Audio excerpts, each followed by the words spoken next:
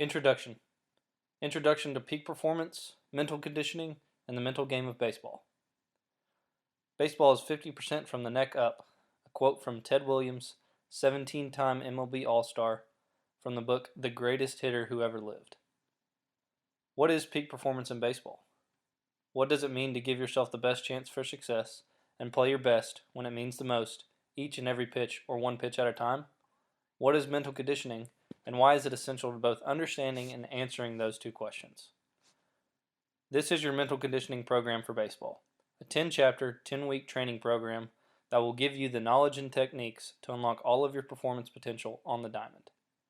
The Major League Baseball players, collegiate national champions, and high school state championship winning programs I have worked with all experience one thing in common. As you elevate levels of competition in baseball, success becomes less about the physical skills and more about your mental game. This truth is essential to acknowledging and appreciating the importance of mental conditioning. The more you think about it, the more obvious it becomes.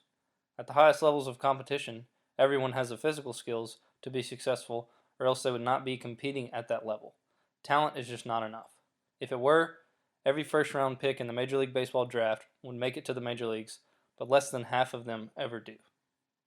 Thus, on top of developing the physical skills to compete at the highest level, coaches and athletes must devote more time to the development of their mental game that will allow them to perform consistently at their best. To further emphasize the importance of mastering the mental game, there is a simple two-word sentence to convey the significance of mental conditioning as it relates to baseball. Consistency wins. Consistent behavior gets consistent performance. A quote from Harvey Dorfman, author of The Mental Game of Baseball. Consistency is a significant difference between the good and the great coaches, players, and teams. Those who compete at the highest level on a consistent basis are the legendary and iconic figures in the game like Derek Jeter, Mickey Mantle, Nolan Ryan, Hank Aaron, Roger Clemens, Pete Rose, and Cal Ripken Jr. Consistency is crucial to performing at a high level. This begins with your work ethic, as you must have the burning desire to compete and win pitches so that you will do the things necessary to put yourself in a position to succeed. As we will explore throughout this book, your performance routines will give you the best chance to lock in on each pitch and play with a relentless focus and concentration from the first pitch of the game until the game is over. Baseball is not a 9-inning game. It is a one-pitch game for 9 innings. A good indicator that you are becoming a master of the mental game is to become aware that your laser focus is the same on every pitch, regardless of what you did in your previous at-bats or what the scoreboard says. Hall of Fame pitcher Tom Seaver said, "In baseball, my theory is to strive for consistency, not to worry about the numbers. If you dwell on statistics, you get short-sighted. If you aim for consistency, the numbers will be there at the end. A consistent focus on the process, putting together quality at-bats, and executing quality pitches will give you your best chance to have success. Anyone who has the physical prowess necessary to compete has the ability to perform at the highest levels of his ability once in a while. But it is the true one-pitch warrior who stands out among everyone else, the one who brings his best every pitch and every time he puts the uniform on. That is the guy who will make the biggest impact on the team and his school, and who will ultimately have the greatest career. Demanding the best performance from your body is a characteristic of all great athletes. However, physical development to your peak potential does not come cheap. The most competitive athletes invest significant amounts of time and energy into the many grueling hours it takes to train their bodies for performance at the highest levels of baseball. The off-season workouts of Hall of Fame Nolan Ryan and current Major League All-Stars like Bryce Harper, Dustin Pedroia, and Chris Davis are something that you will want to research on YouTube and use as motivation if you want to get the most out of your career. Derek Jeter once said, "There may be people that have more talent than you, but there's no excuse for anyone to work harder than you do." During an MLB playoff game years ago, I had the great pleasure to see Jeter's laser-like preparation in action. As he was going through his pre-at-bat routine in the on-deck circle, timing up the pitcher and tracking pitches, the pitch was thrown up and in at the hitter at the plate, causing him to fall backwards out of the way. Simultaneously, Jeter fell to the ground in the on-deck circle. What an excellent example of a guy who is locked in and able to play at such a high level. Derek Jeter is an example of a guy who consistently does things the right way to put himself in a position to succeed. The greatest players and teams in the game of baseball are aware of something that you might not realize.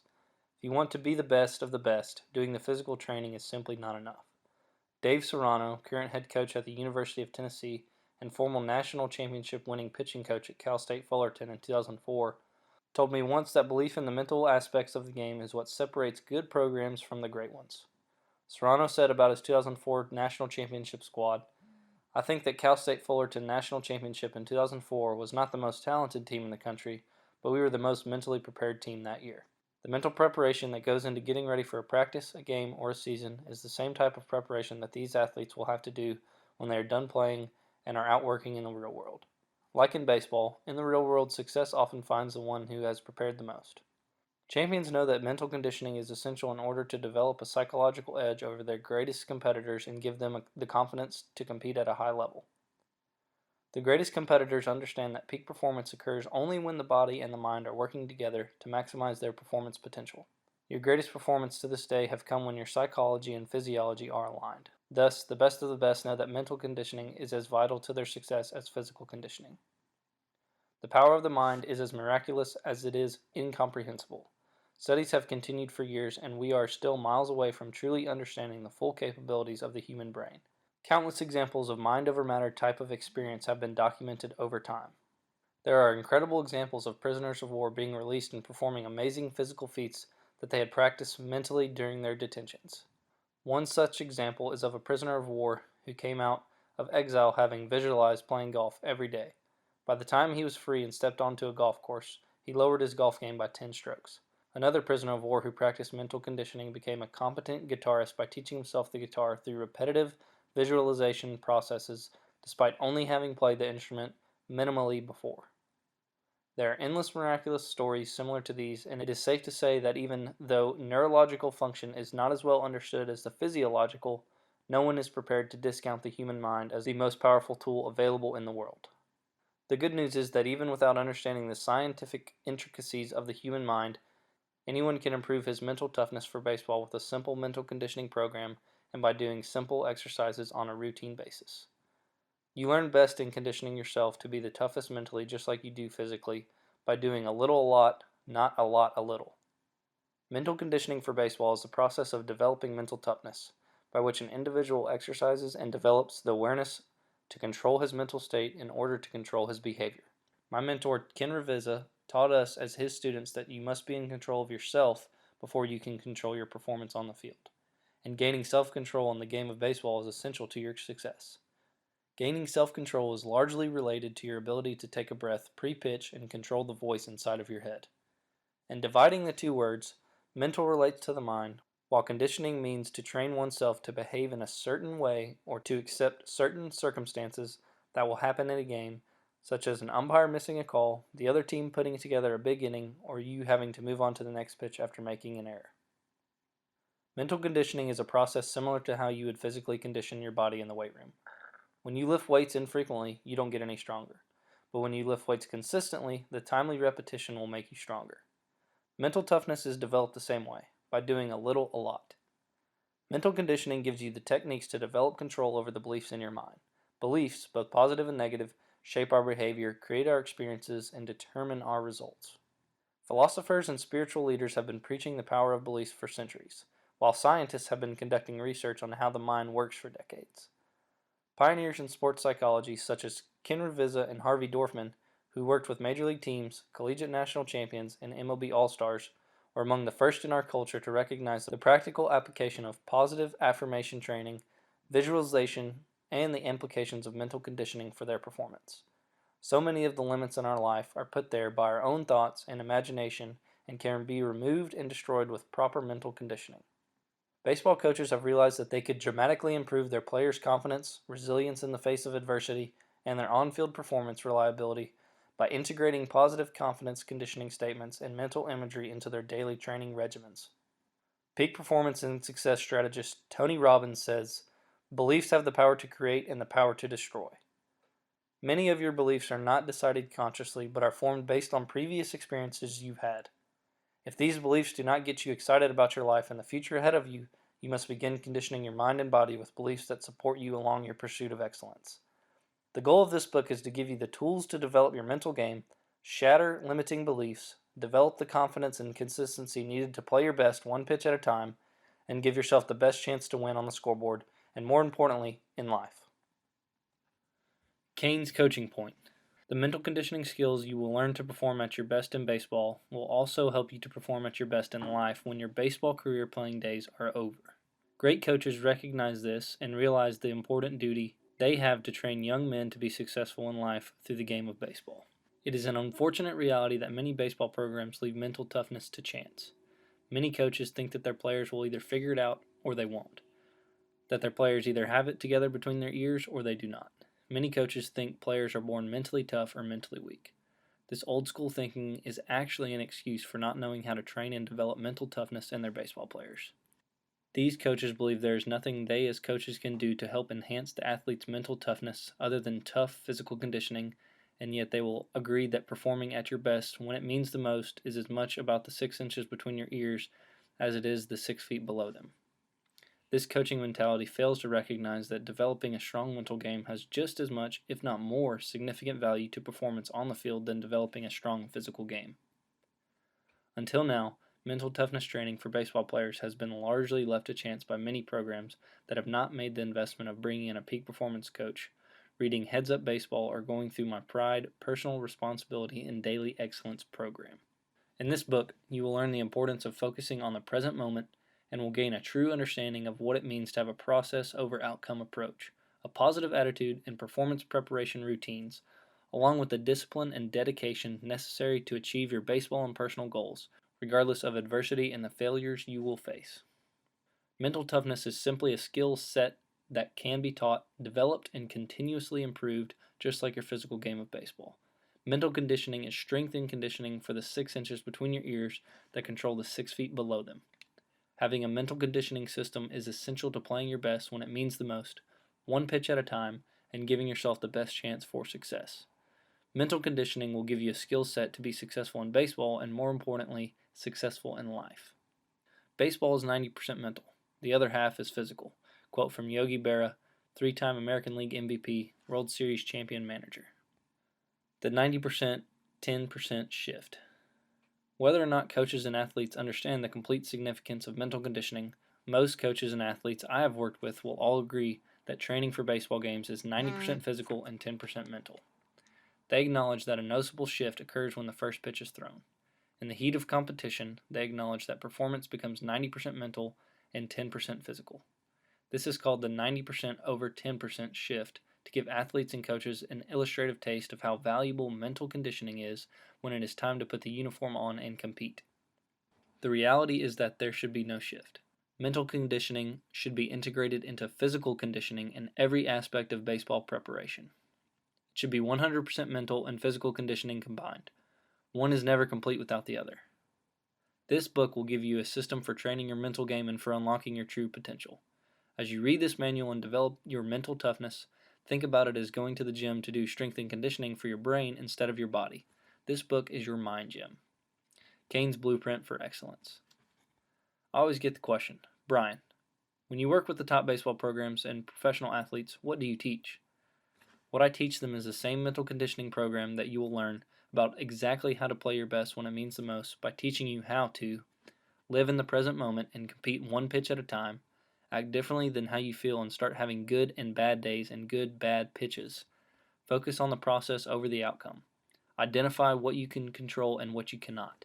Have your own personal and program philosophy and core values for baseball and life. Challenge your limiting beliefs and your perspective. Stay positive in the face of adversity, and baseball is a game of adversity. Develop preparation and performance routines for consistent high-level baseball performance. Take responsibility for your performance and life. Relax, recover, and gain control of your thoughts, feelings, and emotions before the next pitch and also in life. Recognize your signal lights and develop the awareness to win the next pitch and win the day. Release negative thoughts and refocus back to the next pitch when you get distracted and when adversity hits. Move from intelligence and thinking to trusting, action, and positive results. Use mental imagery to help you prepare and be more confident for your next game and next pitch. Inspire, lead, and motivate yourself to make the impossible possible. Develop the dedication and self-discipline that you need to power through the grind it takes to succeed. Take action steps to make excellence a lifestyle, not an event. These are the fundamentals of mental toughness and represent the blueprint I use when working with any baseball coach, player, or program to develop personal responsibility and daily excellence, also known as pride. The goal of the book in your hands. The goal of the book in your hands is that you learn how to control your mind so you can successfully direct your body to achieve the level of baseball and life performance necessary to become a champion. Cain's coaching point. If you want to win a championship, you must first become a champion. Using the skills taught in this book will make you a champion on the field and in life. Everyone wants more. More from themselves, their teammates, their coaches. If you want more, you must become more, and this book will give you a process to become more. One pitch/day at a time. 10-week mental conditioning program for baseball. This book is written in a 10-week program format for building mental toughness for baseball, a lot each week. We will focus on 2 critical principles of success: playing one pitch or one day at a time, and developing pride, personal responsibility, and daily excellence. The PRIDE acronym serves as the backbone of this mental conditioning system for baseball, reminding you of the significance of making excellence a daily pursuit for which you are personally responsible and accountable. The outcome goal is that you become a peak performer on the field and in life. Before you can become a peak performer, you must first understand that excellence is a lifestyle, not an event, and is defined as being at your best when it means the most, which is every day and in baseball, every pitch. Cain's coaching point. Excellence is being at your best when it means the most, every pitch and every day. For a baseball player, being your best when it means the most is every single pitch, every rep in practice, every lift in the offseason. If you are a student, it is every class. As legendary football coach Vince Lombardi said, the quality of a person's life is in direct proportion to their commitment to excellence, regardless of their chosen field of endeavor. Regardless of your performance arena, taking pride is having an overall system for success and being able to describe what you do as a process. Climbing the mountain of excellence. Climbing the mountain of excellence is a symbolic concept used throughout this book. The summit of the mountain represents your goal, a state or national championship, making it to the big leagues, or becoming an all-star. The mountain represents the obstacle you must conquer to reach it, yourself and your season. Remember, in baseball, your opponents are yourself and the game. The journey up the mountain of success marks the self-improvement endeavor an individual must take to become a peak performer. Cain's coaching point. If you want more success on the field, you must become more off of the field. Winning a championship is a byproduct of becoming a champion. This book employs the concept of the mountain of excellence to demonstrate that the achievement of performance excellence is a long but worthwhile journey. Similar to mountain climbing, baseball is about training to conquer one mountain at a time. Once the mountain has been climbed, it is time to return to base camp and set your sights on the next mountain's summit and get to work. Each mountain is scaled one step at a time. It does not matter if you are climbing Mount Everest, Mount Greylock, or the local hill in your town. All mountains are summited one step at a time, and all baseball games are won one pitch at a time. Base camp is your practice field, hitting facility, and weight room. The next mountain to climb is your next game or your next workout. One step to the summit. Stay and you die. Mountain climbing also serves as a great activity to compare with baseball because when a team scales a mountain, they cannot simply live on the summit. They must return to base camp, regroup, and climb another mountain, or their climbing career is over. Similarly, in baseball, an individual or team cannot win a championship and be champions forever. They will forever be champions of that season, but as soon as the next season rolls around, the slate is swept clean and all of the opposition is ready to become title contenders. This forces the champions to start the season anew in their quest for that season's championship that climbs summit. Therefore, your time at the summit is only temporary. Legendary LSU baseball coach Skip Bertman took the Tigers to the College World Series 11 times in 18 seasons, winning 5 national championships. Bertman clearly understood that you can't live on the summit in Omaha. You must get back on the horse and ride, or you will die. I had the great opportunity to work with Skip on writing the book Winning the Big One, Motivation and Teamwork You Can Use, and the accompanying DVD and CD. This is a must for coaches. Check it out at www.briancain.com/products. Cain's coaching point. It is key that you give yourself a certain time frame to enjoy a win or lick your wounds from a loss, bad outing or bad at bat. Giving both a deadline where you re-engage back into the moment and the next game gives you the best chance to prepare and perform consistently at your best. Some call this the midnight rule and force themselves to move on when the clock strikes midnight. Ultimately, there is no end to the pursuit of excellence, no one final summit to reach. Excellence is a constant daily journey that demands personal responsibility in your daily commitment. As you read this book, The use of the mountain climbing analogy will assist your understanding and application of the mental game as you strive to become more. What is your summit? In reading this book, it is clear that your immediate mountain of excellence is conquering this book to understand how to transform yourself into a peak performer and achieve performance excellence to consistently play your best baseball. However, it is only by fully understanding the reasons for embarking on this journey and openly recognizing the larger mountain you desire to conquer that you will make the most of your personal growth and mental conditioning experience. Therefore, you must begin with the end in mind to give your journey a greater sense of purpose. You must know precisely where it is you want to end up and why you want to end up there, or you might find yourself climbing the wrong mountain, a mountain that your parents or someone else wants you to climb, not the mountain you wanted to climb. Think about your desired destination. Is it being the best baseball player on your team? Is it winning a state or national championship? Breaking a particular record? Getting the college scholarship or drafted into the MLB, or simply making the team? Whatever your journey, you must begin with the end in mind. You must have an outcome goal and a destination to start your journey. Cain's coaching point. What is the mountain of excellence you desire to climb and conquer? What is it you want to accomplish? Cain's coaching point. Remember, you are allowed to climb more than one mountain, but should focus on one summit at a time. Keeping your mind in the present moment, sticking with the process, and staying positive will help you to better enjoy your journey and experience more success than if you mountain hop and pursue different summits during the day. Whatever mountain you are climbing at that time, focus on that specific summit. Be where you need to be when you need to be there, hike one step at a time, and play baseball one pitch at a time. It is often said that the journey far outweighs the outcome. The championships are great, don't get me wrong, but it is another set of ships, relationships that endure and last. That is what sport is all about, relationships, learning, and give it everything you have to become your very best you are capable of becoming. Skip Bertman, former LSU baseball head coach, 5-time NCAA national champion. 3 steps to accomplishing anything.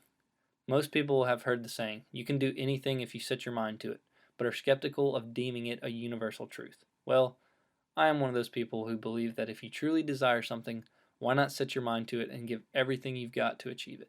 To make your dreams become a reality, you must pursue your goals in an effective and realistic manner. This is why peak performers must understand and effectively utilize the 3-step process to accomplishing anything, both in baseball and in life. The 3 steps that give you the best chance to accomplish anything are these. Make a commitment to your goal by writing it down and putting it where you can see it on a daily basis. Make it public and share your goal with your teammates, friends, family, accountability partners, and the people in your inner circle.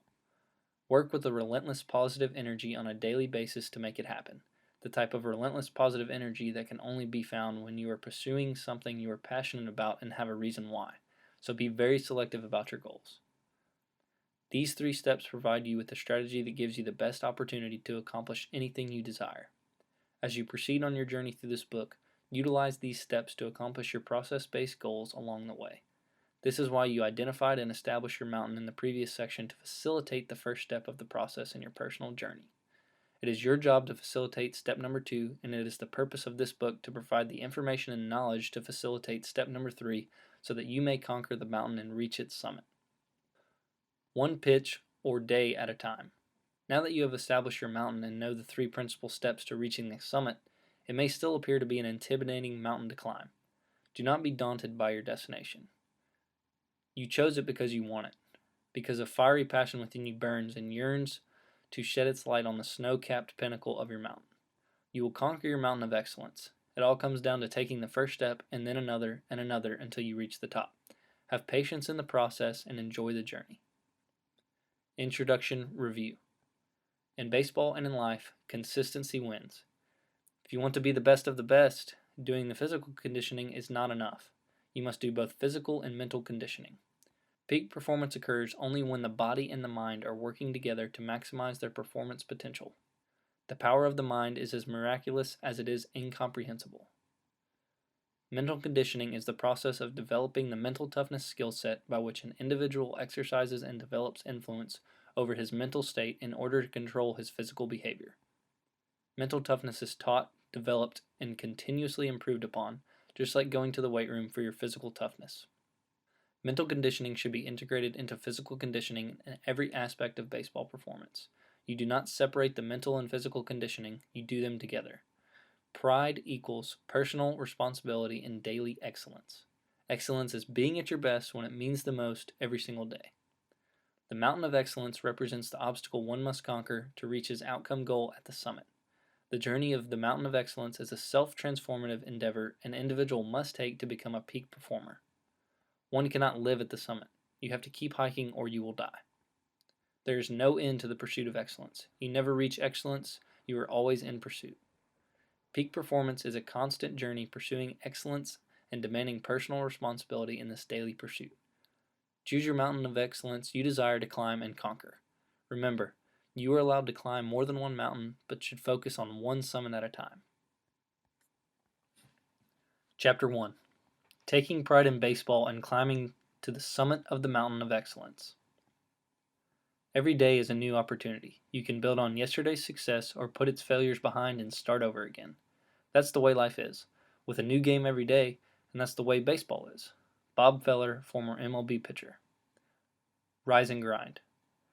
Each morning when you wake up, a new climb of the mountain of excellence begins. Every day it is time to rise and grind. In your backpack are your experiences and what you have learned on the previous journeys from past days. Make your journey by focusing on one day and one step at a time. The importance of taking one day at a time cannot be overstated. The baseball season can cover a rather long period of time, so the focus must be on dominating the present moment with focus on the next 90 feet. This is a much more manageable concept for the players and coaches alike. You know your desired destination, the summit of your mountain, but you must familiarize and condition yourself with the fundamental principles necessary for survival. This must be done on a daily basis. Start by breaking the journey down into smaller chunks. Summer ball, fall practice, preseason workouts, spring training, regular season, and finally, postseason. It is the start that stops most people, and the start of your day is the most important part of your day. As any mountain climber prepared to ascend Mount Everest can attest, one must gradually build the stamina and conditioning for the long trek to the summit. Putting in the time and establishing mental endurance is of high importance so that you are prepared for the treacherous conditions you are bound to face on your long journey. Embrace the adversity and practice the mindset you need to succeed one day at a time to reach your summit. What are your program core values and championship culture? As you set your sights on the summit of the mountain of excellence, you must begin to prepare for your journey by establishing core values and a championship culture. A core value is a personal belief reinforced by how you spend your time and treat other people. You must identify your personal and program core values in order to realize what you stand for both now and in the future. These core values will provide an internal guide to direct you on your journey and will reflect how you approach your pursuit of excellence. These values will provide your safety net for when you fall. And make no mistake, when you hike the mountains that you will fall. Falls are to be embraced, not avoided. Cain's coaching point. Reflect upon the following question. How do you want to be remembered when your last journey is over? What do you want people to say about you at the celebration of your life as a player/coach who is committed to this pursuit of excellence? As you think about this, write down the core values you will strive to embody over the course of this season and how you want to be remembered. Answering the question of how you want to be remembered when your life's journey is complete will help provide clarity to what is most significant to you and how you will want to begin living your life today. As you reflect upon this big question, consider how your core values transfer to your baseball performance. Think about how you would like people to acknowledge you and your contributions to your sport and your team over the duration of the current season. Different values for different times. The reason we transition focus to a set of core values for the present, off-season into the season, or vice versa, and not for an entire lifetime is that a lifetime is a daunting time frame. A lifetime is too difficult to imagine and therefore presents an intimidating mountain to climb. It is important to focus on how you want to live over the course of the season in order to focus on how you must live in the present moment. Establishing this perspective will make climbing your mountain appear much more manageable. Once you have identified what you want people to say about you and you have reflected this in your core values, start living by them today. These core values are fundamental principles that should be integrated into the routines of your daily life. If you are not regularly practicing these values, you will end up losing your way to the summit. Cain's coaching point. The secrets of success are hidden in the routines of our daily lives. You will be as successful as your routines allow you to be on a daily basis. Start establishing routines and habits of excellence. Applying core values to life. When you look to the future, you may think it is difficult to have a commitment to excellence, integrity for your entire life, or to be responsible for your entire life, or to have self discipline for your entire life. This may be true, but you can live with a commitment to excellence, responsibility, and self discipline today. With this perspective, you have an appropriately sized mountain to climb today, and then do it all over again when tomorrow becomes today. To begin applying core values to baseball in your life, choose one or two and focus on them for a set period of time. Cain's coaching point. I recommend working on your specific core values for 1 to 5 weeks. Research shows it takes 21 to 28 days for positive personal change to occur with a focused plan and accountability partner. Right now, look over your core values and ask yourself, how do I apply my core values in my life at this present time? Imagine it is the month of June and one of your core values for June is being relentless. As you commit yourself to working on being relentless this month, think about the following. How would I define relentless? What does relentless look like in the different aspects of my life? If I am an athlete or a coach, what does relentless look like in sport, school, conditioning, and the community? To provide myself a point of reference and to give me a chance at living that way, how do I identify specifically what it is to be relentless in those areas? Answering all of these questions is significant to defining exactly what it is and how you plan on living this core value. If you specifically outline your core values, you give yourself the best chance for success in living them. By establishing what it looks like for you to live your core values, you set yourself up for success. It is easier to act your way into thinking and feeling than it is to think and feel your way into action. Knowing what action you must take and how you will take it to become the new and improved version of yourself sets the stage for a successful journey up the mountain. When establishing your core values, I suggest you focus on between 1 and 3 for a given period of time. Initially, setting more than 3 would be an overwhelming endeavor. Giving yourself a more narrowed focus will increase your chances for successful mastery of a particular core value. If you can focus on being relentless for the month of June, you are going to be relentless beyond June into July. You may work up to having 3 or 5 core values over time. As with most anything, start small, get some wins under your belt, and then go bigger. Success leaves clues. Here's some insight into achieving a successful career in anything you do. Success leaves clues. If you want to be a millionaire, go hang out with people who are millionaires. If you want to hang out with people who are making $50,000 a year and you tell them you want to make $1 million a year, what are they going to do? They're going to laugh at you because they do not see it as a reality.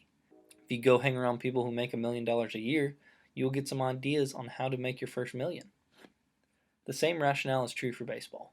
You always hear coaches telling players, if you want to get better, play with people who are better than you. This is because when you play with better players, you begin to pick up the clues to their success. Imitation and adaptation to higher levels of competition will ultimately lead you to performance improvement and success of your own. Associate yourself with men of good quality if you esteem your own reputation, for 'tis better to be alone than in bad company. George Washington, first President of the United States of America. Surround yourself with better students. To further illustrate the importance of hanging out with the right crowd, I will share a personal story from high school. When I was a high school student, I was not great academically. I reached a point where I knew I needed to improve my grades to play college baseball. I made a self-improving adjustment in my life and began surrounding myself with those who were academically more successful. I started to study with my teammates who excelled in the classroom, and in a short period of time, I became a better student. Rather than go play video games or watch TV, I would go to their houses or the library at Williams College in the town I grew up in, and shifted my focus to being the best I could possibly be. Excellence is a lifestyle, not an event, and this became apparent in all areas of my life. Cain's coaching point. If you want more in a certain area of your life, you must become more. You become more by associating with those who are more than you in that area. You will become the average of the 5 people you associate the most. Pick wisely. I didn't feel like going to the library, but I went anyway. The best students had a pre-established discipline that I knew I needed to develop. I began noticing their study habits, and I started to learn that there are techniques you can use that are very simple to help with memorization and knowledge acquisition. When I began to imitate them, I started to get better results. Success is largely about discovering a winning formula and implementing the system that facilitates excellence. Mastering the mental game is no different. If you surround yourself with those devoted to performance excellence, your chances of achieving it will drastically improve. When you invest your time properly into a winning system and the pursuit of excellence, success will take care of itself. If you're bored with life, you don't get up every morning with a burning desire to do things. You don't have enough goals. Lou Holtz, national championship winning college football coach. Daily goal setting and time prioritization. Beyond the establishment of core values, daily goal setting and time prioritization are important for establishing the routine discipline necessary for peak performance. I used to call it time management, but have since learned that you will manage your time based on how you prioritize your time. Therefore, time prioritization is one step before time management. Cain's coaching point. There is only one factor among all the baseball players in the world who are competing for what you want. You all have 86,400 seconds in a day. Most will spend time. You will invest time. If you are not efficient with your time, the competitors who are will pass you by. Learn to take control and advantage of your time, or your time will take control and advantage of you. As an aspiring peak performer, you must find different ways to make the best investment of your time to accomplish the daily goals you set. Throughout this book, I will share with you techniques you can use to better invest your time. For example, a great technique for time prioritization is to take a dry erase marker and write on your bathroom mirror what you want to accomplish the next day. I once heard Marcus Luttrell, author of The Lone Survivor, talk about how he used this very technique. I started doing this in college and have found it to be very effective. When you look in your mirror, you are not seeing who you are. You are seeing who you're working to become. You are in your bathroom frequently throughout the day, and the writing on your mirror will remind you constantly of what you want to accomplish. It also provides an effective method of preparing for the next day. When you go to bed, you will be relaxed knowing you already have a jump start on the next day. By simply preparing the night before, your daily goals will always be waiting for you on your mirror when you wake up. Cain's coaching point. Champions prepare their day the night before. Be sure that you pack your bag, then lay out your clothes, breakfast, and everything you need to start the next day with total domination before you go to bed. 3 steps to performance improvement. Whether it is practicing core values or prioritizing your time, peak performance is all about continuous personal development and necessary change. A key theme throughout this book is that if you want more, you must become more. Championship winning coaches and athletes know that they must first become champions of personal responsibility and daily excellence before winning championships. They also know this takes an understanding of how to make necessary adjustments to change their performance to attain successful results. One of the most successful mental conditioning coaches was the late Harvey Dorfman, author of The Mental Game of Baseball and mental conditioning coach to some of the greatest athletes in the world. Having had the chance to ask Harvey the $1,000,000 question, what do you know now that you wish you knew then? He taught me that there are 3 essential steps you must follow if you want to make a performance improvement. Develop an awareness of what needs to change. Develop a strategy for change. Implement the strategy with an accountability partner and assess yourself regularly so that the necessary performance change can occur. Most athletes fall short of significant performance improvement because they either lack the awareness of what they need to change, do not formulate an effective strategy for the change, fail to facilitate the strategy to bring about the necessary change, or have a yes partner rather than an accountability partner who tells them the truth. Without this 3-step system of performance change, an athlete can never achieve the necessary performance improvement to achieve excellence. Instant awareness. Here's a prime example of the 3 steps of performance change. I was working with a player who was 20 pounds overweight. I had the player wear a 20-pound backpack to help develop his awareness of what it felt like to be 20 pounds overweight, and also what it would feel like to lose the extra 20 pounds he was carrying. He wore the backpack around campus all day and at the end of the day came back to see me. He took off the pack and said he was exhausted. I made him put the pack back on and we went to practice. About halfway through I had him take it off, and after practice I asked how it felt moving around without the pack on compared to how it felt with the pack off. He said it was like night and day. I placed my hands on his shoulders, looked him in the eyes, and said, "When you shed that 20 pounds you told me you wanted to lose, you are going to feel this good every day. Think about how much better you are going to be." The light bulb went on. He got it. It was a great way to get him to have instant awareness.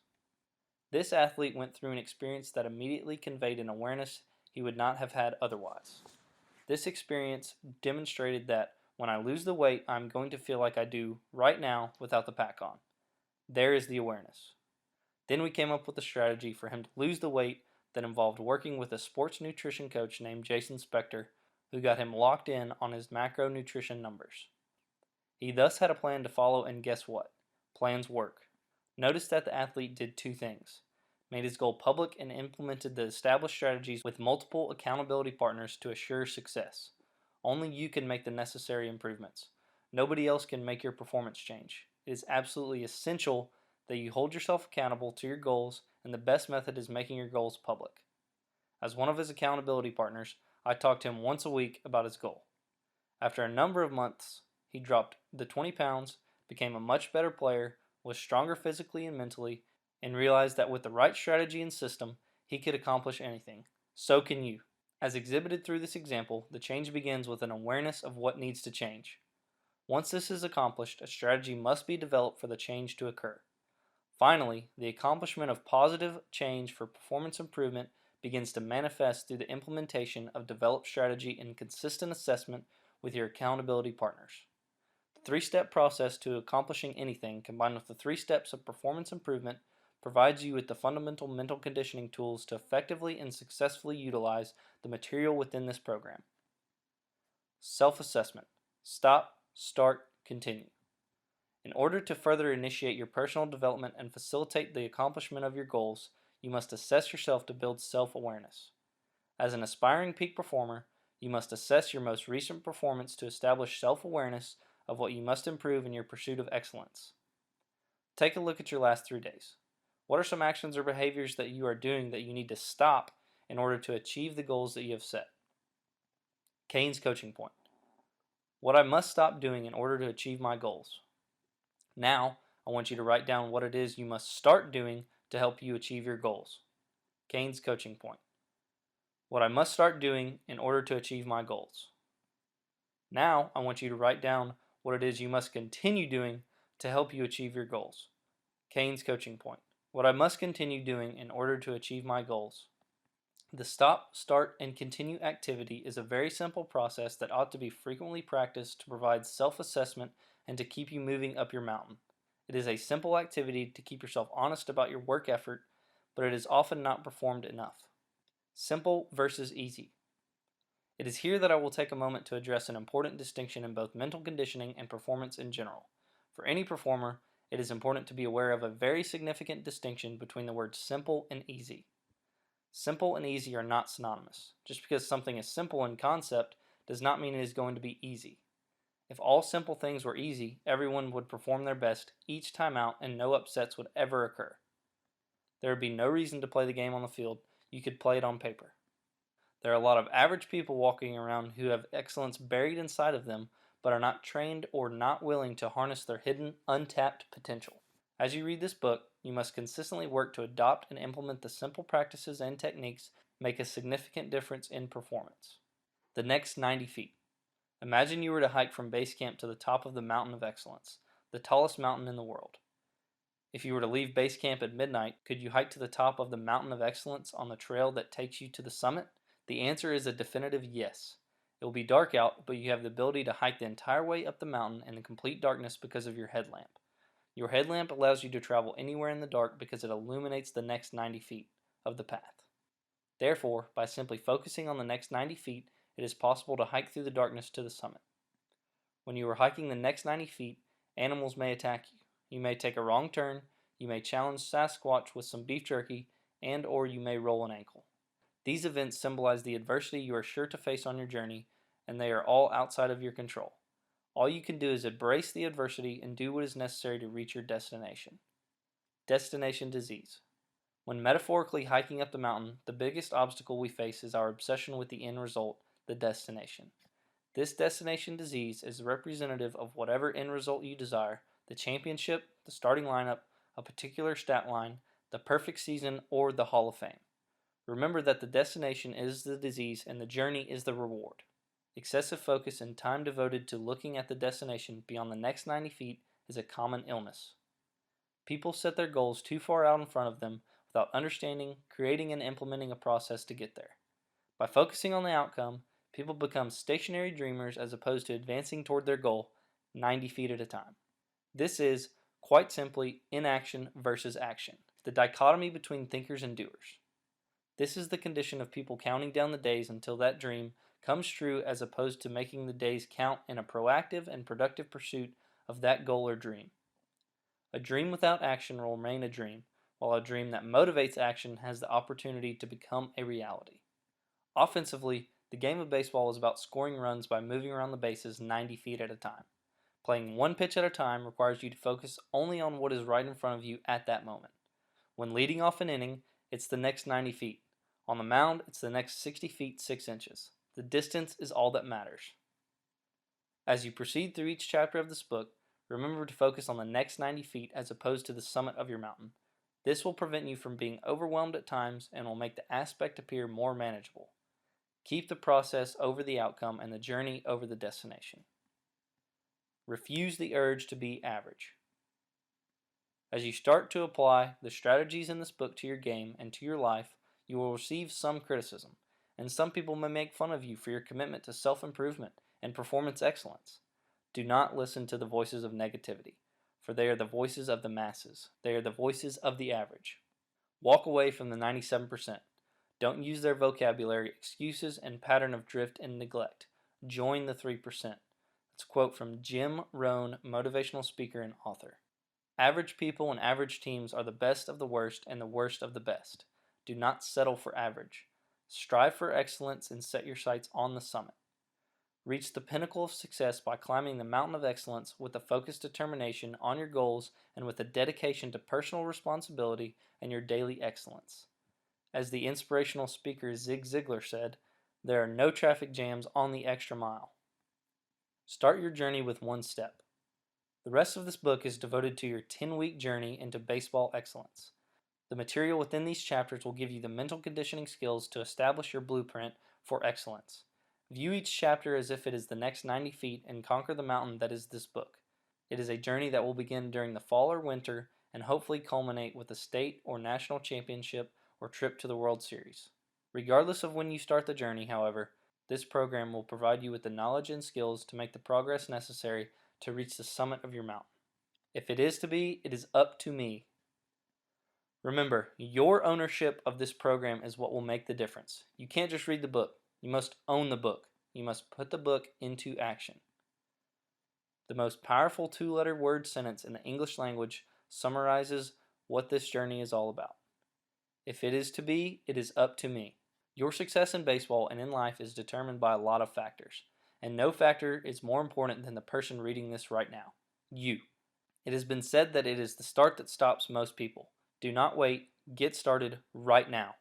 Remember, if you take the 4 middle letters out of don't wait, you get do it. So don't wait, do it. Get started on your journey up the mountain of excellence today. Chapter 1 Review. Pride. Personal responsibility and daily excellence. Excellence is being at your best when it means the most, every single day in every pitch. The mountain of excellence represents the obstacle one must conquer to reach his outcome goal at the summit. The journey up the mountain of excellence is a self-transformative endeavor an individual must take to become a peak performer. One cannot live at the summit. You have to keep hiking or you will die. There is no end to the pursuit of excellence. Peak performance is a constant journey pursuing excellence, and demanding personal responsibility is this daily pursuit. Choose your mountain of excellence you desire to climb and conquer. Remember, you are allowed to climb more than one mountain, but should focus on one summit at a time. The 3 steps to accomplishing anything.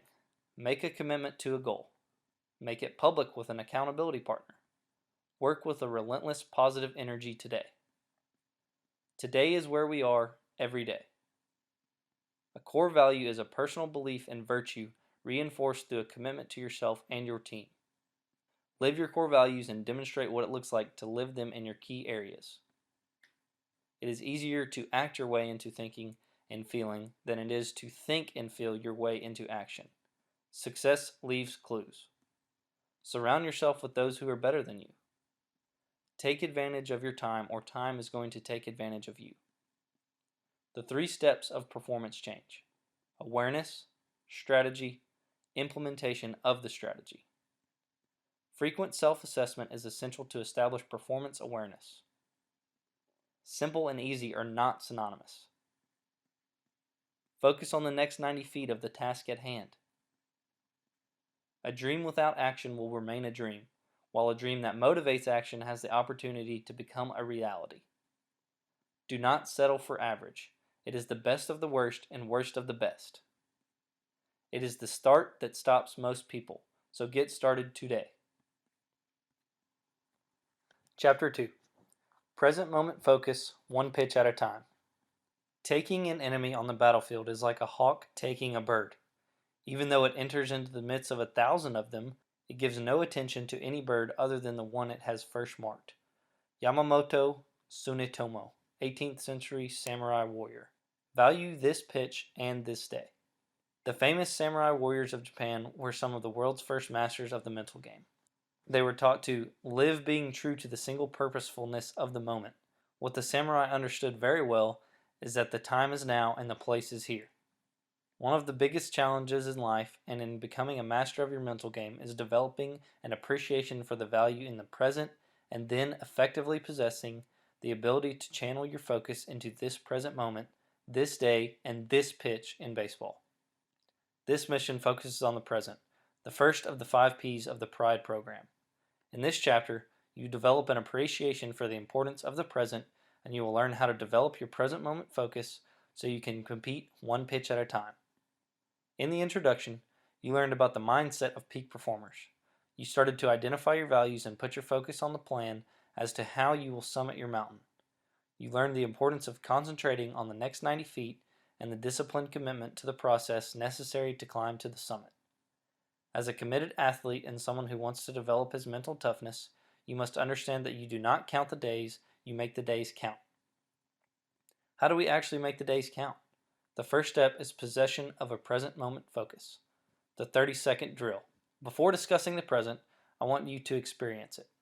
In the following exercise, I want you to live in the present moment by immersing yourself in a present moment focus. This exercise was taught to me by my mentor, Dr. Ken Ravizza, and it is called the 30-second drill.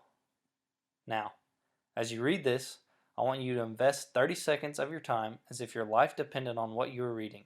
Sit up straight in your chair with your feet flat on the floor and lock in. Now I want you to look at each word and hear it as if I am there inside your head speaking to you. I want you to read every word with a commitment that if you could repeat what you just read, you would win $1 million. Think of it as the $1 million mentality, because when you engage and focus with this type of intent all the time, it will not be long before someone wants to pay you $1 million to work with them. Ready? Get set. Go. Give me 30 seconds. For a short period of time, you can do anything you want with your levels of attention, energy, and focus. Right now, the focus you are reading with is different than it was 10 seconds ago. Feel that. You see, you are more locked in right now than you were 15 seconds ago. Recognize that. You are currently demonstrating your ability to be in the present moment and play one pitch at a time. If you can focus like this without someone having to ask you, you are experiencing the result of present moment mental toughness. So, while you read this chapter today, I want you to come back to this level of focus as many times as you can and lock in for 30 seconds at a time. That is 30 seconds. You can now space out for a moment. Whew! I hope you felt the intensity of those 30 seconds. If I asked you for 10 minutes of total undivided attention with that level of focus, you'd probably say, Cain, that is crazy. There is no way I can read with that intensity for 10 minutes. And I would agree. It is the same way in baseball. You don't lock in for 10 pitches or an entire inning. You lock in for one pitch and then do that again, pitch by pitch, until the game is over. Challenge yourself to become a samurai warrior of the mental game, someone who is totally immersed in the present, and when you get distracted or space out, recognize that you are distracted. Then release and refocus back into the present. Feel the pulse of the game. When you think of the present moment focus, compare it to watching a sports performance. For example, if you ever attend a game in a large baseball stadium and you go to the top row to watch, you will notice that there is a pulse to the game. As the pitcher goes into his windup, everybody steps into the present. The pitch is thrown, everybody steps out. There is a pulse to the game. There is a routine ebb and flow to the game where the players and even the audience enter the present and exit that moment after the pitch occurs. It is a short, intense focus followed by a space out. That process repeats itself over and over for about 300 pitches each game. Essentially, it is a much shorter version of the 30-second drill the players use as a part of their routine to get into the present moment. As you read this chapter, you develop an enhanced understanding as well as the mental skills of present moment focus. It is important to remember that you can get here, the present moment, anytime you want. It is all a matter of awareness and choice. Do not dwell in the past. Do not dream of the future. Concentrate the mind on the present moment. Quote from Buddha. Hocus pocus or focus refocus. Realize that success in any endeavor is not the product of hocus pocus magic. You are not going to be successful today because the moon and the sun and the stars and the galaxy just happen to line up for you. You are going to be successful to the degree that you are able to focus and then refocus when you become distracted. Success is not hocus pocus magic. It is actually much simpler than that. Success is largely dictated by your ability to maintain present moment focus on the tasks at hand. The key to developing an intense and productive focus is to recognize when you become distracted, take a deep breath, and then refocus your attention. You will get distracted because everyone does.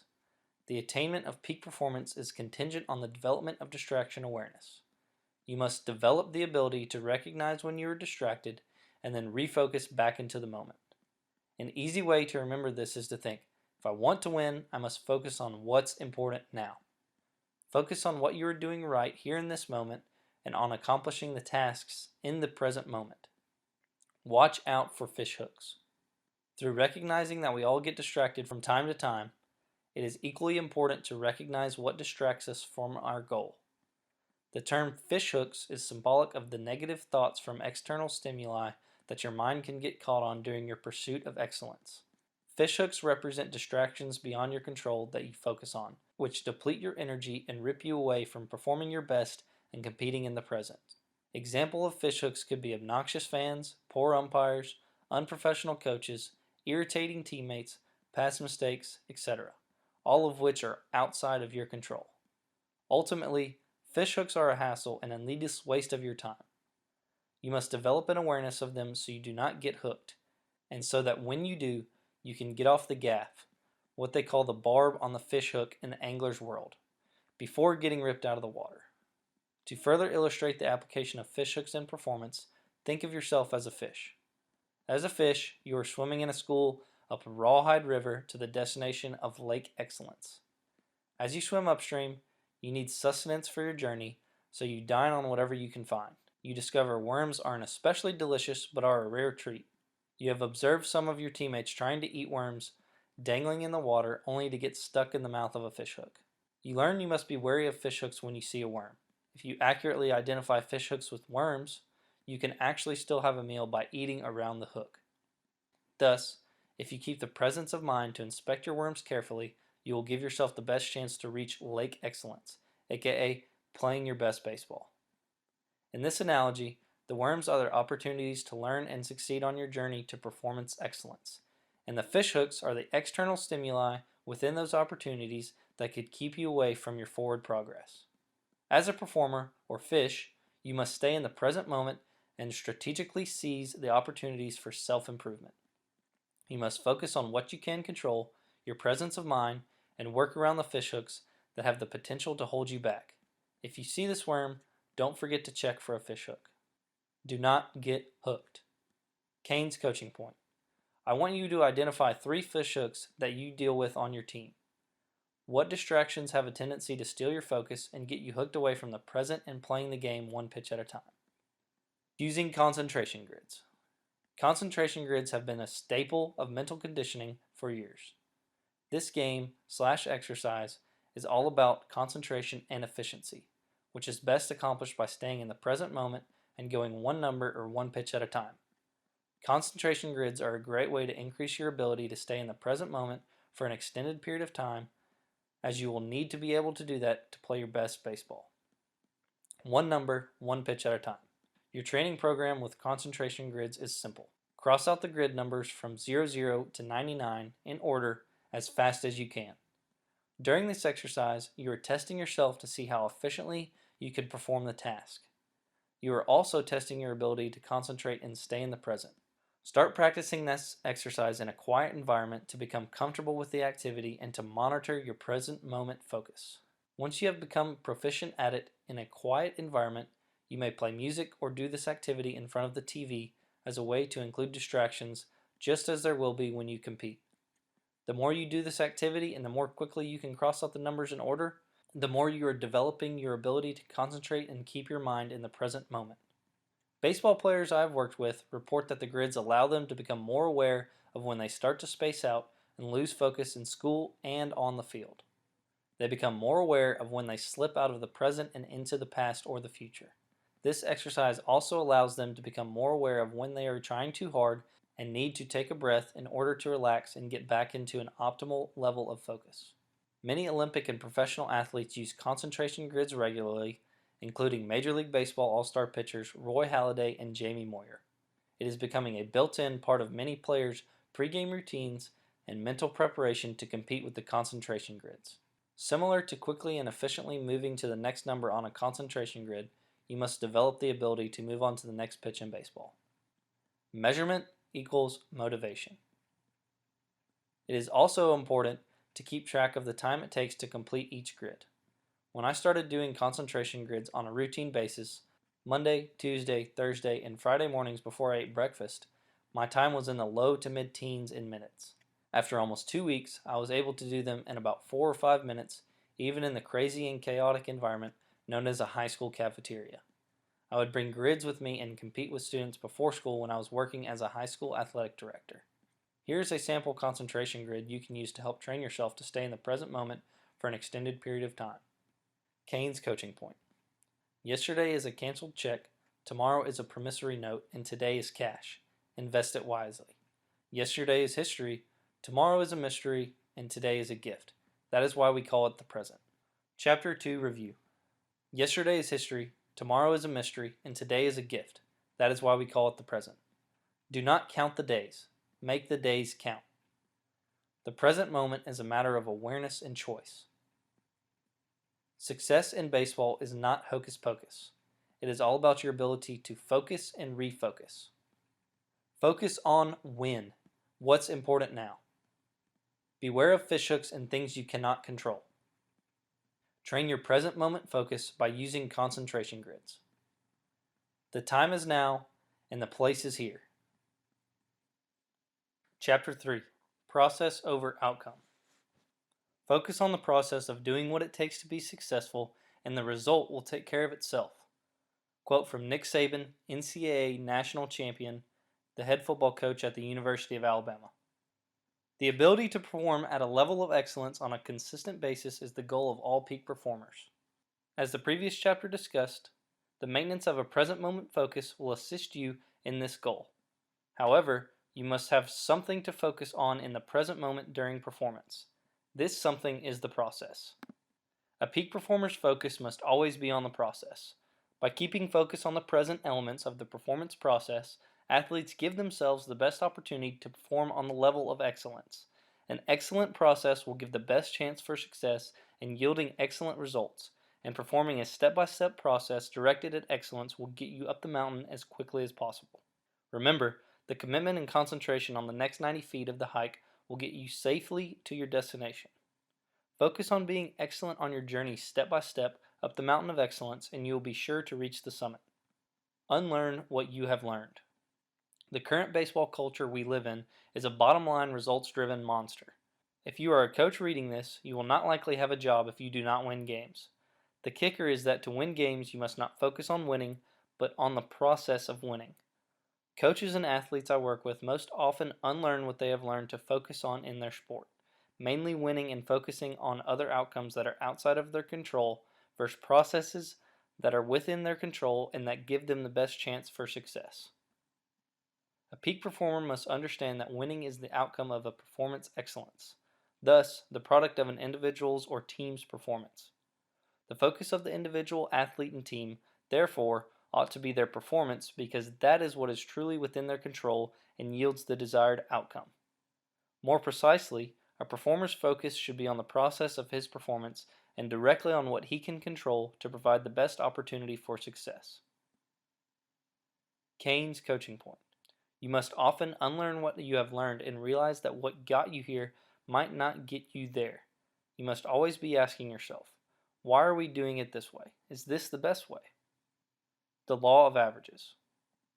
Former Louisiana State University head baseball coach Skip Bertman was a true master of the mental game and won 5 national championships in 1991, 1993, 1996, 1997, and 2000.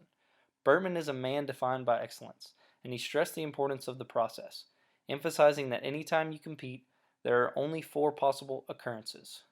Number 1, you can play well and win. Number 2, you can play well and lose. Number 3, you can play lousy and win. Number 4, you can play lousy and lose. Bertman called these the law of averages because if you play your best, you give yourself the best chance to win. And you are not guaranteed to win even if you do play your best. What he knew was that he never had control over the outcome of the game. All he had control over was how prepared his team was come game day and then how they played. Through this understanding, Coach Bertman knew that the process of performing excellently was what won games, not a focus on winning games. As a coach, he made the law of averages swing in his favor by emphasizing the process of performance excellence and execution on each pitch over the outcome of winning. You can swing the law of averages in your favor as well if you commit yourself to the process. Las Vegas knows this better than anyone. The entire city and gambling industry are built on the law of averages. The best team never wins. I've had the wonderful privilege of getting to know and work with Ultimate Fighting Championship welterweight champion Georges St. Pierre. Georges is one of the best athletes on the planet, and a large part of his consistent success has been his ability to stay focused on the process of becoming the best fighter he can be, the journey, while letting go of his desired outcome to be and maintain the status of world champion, the destination. By focusing on the process of being the best he can be through constantly evolving as he aims for self-improvement and personal progress, Georges gives himself the best chance to retain his world championship title every fight.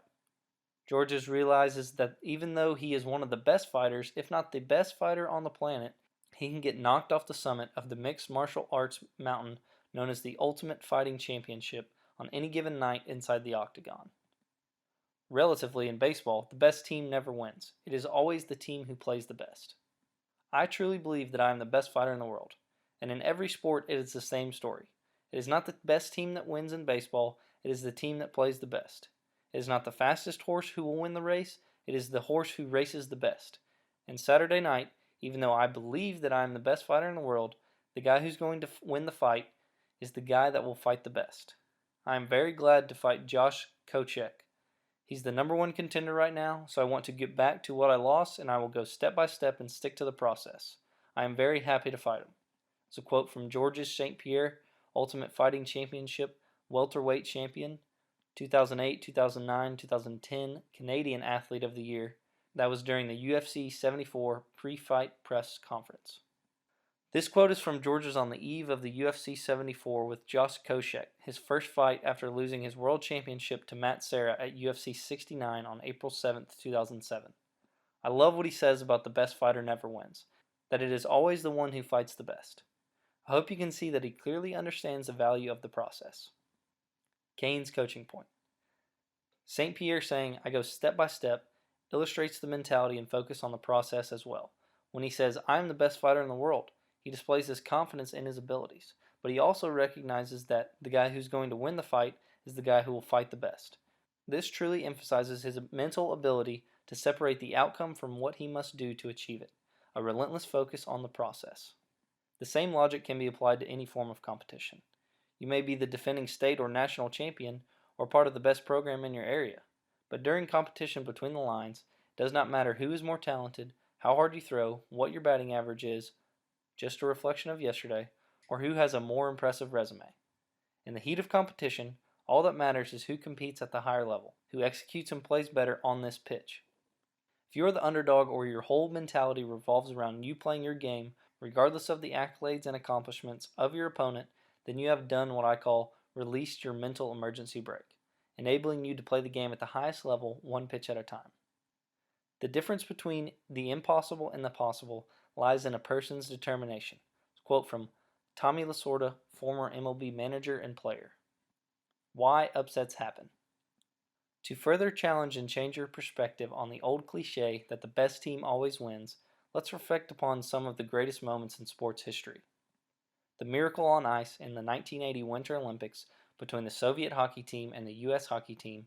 The Soviet team consisted of seasoned professional athletes, while the U.S. team consisted of amateur collegiate athletes.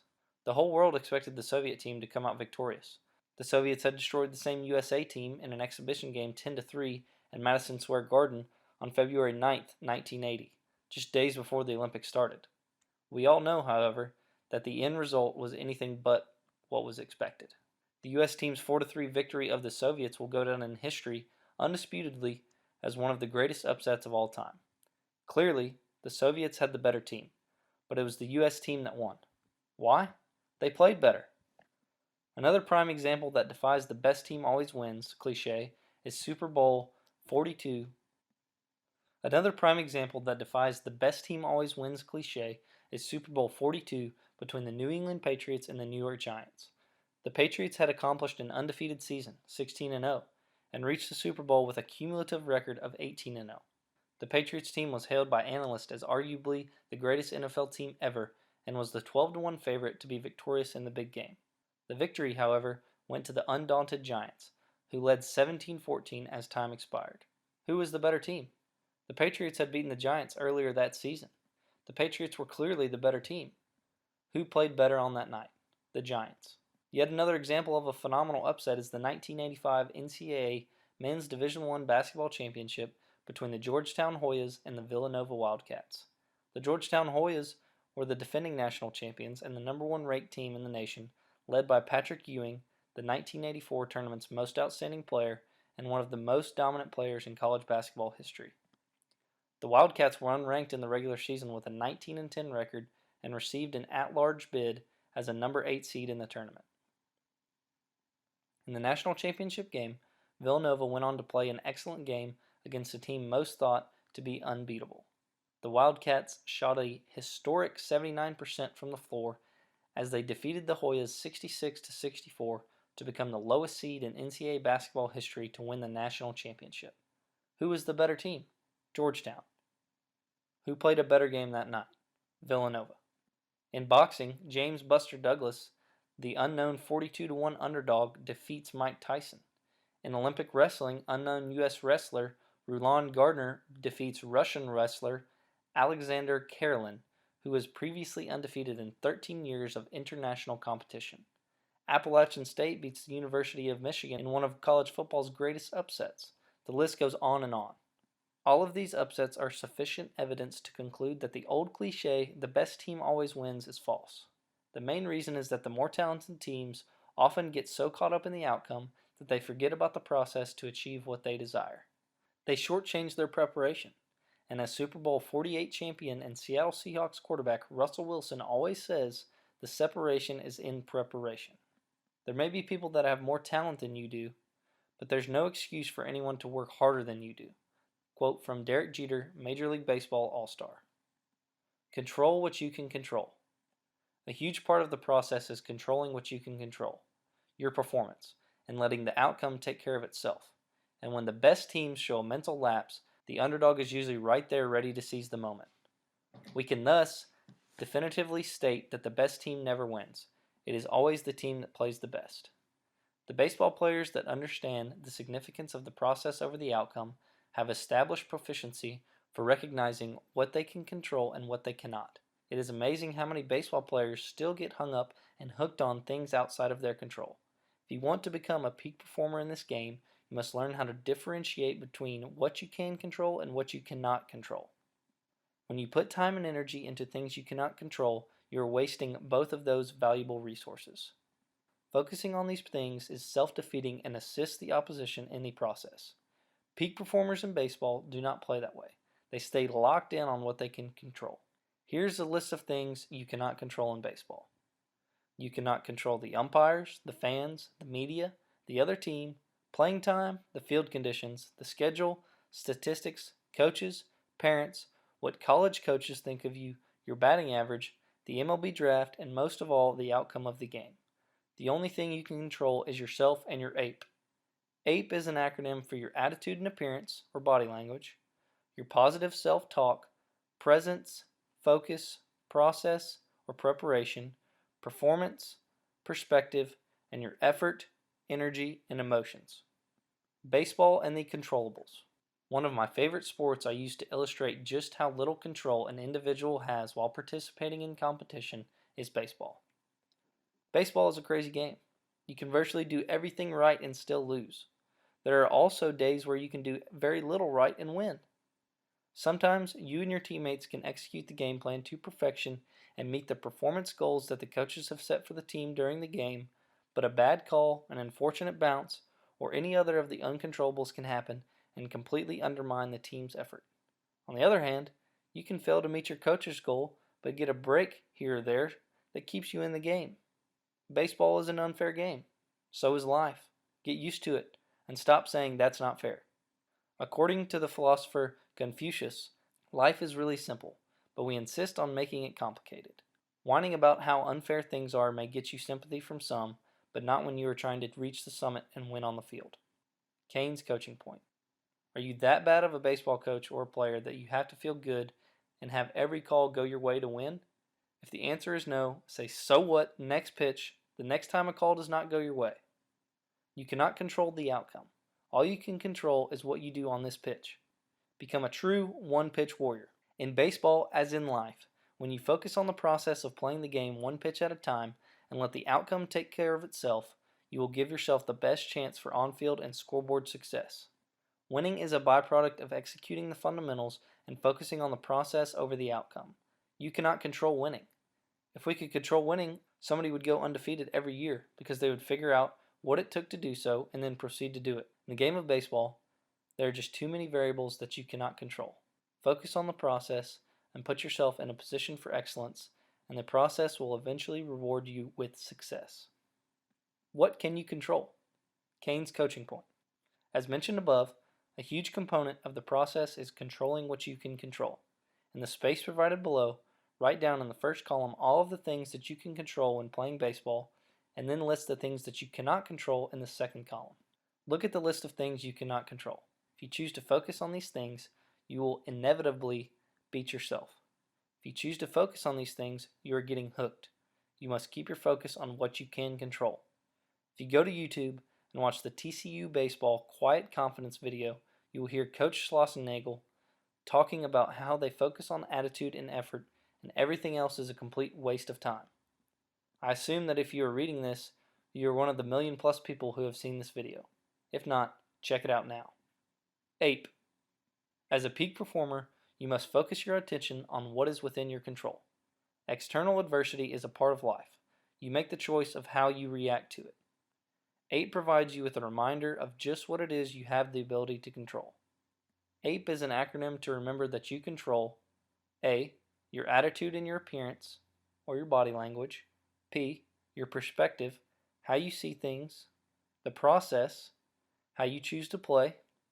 Your preparation, your presence, or focus, and your self-talk to be positive. E. Your effort, your energy, and your emotions. This acronym is symbolic of the concept of control what you can control. This concept is a fundamental skill of mental conditioning. Self-control is essential to peak performance. By the end of this book, you will fully understand why you only have control over yourself in the midst of performance. As my mentor, Dr. Ken Ravizzo, would say, you have got to be in control of yourself before you can control your performance, and you have very little control of what goes on around you, but total control of how you choose to respond to it. My goal must be in my control. All athletes and coaches would agree that goal setting is a critical part of the process in climbing your mountain of success. When setting performance goals, you must remember that your goal must be within your control. A common mistake made in goal setting is setting performance goals that focus on the desired outcome instead of setting goals that reflect the process that you must execute to get that desired outcome. Execute quality pitches. A pitcher should not set a performance goal of striking someone out, but should instead set a performance goal of executing a quality pitch that gives him the best chance for success, or the process. Understand the distinction between focusing on the strikeout versus a quality pitch. A pitcher's goal should not be to get strikeouts. execution of quality pitches may result in strikeouts. A pitcher's goal is to commit to that pitch he's going to throw and execute quality pitches in a fundamentally sound manner to give the best chance for a result in the desired outcome. Focus on putting together quality at-bats. Remember, your performance goal must be within your control. If you are a hitter, focus on putting together quality at-bats, not getting hits. You could hit the ball hard right at someone and you're out. Are you going to lose confidence because your batting average goes down? You should see this as a success because you executed your job. You just did not get your desired result. You can also get beat offensively but still get on base. And you could see this as falling short of success because you did not execute your process. Even though you got the desired result, your performance was less than excellent. You did not execute correctly, but you were bailed out by an error or another factor out of your control. You just got lucky. By setting your performance goals on quality pitches and quality at-bats, you acknowledge and focus on what you can control and give yourself the best opportunity for performance excellence. By understanding exactly how your game is played, all the real causes and effects of performance within baseball, you can direct your focus to the process of your performance.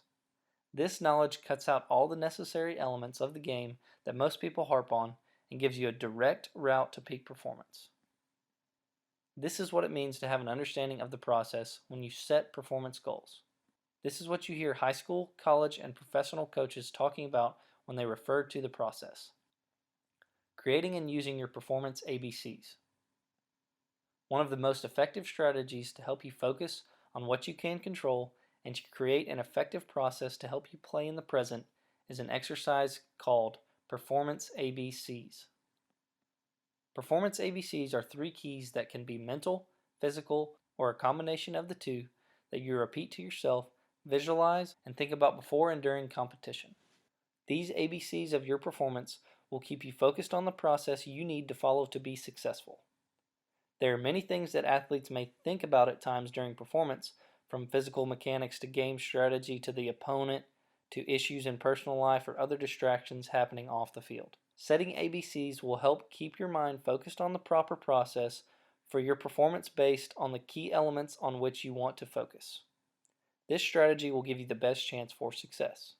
Here are some examples of performance ABCs that I helped create with a top college baseball program. You can see that we set general performance ABCs for the team: pitching, base running, offense, defense, and coaches. Setting performance ABCs for the team helps give the team a common focus on the process during competition. It also benefits each athlete and coach to set individual ABCs as a way for them to better identify the individual processes they must follow to give themselves the best chance for success. I challenge you to create your own performance ABCs for your hitters and pitchers. Choose categories that will apply to your position and determine an effective set of ABCs that will reflect the performance demands of those categories. Team. A. Believe in self, teammates, system. B. Play the next pitch. C. Dugout energy for the process. Pitching. A. Attack the zone. B. Force contact. C. One pitch at a time. Offense. A. Quality at-bats. B. Team offense. C. Run producing machine. Defense. A. Hit it to me. B. Step inside your circle of focus. C. Win this pitch. Base running. A. 90 feet at a time. B. Look to take the extra 90. C. Anticipate dirt ball reads. Coach. A. Be the fountain, not the drain. B. Stay one pitch at a time. And C. Say less, let them compete. The best coaches focus on the process. The best coaches and players in baseball know the value of focusing on the process. They see the process as a staircase they climb each day. They know what their desired outcome is and focus on that outcome 20% of the time, while focusing 80% of the time on today and the steps they must take to get the outcome they desire. My challenge for you is to begin committing yourself to the process. Start evaluating your performance on the process it takes to perform at a level of excellence. Focus on the effort you give every day and, most importantly, every pitch. Focus on executing the fundamentals when you perform in practice and during competition. As a baseball team, focus on playing with great energy and intensity, supporting teammates with excellent dugout participation, and always demonstrating strong body language. All the physical mechanics of your sport and all the elements required for the performance of your sport matter, and performing them all excellently is what makes a peak performance. Cain's coaching point. What are some aspects of the process that, if you focused on them, would give you the best chance to perform at your best? There are no little things. It is worth emphasizing explicitly that there are no little things in the pursuit of excellence in baseball. As alluded to in the previous section, one must also recognize and appreciate all the little details of peak performance within the game of baseball to become a peak performer.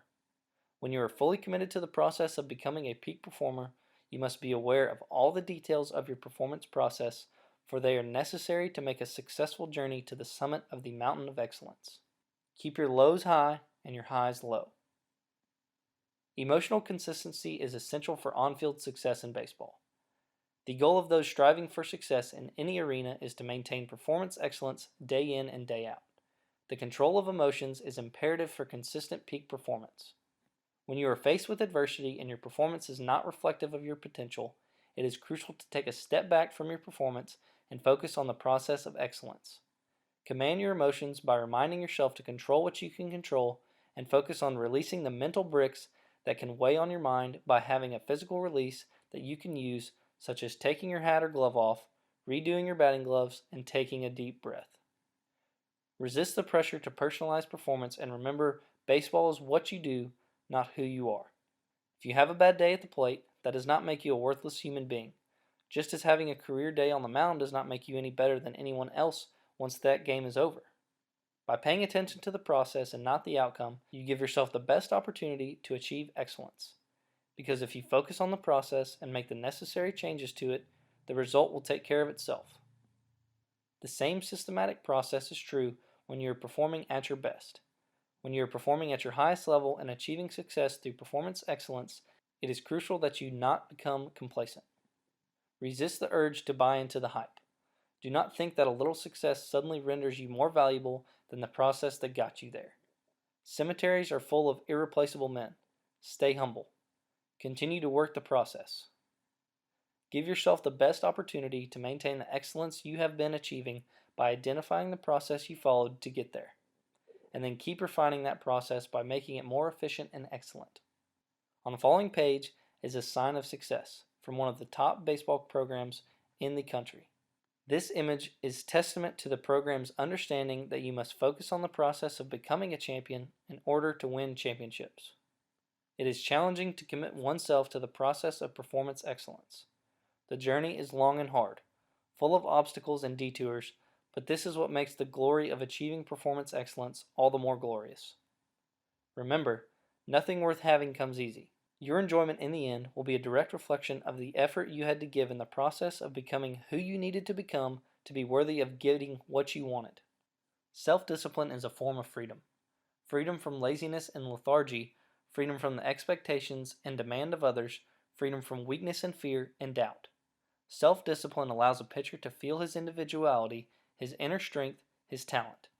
He is master of, rather than a slave to, his thoughts and emotions. Quote from Harvey Dorfman, author of The Mental ABCs of Pitching. Devote yourself to the process. Commitment to the process of excellent performance will give you the best opportunity to achieve your goals. In this chapter, you have learned that when you devote yourself to the process, you focus on the aspects of performance within your control as opposed to the elements beyond it. You now understand that maintaining control of the process of your pursuit of performance excellence is a means to getting your desired outcome and end result. Unfortunately, it is common for most people in baseball to become fixated on the goal or outcome or end result of performance. As an aspiring peak performer, focus on what you need to do to achieve the outcome and the results you desire. Devoting yourself to the process of performance excellence will undoubtedly give you the best chance to win, and more importantly, to reach the summit of the mountain of excellence this season and in your life. Chapter 3 Review. Unlearn what you have learned about winning. Process should always be placed before the outcome. Performance excellence is greater than winning. Know the 4 possible performance outcomes and the law of averages. The best team never wins. It is always the team that plays the best. Control what you can control. Develop self-control over your ape. Winning is a byproduct of excellent execution of the fundamentals and focusing on the process over the outcome. Establish your performance ABCs. There are no little things. Keep your lows high and your highs low.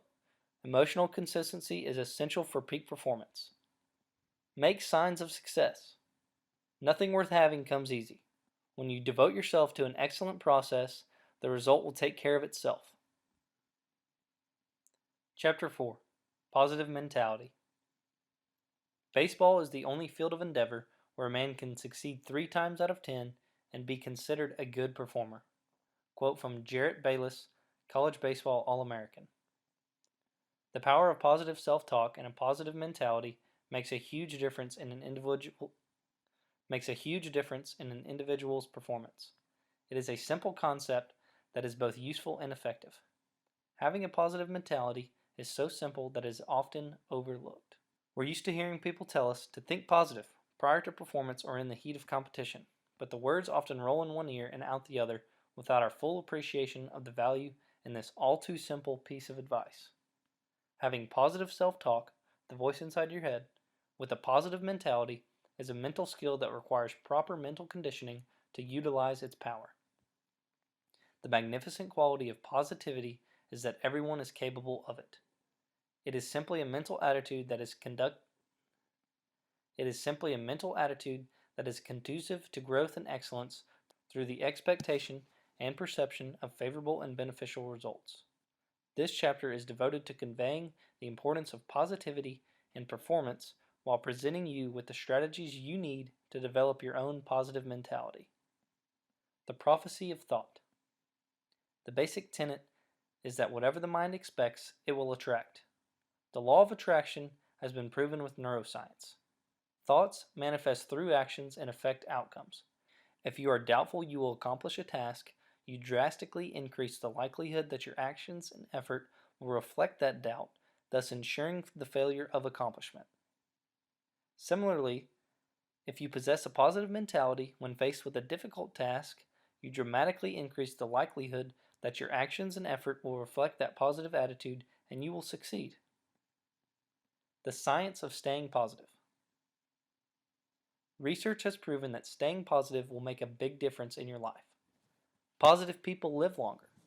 In a study of nuns, those that regularly expressed positive emotions lived an average of 10 years longer than those who didn't. Study of Snowden in 2001. Employees who perceive their work environments as positive versus negative outperform their negative counterparts. Study from Goldman, 2011. Positive and optimistic salespeople sell more than pessimistic salespeople. Seligman, 2006. Marriages are more likely to succeed when the couple experiences a 5-to-1 ratio of positive to negative interactions, whereas when the ratio approaches 1-to-1, marriages are more likely to end in divorce. Study from Gottman in 1999.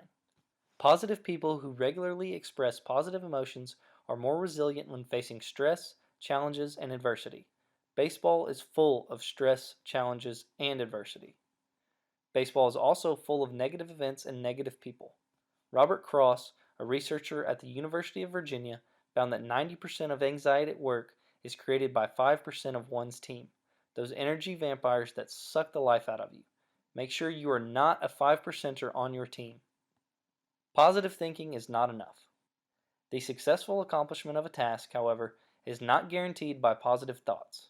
All a positive mentality does is significantly increase the probability that you will walk away from the task, successfully accomplished or not, with greater experience and with greater peace of mind. In this way, a positive mentality makes a significant difference between educational self-improvement or growth and self-stagnation, death. Thus, your mentality represents the ultimate self-fulfilling prophecy. Thoughts become things. The story of Roger Bannister. On May 6, 1954, Roger Bannister, a British medical student and avid runner, did the previously unimaginable.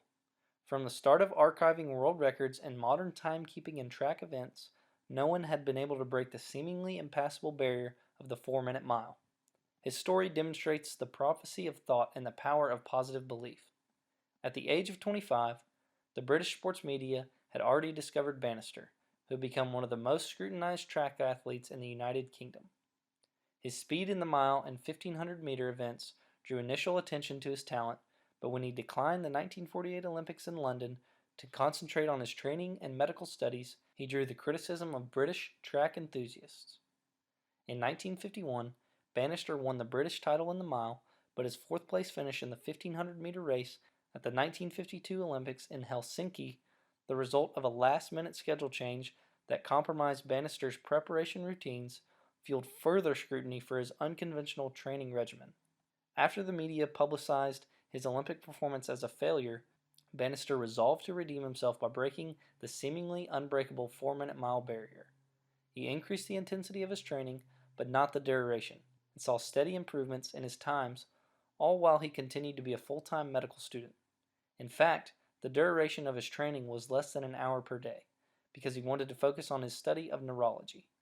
Bannister, however, was committed to his new goal and loyal to the process he felt would get him there.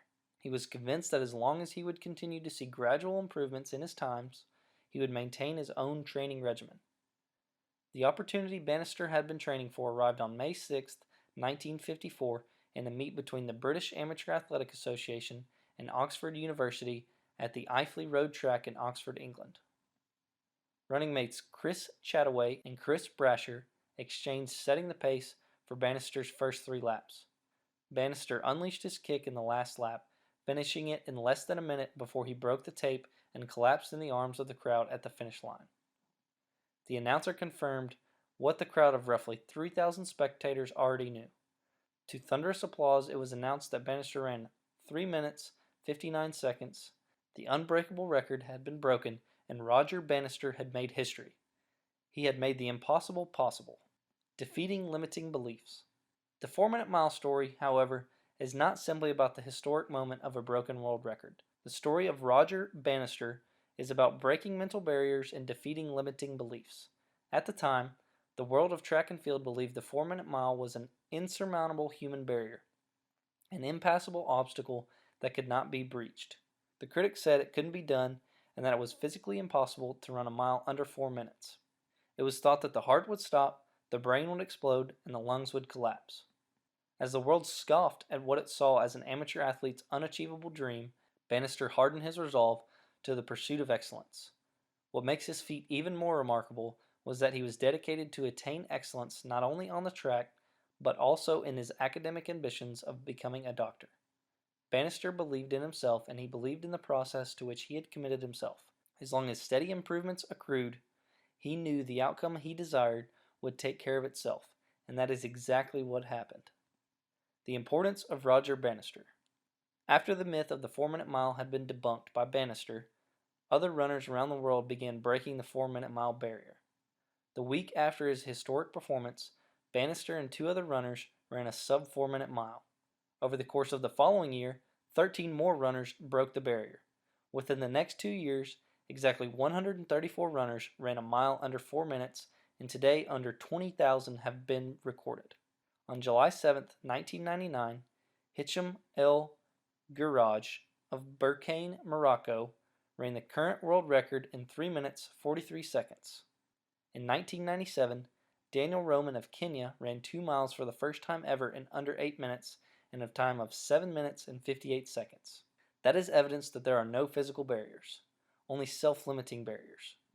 We are the ones who put up these barriers within our own psyche because we choose the beliefs of those around us. You need to unlearn these limitations and realize that once mental barriers are lifted, anything is possible.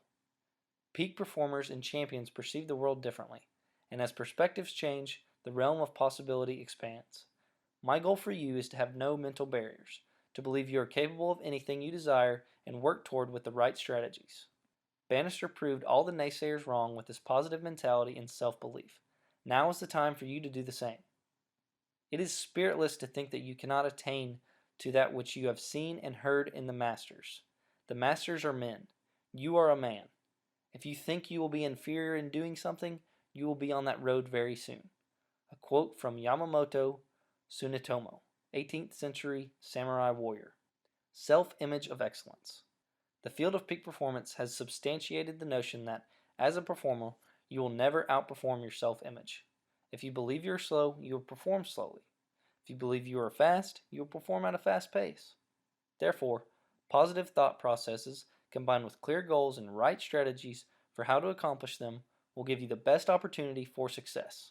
In this way, staying positive is symbolic of belief in yourself. A self-image of excellence is absolutely necessary if you are to embark on the quest to conquer the mountain of excellence. You must believe in yourself and your ability to improve throughout the process you have established to achieve your goals.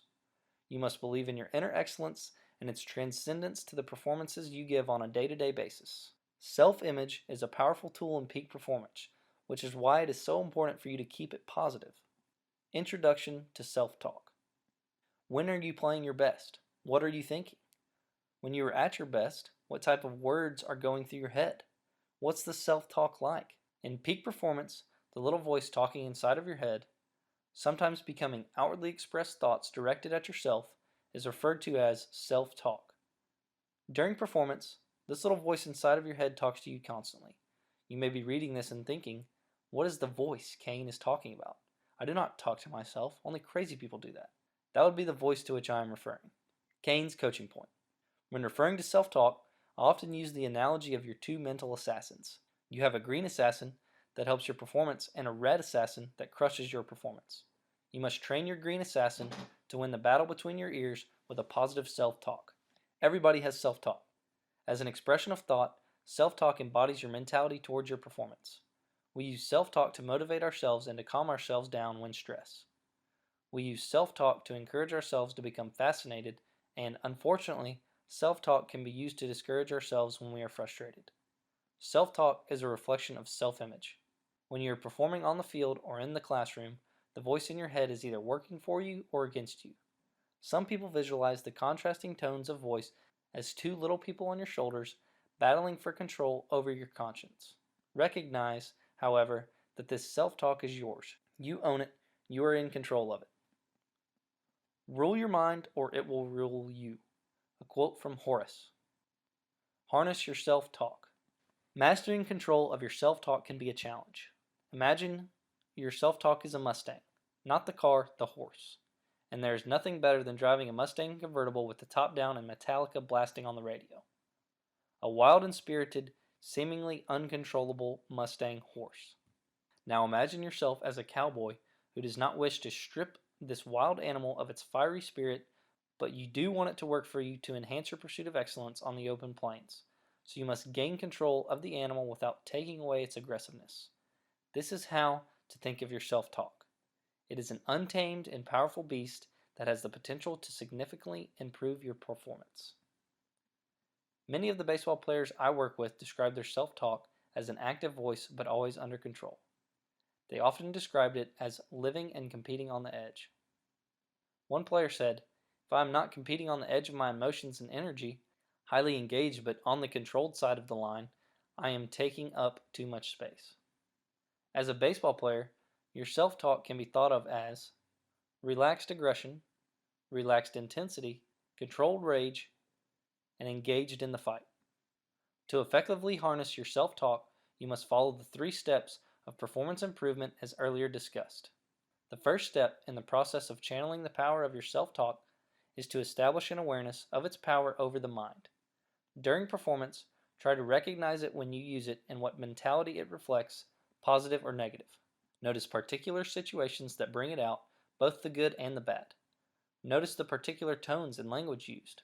This is all in an attempt to understand your mental state during, on, and also away from the field. Once you have developed a proficient awareness, the next step is effectively harnessing your self-talk through a technique called confidence conditioning. Focusing on what you want versus want to avoid. The pink elephant. Has anyone ever performed the mind tease on you where they instruct you to focus on something and then say, whatever you do for the next 10 seconds, do not think about a pink elephant? Well, naturally, the image of a pink elephant pops into your head and you have difficulty focusing on whatever it was you were told to focus on. This little mental tease exemplifies the importance of an individual's ability to keep a focus on what you want versus want to avoid, because the brain does not recognize the negative connotation of do not and only sees the image of that pink elephant. The key to ignoring the pink elephant is developing the ability to focus on what you are trying to accomplish, not what you are trying to avoid. If you are a pitcher, think about executing this pitch instead of trying not to give up a hit. If you are a hitter, think about hitting the ball hard instead of trying not to strike out. Academically, when you are taking a test, you want to focus on solving the problem or answering the question at hand, one question at a time, not worrying about the next question until you finish this one. These general scenarios represent the present moment focus that makes the difference between subpar performance and performance excellence. By channeling your self-talk and focusing on what you want versus what you want to avoid, you will be competing with a positive mentality that will keep you locked into the present moment, giving yourself the best chance for success. The ability to focus on what you want with positive self-talk instead of what you want to avoid is a discipline developed over time. This process is dependent on the establishment of routines, such as practicing your self-talk and strengthening your self-talk through the use of confidence conditioning statements. Confidence conditioning statements. Confidence conditioning statements are a mental conditioning technique used to harness the power of self-talk to work in your best interest. Confidence conditioning is accomplished by simply writing down a list of statements that give you a sense of strength and empowerment when you read them. You can put these confidence conditioning statements on notebook covers, on the wall, on your mirror with a dry erase marker, in your locker, on little cards to carry in your wallet, or set them as the background on your iPhone. You can put them anywhere and everywhere. Even though you may not be aware of it, you have been using confidence conditioning statements ever since you could talk. Every time you express your belief in the truth of an idea or an experience, you are conditioning it. Mental imagery, which is simply the creation of vivid mental images, is a natural process as well. Whenever you imagine something or look forward to it, you are using imagery and conditioning your subconscious mind. Confidence conditioning and mental imagery are used by a wide variety of people from virtually every walk of life and in every profession. They use these techniques because they are simple to learn, even easier to perform, and they work. When written and/or put on audio, confidence conditioning statements are your custom-made blueprint for personal growth and mindset achievement, providing a consistent state for your mental imagery and personal development. They are goal statements that help you imagine and realize positive change with minimal stress. If you use them correctly and consistently, they will help you create the athletic career, relationships, and life you most desire. In order to be effective, confidence conditioning statements must be written and used in a way that has desired impact on your subconscious mind. They must be brief, usually a short sentence, and phrased in the first person present tense. They must be positive, specific, and realistic. You want to include as many details as possible when writing, and they should carry an emotional charge.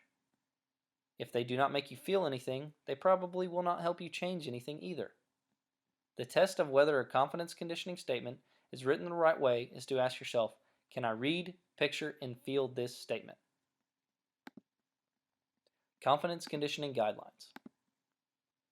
The following are guidelines to help you better write your confidence conditioning statements.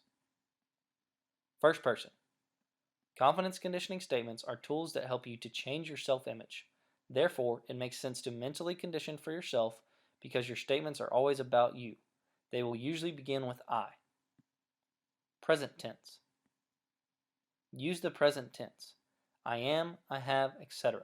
Because in your subconscious, the future and past do not exist. Subconscious time is always right now. Positive. Condition and image what you want, not what you do not want or are trying to change. Do not phrase a statement in the negative, such as, I no longer get anxious when I come to the line of scrimmage and know the ball is coming my way. Instead say, I remain calm, in control, and focused on what I want to do on this play when the game is on the line. This focuses on what you want to do in the present with a positive mentality. Indicate achievement, not ability or potential. In other words, do not say, I can. You already have the potential to change your performance. Instead, create words that describe the end result you want as if it has already happened by using I am. No comparisons. You are unique and have your own process of personal development, growth, and change. Do not compare yourself to anyone else or measure your abilities against anyone else's. Just aim for and condition performance change in your own self-image and self-belief. Vivid and descriptive language.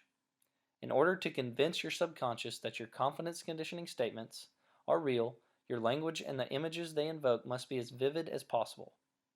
Be sure to choose words that help you really see what you are describing. Emotional language. Use words that spark an emotional response to make your statements more believable to your subconscious. The more emotion you generate, the faster the change you seek will take place. Describe how you feel about your achievement. Realistic or accurate. Do not affirm change that isn't possible or realistic for you. Set your sights neither too high nor too low. Stretch your comfort zone a bit, but do not aim for anything you cannot honestly see yourself achieving. Remember, peak performance is a process. Do not aim for perfection. Aim for excellence. Balance. Make sure that the various goals you condition are in balance with each other. Do not overemphasize any one area while ignoring others in which growth would be beneficial. Strive for balanced growth and a balanced life. Confidential. Without intending harm, others may remind you of your old self-image or they may feel threatened by your desire to change. Keep your statements confidential. You may confide in coaches or mentors if they understand the confidence conditioning process and are supportive of the changes you are trying to make for the sake of your performance. Tips for writing effective confidence conditioning statements. Number 1. Change your beliefs before your behavior. It is pointless to condition new behavior when the underlying beliefs driving your old behavior remain unchanged. Write your confidence conditioning statements for both internal beliefs and external behaviors.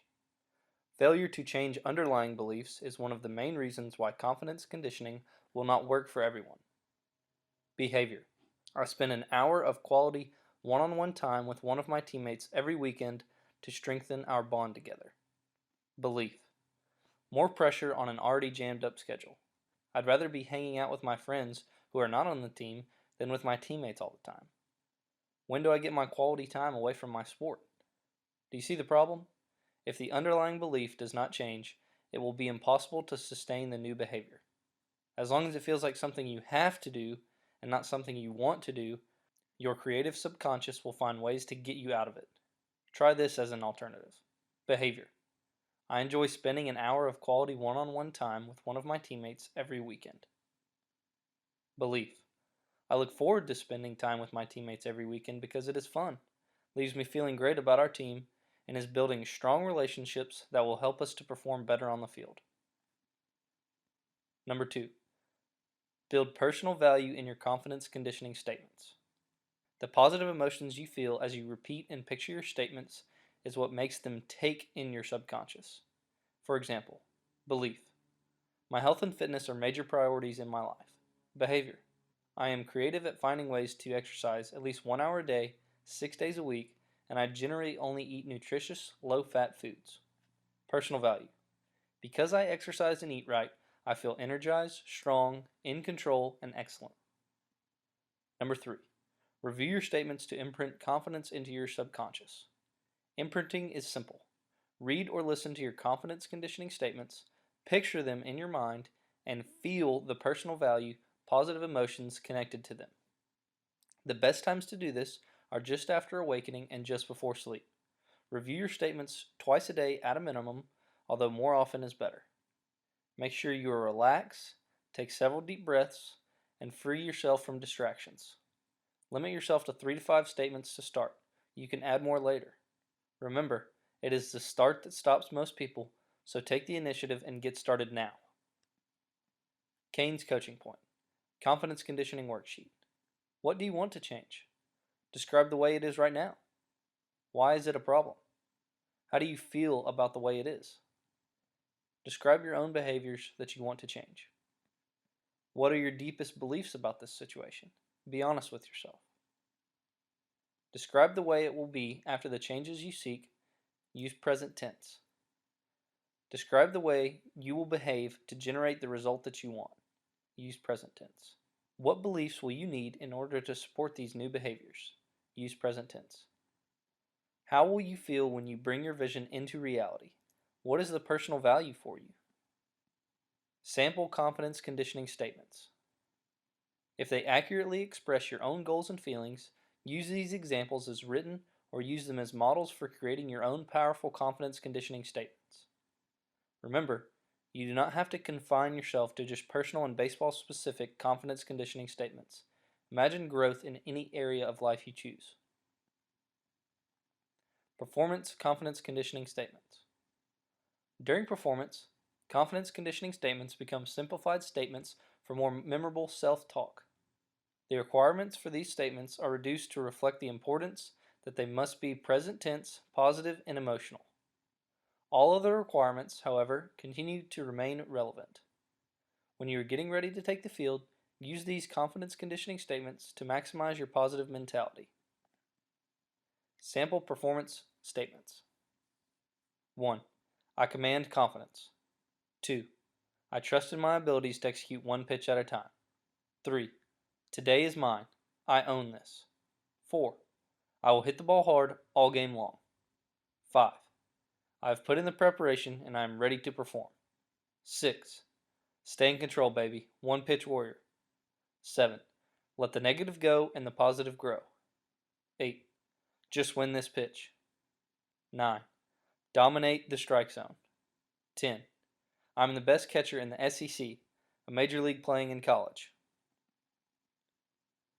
Whenever you read one of your confidence conditioning statements, pause for a moment to picture and feel that statement as if it were happening now. Consciously use the self-talk voice within your head to read and recognize the meaning of the statement. Confidence is essential to the generation of a positive mentality. During competition, you must be confident in your ability to perform and trust that all your preparation will pay off. This practice of confidence conditioning not only helps you harness your self-talk voice, but it also builds internal confidence so that when the moment of truth arrives on the field, you will believe in yourself and know that when all is said and done, you gave yourself the best chance for success. Thus, the process of building confidence will create the positive mentality necessary for success in your pursuit of excellence. Cain's game plan. I personally set my confidence conditioning statements in the Reminders app on my iPhone so that they pop up at specific times during the day or when I leave or arrive at specific locations. What confidence conditioning statements, when read on a daily basis, will help you increase your confidence and increase your positive mentality? Cain's coaching point. Earlier in this manual, we talked about your core values. How are you doing with living out those core values? Are you still setting weekly goals? Your chances for success significantly increase through the simple practice of setting daily goals. Remember, focus on the next 90 feet, working towards improvement and focusing on what you want, not what you are trying to avoid. The confidence resume and list of wins. Another strategy for creating a positive mentality and conditioning yourself to be more confident is to make a confidence resume and list of wins. The confidence resume and list of wins is an activity in which you identify all of the wins you have had in your career, wins both on and off the field. The purpose of the confidence resume is to facilitate the development of greater confidence in yourself and your performance by listing all the qualifications that justify why you deserve the outcome you desire. By nature, we as human beings beat ourselves up when we fall short of our goals and briefly celebrate our wins before we focus on what's next. For example, when you graduated from college, did you really enjoy and take confidence from the body of work you just completed, or were you focused on getting that first job out of school? When you were a child and learning how to ride a bike, did you take confidence from ditching the training wheels, or did you focus on going further and faster? Listing all of your wins will help you to see the amazing body of work you have done over time and will allow you to have a resource you can review to help build the mental muscle of confidence. Your confidence resume and list of wins should include anything and everything that, when reviewed, helps you feel empowered and confident. The confidence resume and list of wins should be extensive and ongoing. Like climbing the mountain of excellence, the confidence resume and list of wins has no finish line. Your choices can focus on your personal, academic, and athletic skills. They may include previous results, quality preparation, great teammates, books you have read, the people you have met, the places you have been, the wins you have had on the field, the coaches you have played for, doing what was uncomfortable, such as asking someone out on a date, and celebrating that she said yes, or that you mustered up the courage to ask even though you were turned down. Her mistake, and you learned that you need a refined process. Instead of focusing on the no, focus on the process that you asked. Remember, you will never get anything in life that you don't ask for. Cain's game plan. Get started with your confidence resume and list of wins. What are some of the wins you have had in your life that you may have overlooked? Simple wins like performances in baseball that stand out or positive experiences that you have had in the game or in life. Filling out the confidence resume is beneficial for baseball players because it forces individuals to identify the work they've done and the preparation they've put into the development of their game. This exercise can provide the player with either a confidence boost or a look at a sobering reality. Even if the resume shows you have a lot of work to do, it is important to maintain a positive mentality by realizing you are on the right path and that the resume has given you the constructive criticism you need to get started on your journey. Remember, it is the start that stops most people. Cain's coaching point. In my work with coaches and athletes, even the best athletes on the planet can struggle with developing their confidence resume. That struggle is exactly why you need to have the confidence resume in our arsenal as we climb the mountain of excellence. Confidence is fragile, and every time you review your confidence resume, it will be the equivalent of lifting weights for your confidence and belief. You must do a little or a lot to obtain the mental muscles you are looking for. Just as physical muscles take time and effort to develop, so do your mental muscles of confidence. After you have written out your confidence resume and reasons to believe, post them where you will see them on a daily basis. I have my list in Evernote, a computer app, and review it each morning as part of my daily routine. Having this document visible will give you confidence by seeing you have reasons to believe in yourself. Some teams I work with will create a confidence resume for the season and review it before each game to remind the team of the hard work and preparation they have invested so that they should have confidence. This daily and or pregame action is like strength and conditioning for your mental game. Through the repetitious acknowledgement of your reasons to be confident, you will steadily build a stronger, more confident mentality. During competition, this should be reason enough to stay positive while you embrace the adversity that baseball brings every day. Sources of confidence. Confidence conditioning will improve positive self-talk, and the confidence resume will supplement your belief in yourself and a positive mentality. Both techniques of confidence building rely on a solid base of preparation. True and authentic confidence comes from the combination of actions an individual takes in preparation for performance. Confidence comes from these four key areas. 1. Physical preparation. The blood, sweat, and tears. 2. Positive self-talk and confidence conditioning. 3. Performance routines you have to keep you consistent. 4. Mental imagery of you performing at your best. There is no substitute for smart, hard work. The consistent implementation of effective mental conditioning with your physical conditioning will give you the biggest confidence boost. Physically, you would never do strength and conditioning once a week or once a semester and expect to get any stronger. The same rules apply to mental conditioning, and by integrating it into your physical conditioning, you get the most out of mind and body. Strengthening and conditioning to enhance your mental confidence is obtained by doing a little a lot, not a lot a little.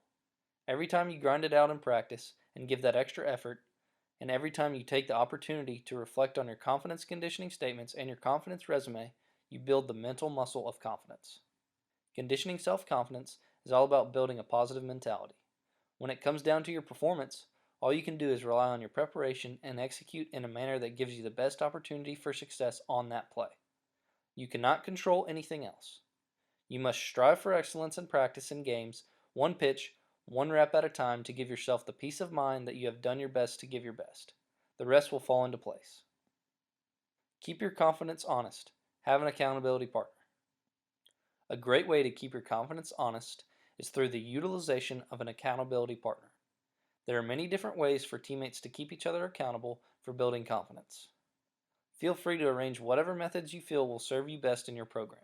One great way to keep your confidence honest is for your accountability partner to ask you questions about your confidence whenever you see each other. As teammates, if you see each other walking to class or in the dining hall, ask, "Can you tell me 2 things on your confidence resume? What are 3 of your confidence conditioning statements?" If you do not respond within a few seconds, then you know you are not reviewing and giving enough focus to your mental conditioning techniques. During practices, the question I ask all the time is, what are you working on today to get better? If they cannot answer me quickly, they have not properly prepared for practice. They are not present and are not getting the most out of their time at practice that day. They are not building mental confidence and are not building a positive mentality necessary for performance excellence. They are simply going through the motions. I tried to practice the way I played. You can't practice one way and then expect to do it differently in a game. Al Kaline, Major League Baseball Hall of Famer. Failure is positive feedback. In your pursuit of excellence, you will experience failure. This is a fact. Nothing worth having comes easy, and no success story is created without trials and tribulations to overcome. Accept failure as an inevitable part of your journey and learn to view failure as positive feedback. Failure is actually the most effective form of positive feedback. Failure provides you with the most direct and honest insight into why and how something has gone wrong. If you are trying to accomplish a task and are giving it your best effort, exercising various techniques but are failing, then you are receiving positive feedback from the task on what not to do. This is when you should become fascinated, not frustrated, and realize with each attempt you are exposing the details that will lead you to success. Remember the prophecy of thoughts and how your positive or negative thoughts manifest through actions and outcomes. Be positive, be confident. Confidence is a choice. Challenge your limitations and move beyond your mistakes and shortcomings by learning from them. In life, there are winners and learners. The quicker you make mistakes and learn from them, the quicker you move beyond them and the more prepared you are for the next 90 feet. Choose to be a learner, not a loser. Get better, not bitter. Accept failure as positive feedback. Cain's coaching point. It is important to have the capacity to distinguish when you are getting closer to success and when you are moving further from it. Be sure to ask for advice or counsel when necessary, but be aware that this is your journey. Also, remember that sometimes when the accomplishment you desire feels far away, it actually may be waiting right around the corner. The 3 magic letters, yet. When you experience a disappointment in performance and the result you work so hard to achieve falls beyond your reach, there is a 3-letter word to keep your positive mentality, yet. You can turn statements of failure into goal-setting exclamations by adding this simple 3-letter word. This word will turn negative comments around and change your attitude, confidence, and perspective. When you notice you are telling yourself that you cannot do this or that, add the 3 magic letters YET to the end of your sentence. I am not in the starting lineup. Yet. I cannot hit a home run. Yet. I do not squat 450 pounds. Yet. We didn't win the championship. Yet. By adding yet to the end of your sentence, you leave the door to your mental hall of excellence open as opposed to slamming the door in your own face. Yet is also an acronym for Your Energy Talks, referring to the influence of your energy on yourself, your team, and your goals. When the mood is down and thoughts are negative, use this acronym to remind yourself or others to change the outlook of the situation.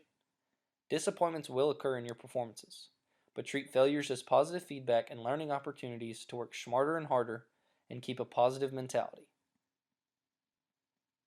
Positive energy is contagious. Energy is contagious.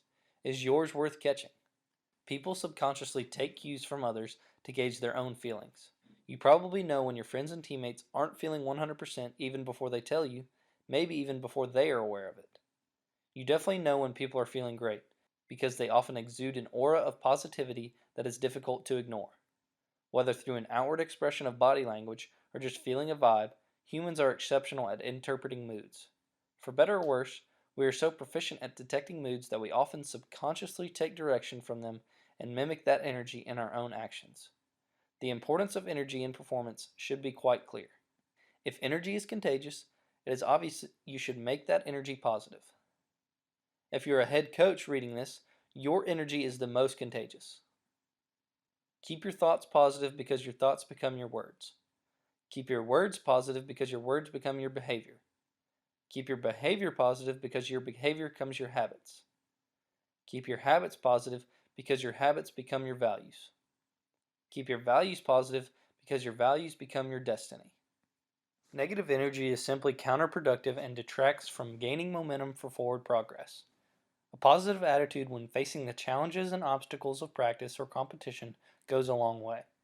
Attitude reflects leadership, and if you perform with a positive attitude and bring positive energy on a daily basis, the atmosphere of your team and working environment will begin to reflect your commitment to positive energy. Therefore, if energy is contagious for producing attitudes and attitudes reflect leadership, then leadership too is contagious. As you perform, make a concerted effort to build a team of leaders by bringing positive energy to the table. Get big. The term get big refers directly to body language in relation to peak performance. It means to convey a big, confident body language. As you walk down the hall, on the floor of the weight room, on the field, or into your office, your body language is an expression of yourself and conveys a message to those around you. What happens physiologically and psychologically as you get big is that your brain and body will start to release chemicals that will make you feel more confident. You will start to come up with reasons why you should feel more confident, and you will become more confident. Psychology and physiology form a two-way street. You will affect your physical performance by how you think and talk to yourself, and you will affect your psychology by how you carry yourself physically, all the while reinforcing a positive self-image. I have found that it is easier to act yourself into a way of thinking than it is to think yourself into a form of acting. You must practice getting big by consciously walking big and reinforcing confidence by self-talking big. Getting big will help you to find the confidence you need to perform at your best. One team I worked with that won an NCAA national championship understands the importance of getting big and uses signs of success in their facility and locker room to remind them of this key performance principle. Cain's coaching point. Where will you hang a get big sign where you can see it each day? Self-talk, final thoughts. During performance, your final thought symbolizes the last conscious thought in your head before the next pitch. The moment before the pitcher starts his motion, you want to narrow your mental focus on a word or phrase that mentally facilitates the physical accomplishment you wish to execute. This final thought should reflect a positive mentality and affirm confidence to intensify your focus on the task at hand and thus increase the likelihood of its successful execution. Too often, athletes focus on what they want to avoid rather than what they want to accomplish. When the last thought you give an athlete is negative, negative things usually happen. If I tell you not to think about a pink elephant, what is the first thing you think of? A pink elephant. Exactly. If I tell you not to strike out, what is the first thing you think of? Striking out. Focus on what you want, not what you are trying to avoid.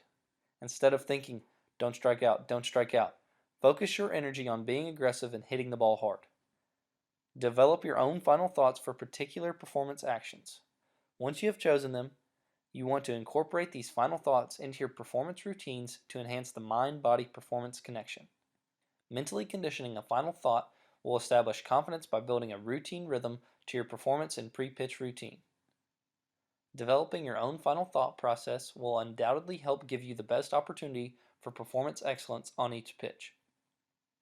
Cain's game plan. What are some final thoughts that you could use in your performance to help keep you consistent at the plate, on defense, and on the mound? Realistic positivity.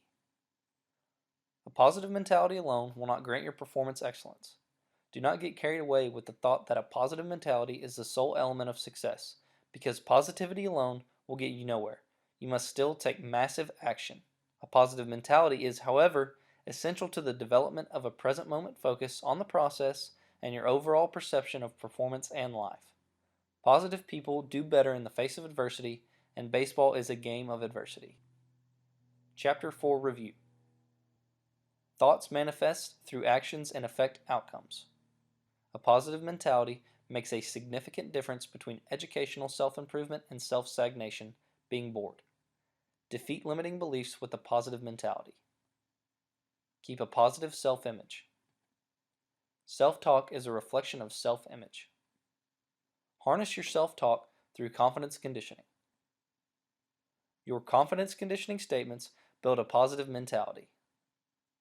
Your confidence resume facilitates development of confident performance. Keep your confidence honest by utilizing an accountability partner. Failure is positive feedback. Get better, not bitter. Turn statements of failure into goal-setting exclamations by adding yet. Yet. Your energy talks. Energy is contagious, so make yours positive. Get big with your body language and self-talk. Know that positive thinking alone will not get you anywhere. You must couple your positive thinking with massive action. Chapter 5. Championship Preparation. The most important thing is how a guy prepares himself to do battle. Hank Aaron, Major League Baseball Hall of Famer. In 2004, the California State University Fullerton baseball team completed the first half of their season with a 15-16 record. At the midway point in the season, the team made the collective promise to turn their season around by placing their collective faith and trust in their preparation and process. In one of the greatest single-season turnarounds in college baseball history, Cal State Fullerton would go on to win the NCAA Division I National Championship with a final record of 47-22. The Titans and their head coach George Horton were able to turn their season around with a commitment to the fundamentals and an intense focus on preparation, both physical and mental.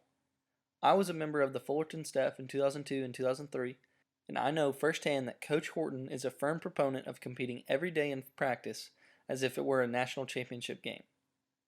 I've seen firsthand how he is able to replicate championship intensity in practice with proper structure and commitment to the preparation process. When the team reached the College World Series in Omaha, Coach Horton brought a water bottle filled with dirt from the team's field in Fullerton.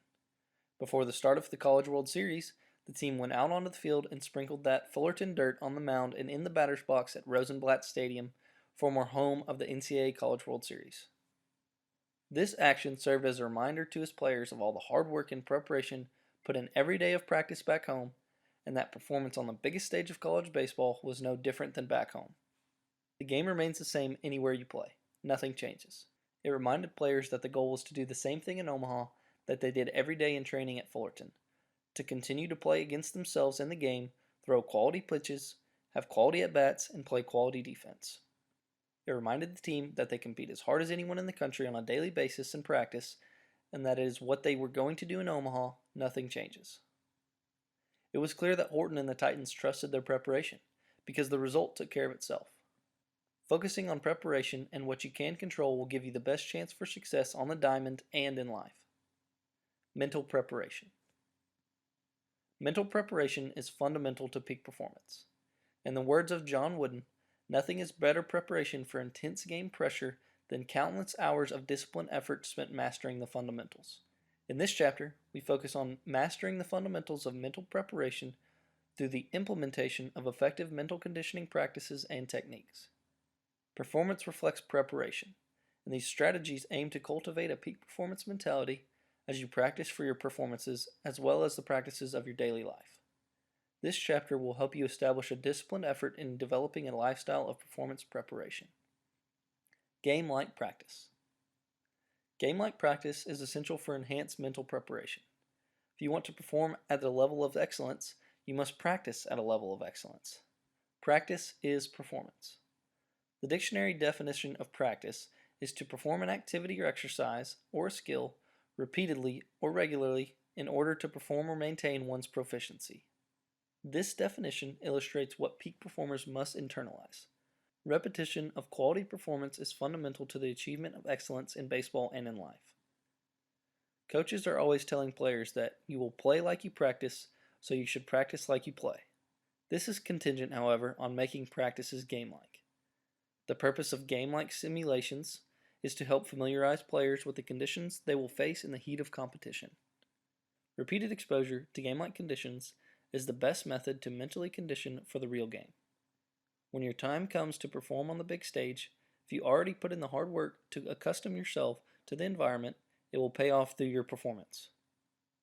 Vanderbilt University head baseball coach Tim Corbin actually has his team practice the national anthem. He does the same at all of his camps because of the respect he believes the national anthem deserves each time it is played.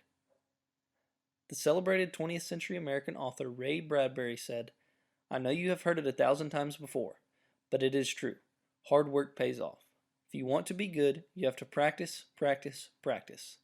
If you do not love something, then do not do it. This sentiment is dead on. If you have the love and desire to be excellent at baseball, practice is a positive, not a negative. Everyone wants to go to the World Series, but in order to win the championship, you must first become a champion.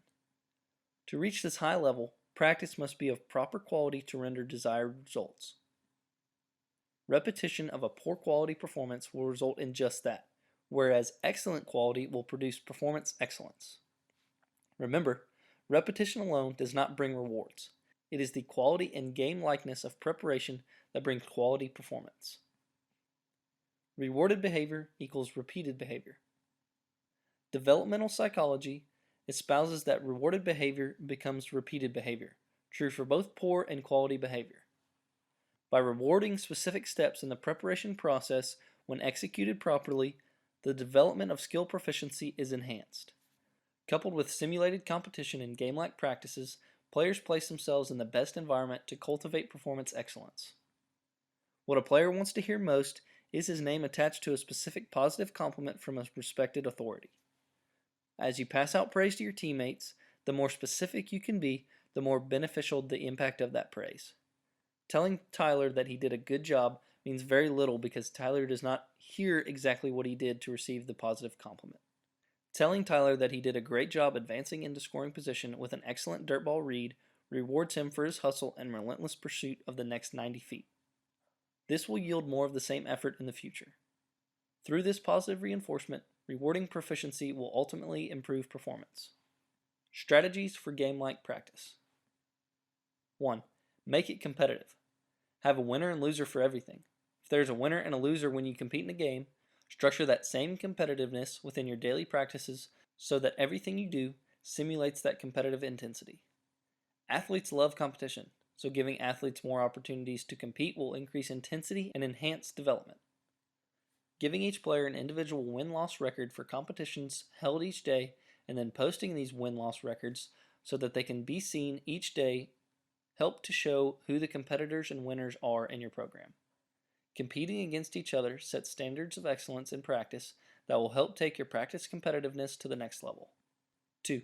Different colored practice uniforms will help to create a separation between the two teams and give the practice a more competitive flavor. When you put the practice uniform on, it becomes part of your routine and helps an athlete's segmentation from school, the Boy Scout mentality, into baseball player, bounty hunter mentality. Athletes also appear more uniform when in uniform, which seems only appropriate.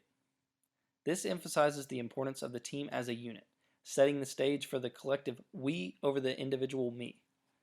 If you can break out your game uniforms, this is a great opportunity for each player to see if his uniform fits comfortably and does not hinder any physical movements.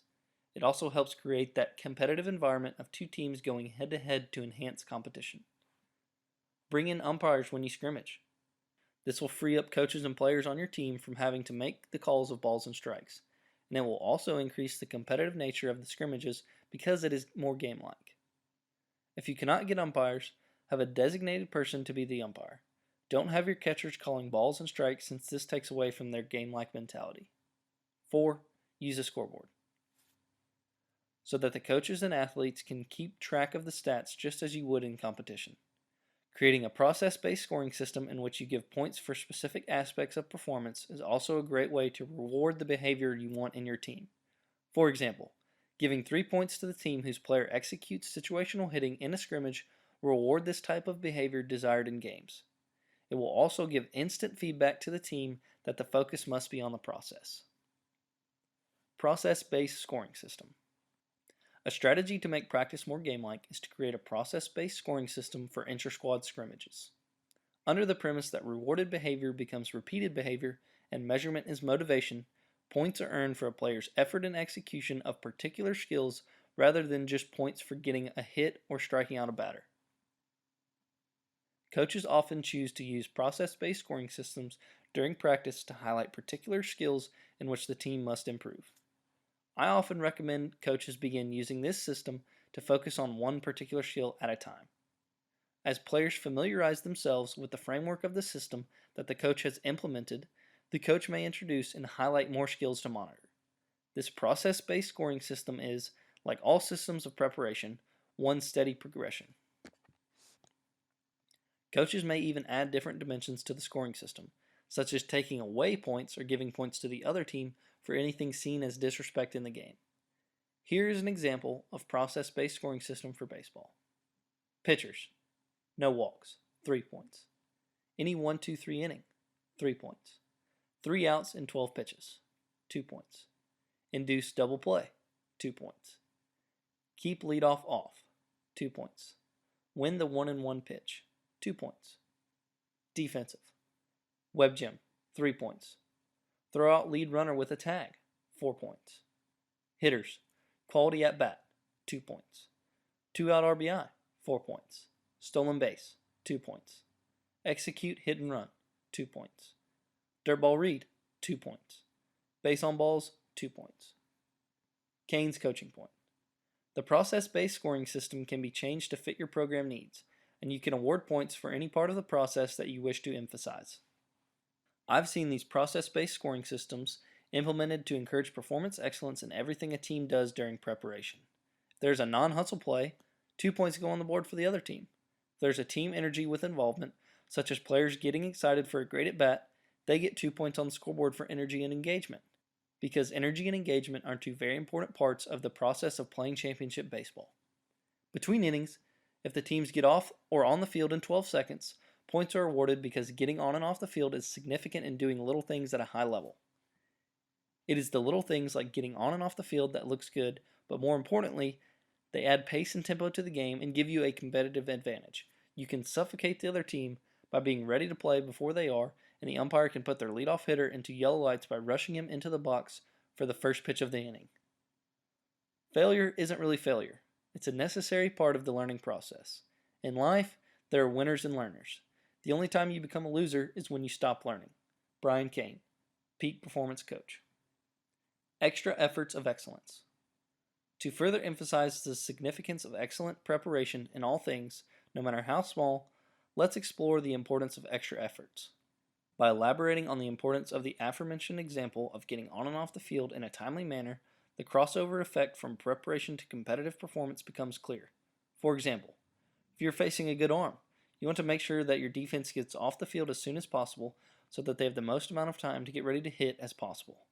The extra effort to get off the field quickly gives your team more time to see the pitcher's warm-up pitches and visualize having success off of him before getting to the plate. This example of extra effort applies on defense as well. It is critical for your defense and pitcher to get on the field quickly and be ready to go. This allows a team to control the tempo of the game. If they hustle onto the field and are ready to go before the other team, it is possible to hurry the opponent and force them to get out of their routine. This instantly gives you an advantage. Extra effort can make them uncomfortable and therefore more likely to make errors in execution. Practice makes permanent. Practice does not make perfect.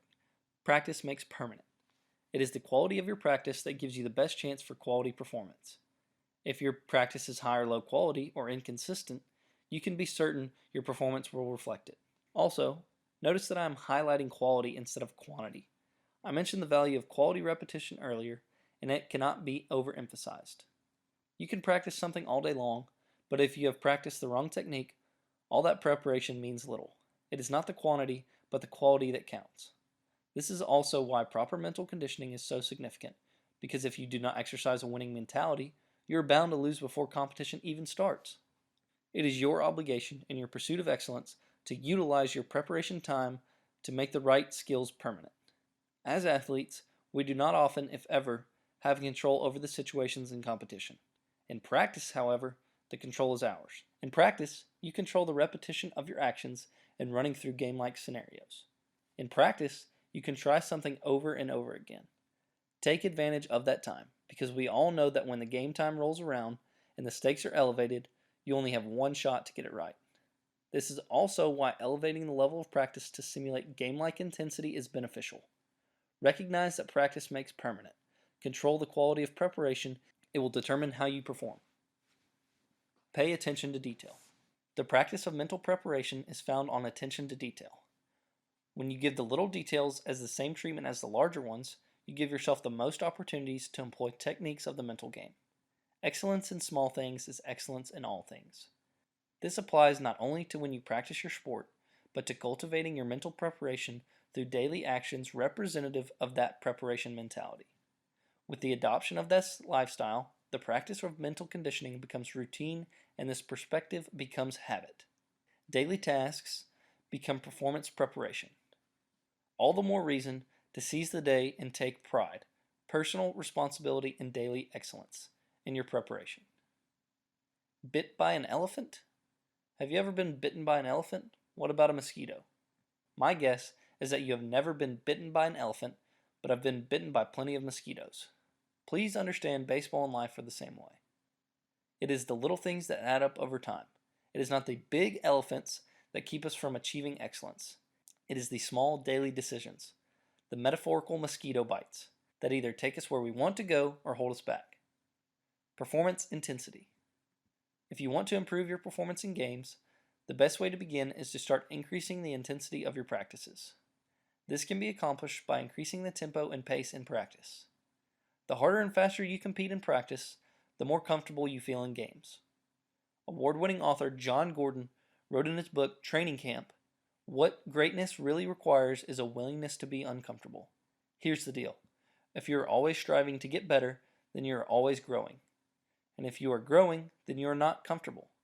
To be the best, you have to be willing to be uncomfortable and embrace it as part of your growth process. You must learn and practice to get comfortable with being uncomfortable. If you can make decisions and actions happen faster in practice than in games, you are giving yourselves the best chance to play at your best against teams or players who have more talent.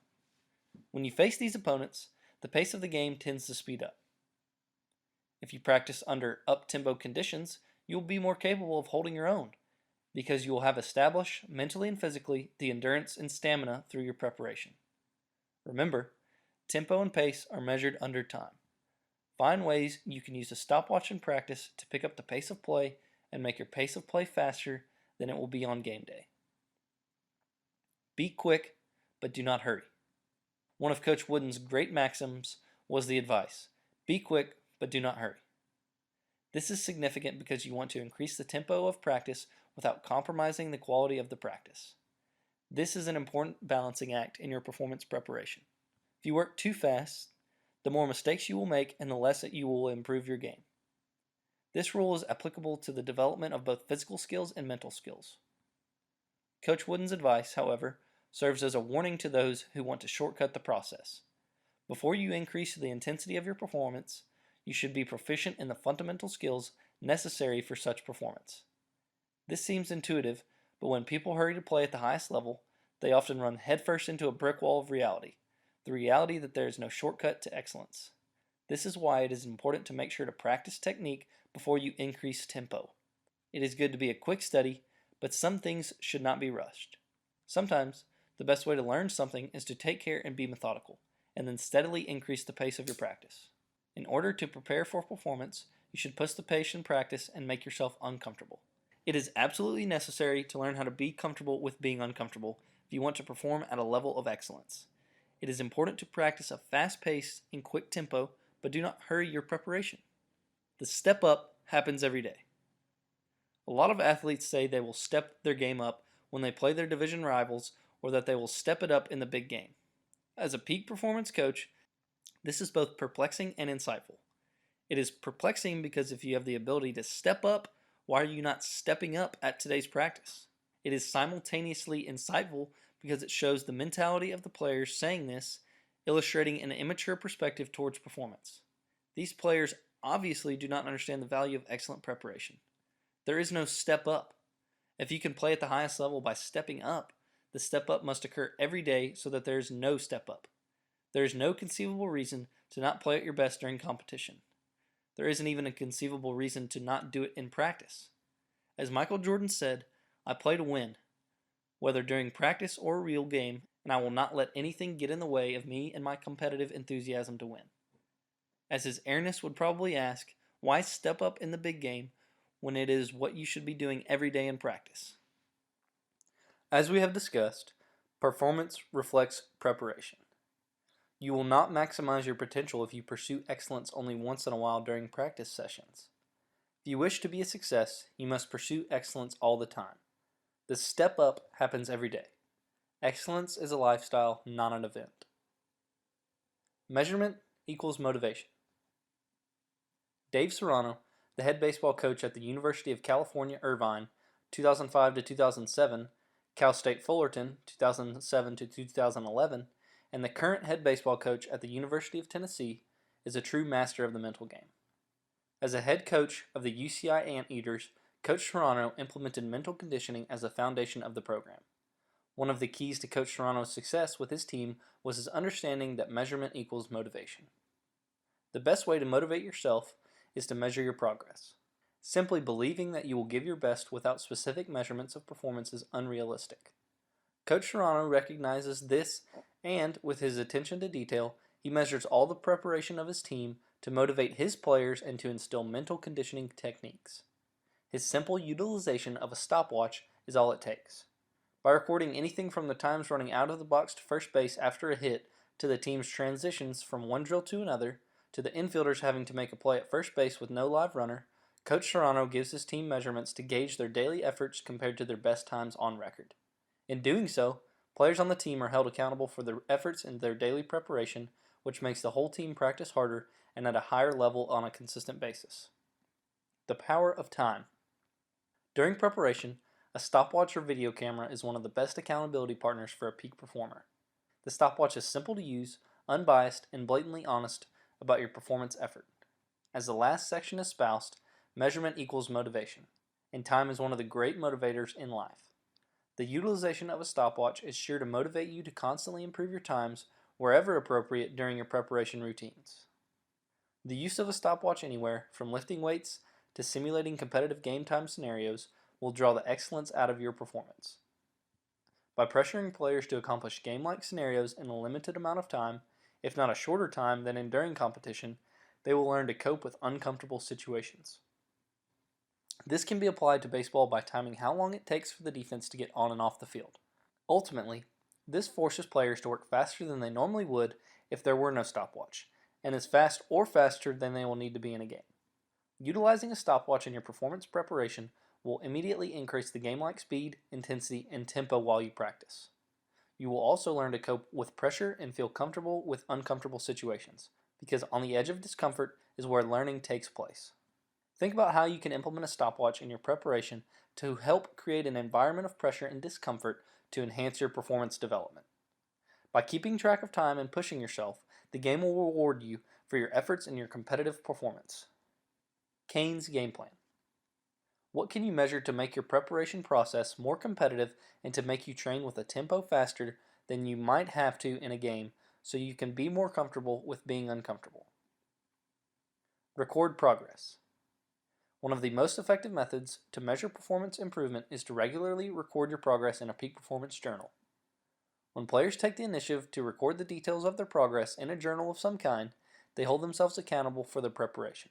Such a journal can be used to keep quantifiable measurements of preparation drills, to help remove the emotions from daily preparation, and to record factual assessments. Journaling can also be used to record reflections of daily performance, helping to understand how your feelings that day impacted your performance. For each day of performance preparation, write down notes, important lessons, areas in need of improvement, a goal for the next day based off today's practice, and anything else that applies to your performance. Recording progress grants the opportunity to apply the 3 steps of performance improvement.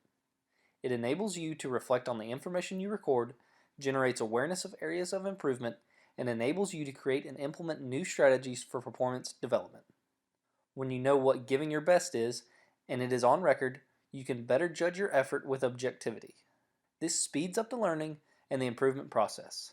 In sum, when you record progress, you make record progress. How to keep a peak performance baseball journal. The Peak Performance Journal is a tool to help you further develop your mental skills for peak performance. Remember, you must be in control of yourself before you can control your performance. The first step in gaining self-control is to develop an awareness of your performance so that you can recognize when you are distracted from the present moment and the most appropriate mental state for success.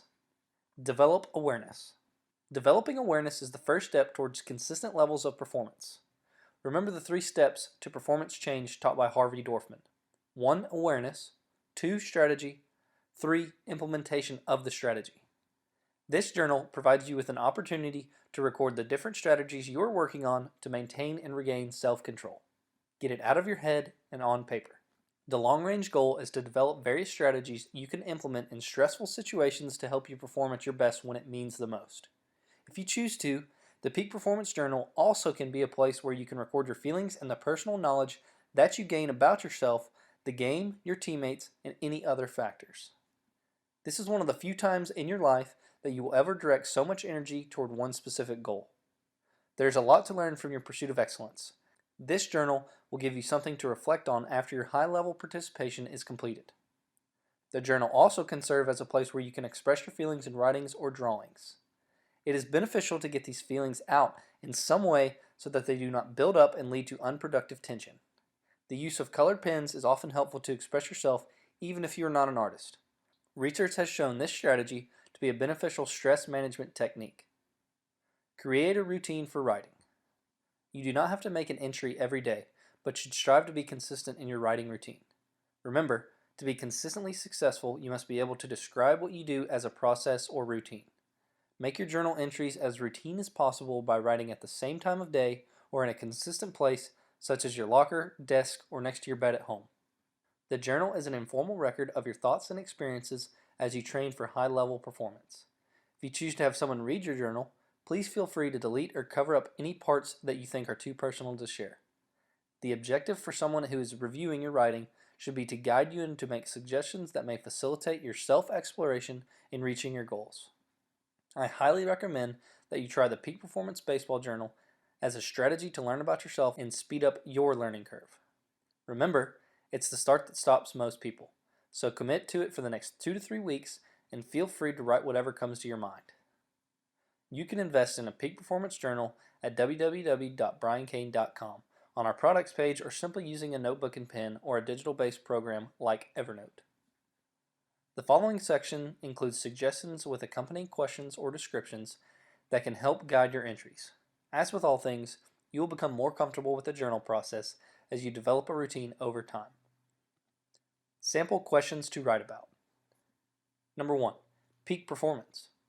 What does it feel like when you play and/or practice at your best? Describe some of the most enjoyable experiences playing baseball. What have you learned from these moments when you are playing at your best? 2. Stressors. Write down your thoughts about various events outside baseball that are distracting to you. For example, parents, girlfriends, peers, job hassles, financial issues, community, or hometown expectations. Do the same for distractions on the field, such as importance of game, location, spectators, etc. 3. Coaching style. What do you need from your coaches? How can you best help them help you reach your goals? What can you do to make your relationship with your coaches more productive? 4. Teammates. What do you want from your teammates? What can you give them? How do you relate and work with your teammates? Write about your relationship with other teammates. Any unfinished business you need to work through? 5. Confidence. At this time, how confident are you in regard to achieving your goals? What can you do differently to act more confidently? What can you ask of yourself, coach, and/or teammates? 6. Manifestations of your stress. How do you experience high levels of anxiety in performance? Assess your thoughts, physiological and behavioral reactions. What strategies did you use to help intervene with your stress and keep balance? 7. Awareness and concentration. What changes do you observe in your performance when you are aware? What concentration methods are you experimenting with? What are your ABCs or focal points for various skills? Trust your preparation. Baseball is clearly a game of preparation. Every single day you get to the field, you have an opportunity to get better. Most teams take a full batting practice before each game, which gives you not only a chance to groove your swing, but to master your craft defensively as well. Kansas City Royals Major League outfielder Alex Gordon is obsessed with his pregame preparation. With an extreme dedication and commitment to detail, Gordon has earned a tremendous amount of respect from his teammates and even gotten many of them to improve their own pregame preparation. His strict routines give him the consistency and confidence to compete at a high level every single day. Therefore, preparation is everything to a baseball player. It is taking all the elements necessary for performance excellence and practicing them tirelessly and with a relentless energy to achieve progress. As you read through this book, integrate all the material into your preparation. The constant practice of mental conditioning with your physical conditioning is of utmost significance to reaching the pinnacle of performance excellence. As the great master of preparation, Coach John Wooden used to say, failure to prepare is preparing to fail. Most importantly, trust your preparation. Placing trust in your performance preparation and taking pride in the fact that you are doing things the right way will make all the difference in your journey. The climb up the mountain of excellence will undoubtedly be treacherous at times, but if you trust that you have prepared at a consistent effort of excellence, your preparation is bound to reward you. Chapter 5 Review. Nothing is better for intense game pressure than countless hours of disciplined effort spent mastering the fundamentals. Quote from John Wooden. Quote from Coach John Wooden. Repetition alone does not bring rewards. It is the quality that matters. Rewarded behavior becomes repeated behavior. Make practices competitive. Utilize a process-based scoring system to reward desired performance. Extra efforts give you the competitive advantage. Practice does not make perfect. Practice makes permanent. Attention to details makes the difference. Be quick, but do not hurry. Quote from Coach John Wooden. You must learn to be comfortable with being uncomfortable. The step up happens every day. Measurement equals motivation. You treasure what you measure. A stopwatch is a great motivator and accountability partner. When you record progress, you make record progress. Failing to prepare is preparing to fail. Quote from Coach John Wooden. Chapter 6. Performance Routines, How You Play One Pitch at a Time. What is difficult becomes habitual. What is habitual becomes easy. What is easy is beautiful. A quote from Konstantin Stanislavski, inventor of method acting. The secrets of success are hidden in the routines of our daily lives.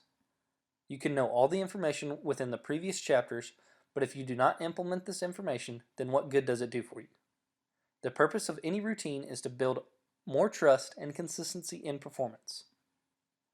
Routines are effective because they give structure by providing a consistent starting point to activate a regular procedure. In baseball, a consistent frame of reference is essential to performance excellence by providing the mind and body a sense of security even under conditions that remain out of your control. The familiarity of routines establishes good performance habits, and your investments in cultivating them will pay big dividends on your pursuit of excellence.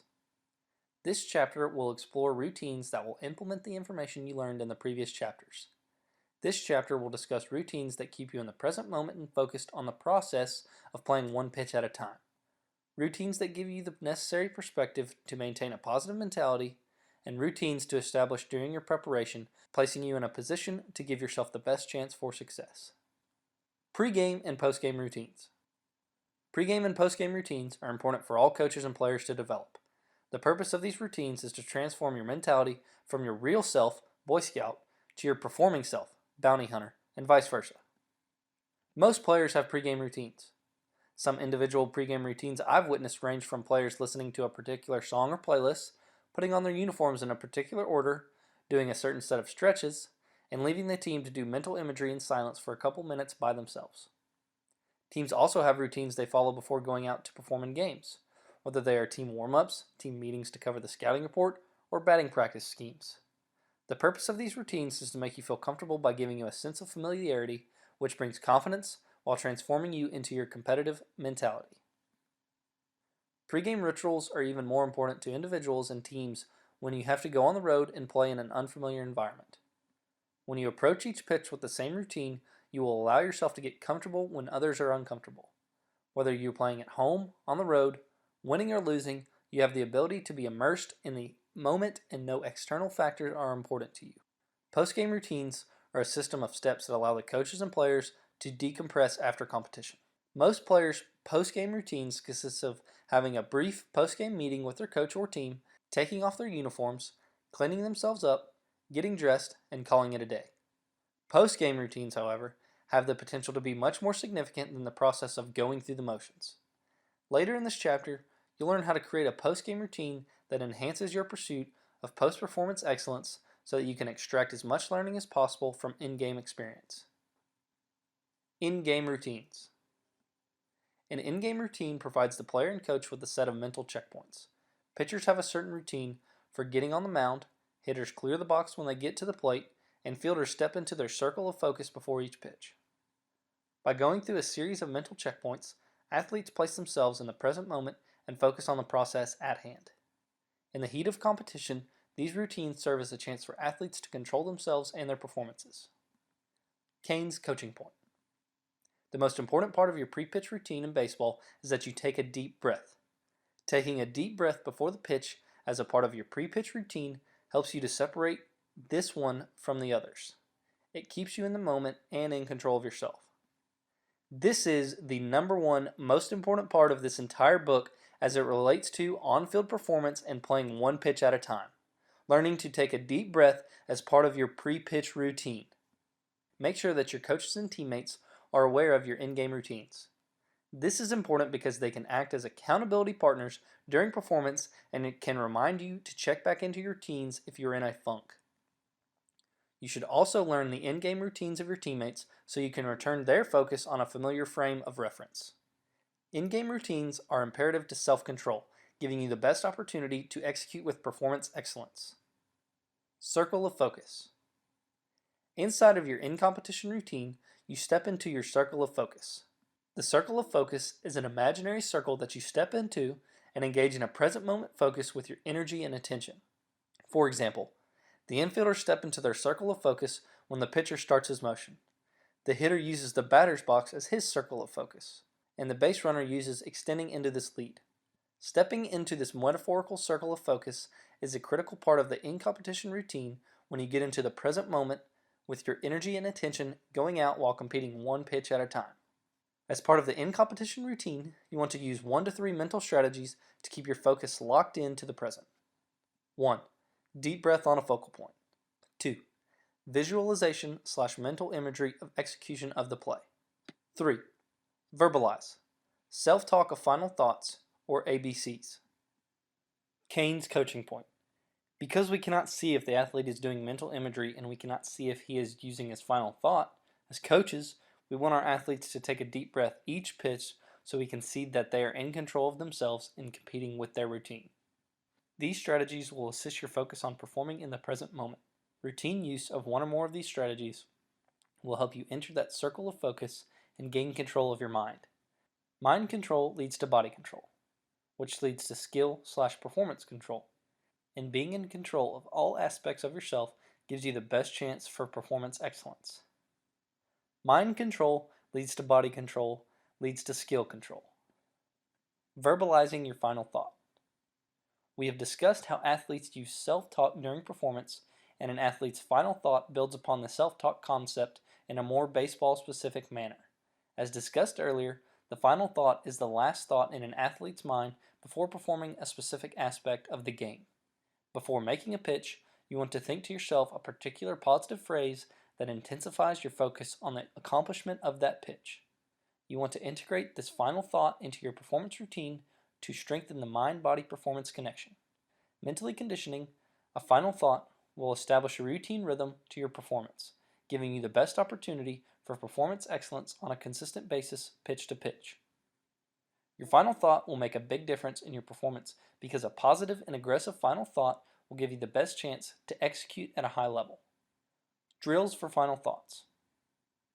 Practicing final thoughts is important to maximize their effectiveness on a routine basis. With the baseball teams I work with, I have the players verbalize their final fundamental thoughts out loud in a practice setting.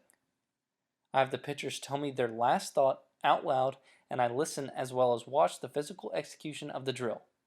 Out loud, they are saying their final thought of attack the zone. We make 3 pitches with the verbalization of the final thought so that I can hear what their final thought is and see them using it with the rhythm of their body. Their final thought is always one of their ABCs for performance as mentioned earlier in this book. If you know a teammate's final thought, then give him positive encouragement during the game. If his last thought is attack the zone, then you might say, let's attack the zone and go after him right here, after a mislocation to help the pitcher refocus on his final thought. Peak performers also utilize mental imagery as a component of their performance routines. The use of mental imagery is an excellent way to psychologically prepare yourself for performance by visualizing yourself executing a specific performance task within the game. Superman's segmentation and separation. Segmentation routines are used to help separate yourself from the many different hats you wear. If you are reading this and you are a college or high school athlete, you have school, social activities, and sports to separate in your life. If you are a professional, you have at least the latter two. Inside of those different aspects of your life, you may wear the hat of son, brother, dad, significant other, friend, etc. One of the best techniques to help segment and separate the many hats you wear is to use something physical, perhaps your shoes, to help you change your mental state. It is here we look to Superman for guidance. Superman is the ultimate pro at segmentation and separation prior to and after his performances. He walks into the phone booth as Clark Kent, super nerd student, and comes out as Superman, baseball player and true one-pitch warrior, superhero. His self-transformative process is the perfect example for peak performance segmentation routines. The nearest phone booth is the symbolic equivalent of his locker room. As he changes his clothes, his perspective changes as he adopts a peak performance mentality. One baseball team I worked with took this principle so far as to get a Superman logo for the outside of their locker room door to serve as a reminder that when you walked into the locker room to change your clothes, you were also changing your mentality from student Clark Kent to athlete Superman. As you take off each item of your street clothes and put on the baseball uniform or t-shirt and shorts for conditioning, think about the transformation taking process and the necessary change in mentality. Release the mental bricks from your personal life as you get into your performance mentality, or release the mental bricks of your performance after practice as you return yourself to your personal life. Changing your clothes is a process to help you separate the mentality you need to succeed in the various segments of your life by breaking down the process into various segments. The establishment of these routines give you the best chance to be in the present for whatever you are about to perform and to have a consistent mentality to be where you need to be when you need to be there. Movement through the hourglass. Another way to think about the process of routines, segmentation and separation, is to imagine an hourglass as a visual example of how your pre-performance and post-performance routines will work. The shape of the hourglass reflects the segmentation and separation process, with a definite start point, top of the hourglass, and end point, bottom of the hourglass, with a defined middle section. The hourglass shape mirrors the self-transformative routine because you begin the process as either your real self or performing self, and end as the opposite. The hourglass transformation is marked by some physical routine actions such as changing clothes, where you strip down from your school clothes to your team uniform. When you are naked during the process of changes, you are in the middle of that transformative process, the middle of the hourglass. Changing your clothes is common routine for segmentation and separation. But a number of other routines, such as turning off the cell phone, putting on your batting gloves, or taking a shower, can also mark the self-transformation. Cain's coaching point. I suggest using your cell phone as a tool to help you transform yourself and as a reminder to stay in the present moment. When you turn off your cell phone, it is a sign that you are shifting your mentality from student to athlete, and that you are letting go of the academics, social media, significant other, friends, family, and other potential distractions that could keep you from being the ultimate athlete. When you turn off that cell phone, you are going to feel yourself moving through your mental hourglass and becoming a peak performer. The athletes I work with hardly ever turn their cell phones off, so when they do, that means they are going to be doing something special. You have got to treat practice and games like they are special opportunities for development, because they are. Let nothing outside of baseball interfere with mentally preparing for performance. Cain's coaching point. If you are a coach, I suggest you get practice uniforms for your team, something as simple as the same t-shirt with their numbers. This will help your athletes with the segmentation process as they change into a uniform. You will teach them the importance of the mindset that they need to have when that uniform is on. Invest the time to educate them on the importance of changing the clothes and changing the mindset to get present. After you turn your cell phone off, you then start the process of changing your clothes. As you take off your shirt, let go of the test you failed. As you take off your pants, let go of the person who cut you off on your drive into practice. As you take off your shoes, there go the issues you are having at home. As you physically change your clothes, you are ridding yourself of all that mental baggage and turning yourself into the ultimate athlete. As you move toward the middle of the hourglass, you become fully present and fully focused on what you plan to accomplish today at practice. Then, as you put on your performance gear, you feel yourself getting more energized and more focused. As you lace up your cleats, you feel locked in and prepared to perform to the best of your abilities, striving for performance excellence. Finally, you can come out on the end of the hourglass mentally prepared to dominate the day. By following this hourglass segmentation and separation routine, you are setting the stage for a quality performance. When is the gladiator ready for battle? The last thing you do before performance should be part of a physical routine to signal you are ready to perform. One of the best illustrations of this is in the movie Gladiator, when Maximus, Russell Crowe, reaches down for a bit of earth to rub between his hands and then throws the remnants back to the ground. This is his pregame routine, symbolizing he has gathered his battle mentality. It is a sign that Maximus is in the present moment, nothing can distract his focus, and he is ready to perform in war. Develop your own pregame routine to collect your performance mentality. I often suggest that you take a moment and retie your spikes to check into your performance state of mind. By doing this, you lace it up and lock it in. NBA superstar LeBron James powders his hands and tosses the remnants in the air in an act similar to that of Maximus. Many hitters I work with will grab the bat by the barrel and walk to the home plate doing the octagon walk, like a UFC fighter going to the octagon, and will walk to the plate acting confident and with huge body language. Whatever the physical act may be, use it to motivate your performance mentality and enter your circle of focus. Let yourself know that you are gladiator ready and going to battle on the diamond as a true one-pitch warrior. Focal points, deep breaths, self-control. Whenever you perform, it is important to have and utilize focal points. Focal points are mental checkpoints that you go to throughout your journey up the mountain of excellence as a part of your in-competition routine. You check in on your mental and emotional state, and when necessary, bring yourself back into the present moment. Baseball players could use a spot on the scoreboard or somewhere in the stadium as a focal point that they go to and take a deep breath between plays or when the game starts to speed up on them. In an amazing ESPN E60 featuring Evan Longoria, he spoke about using the top of the left field foul pole as his focal point to help him slow down and stay in control. The good thing about using the top of the left field foul pole is that every field in every stadium in the country has a foul pole. This technique allows players to have a routine in which they are able to look at their focal point, take a deep breath, and get back to a calm, focused, and centered place in the present moment ready for the next pitch. Remember, you must be in control of yourself before you can control your performance, and the number one way to get control of yourself is to take a deep breath. The routine use of a focal point and a deep breath will put you in control of yourself and in a better place mentally and physically, giving you the best chance for success. Cain's game plan. What is a focal point you can use at your practice field to help you regain control? Take a deep breath. The deep breath is an important part of any performance routine because the breath connects you to the present moment.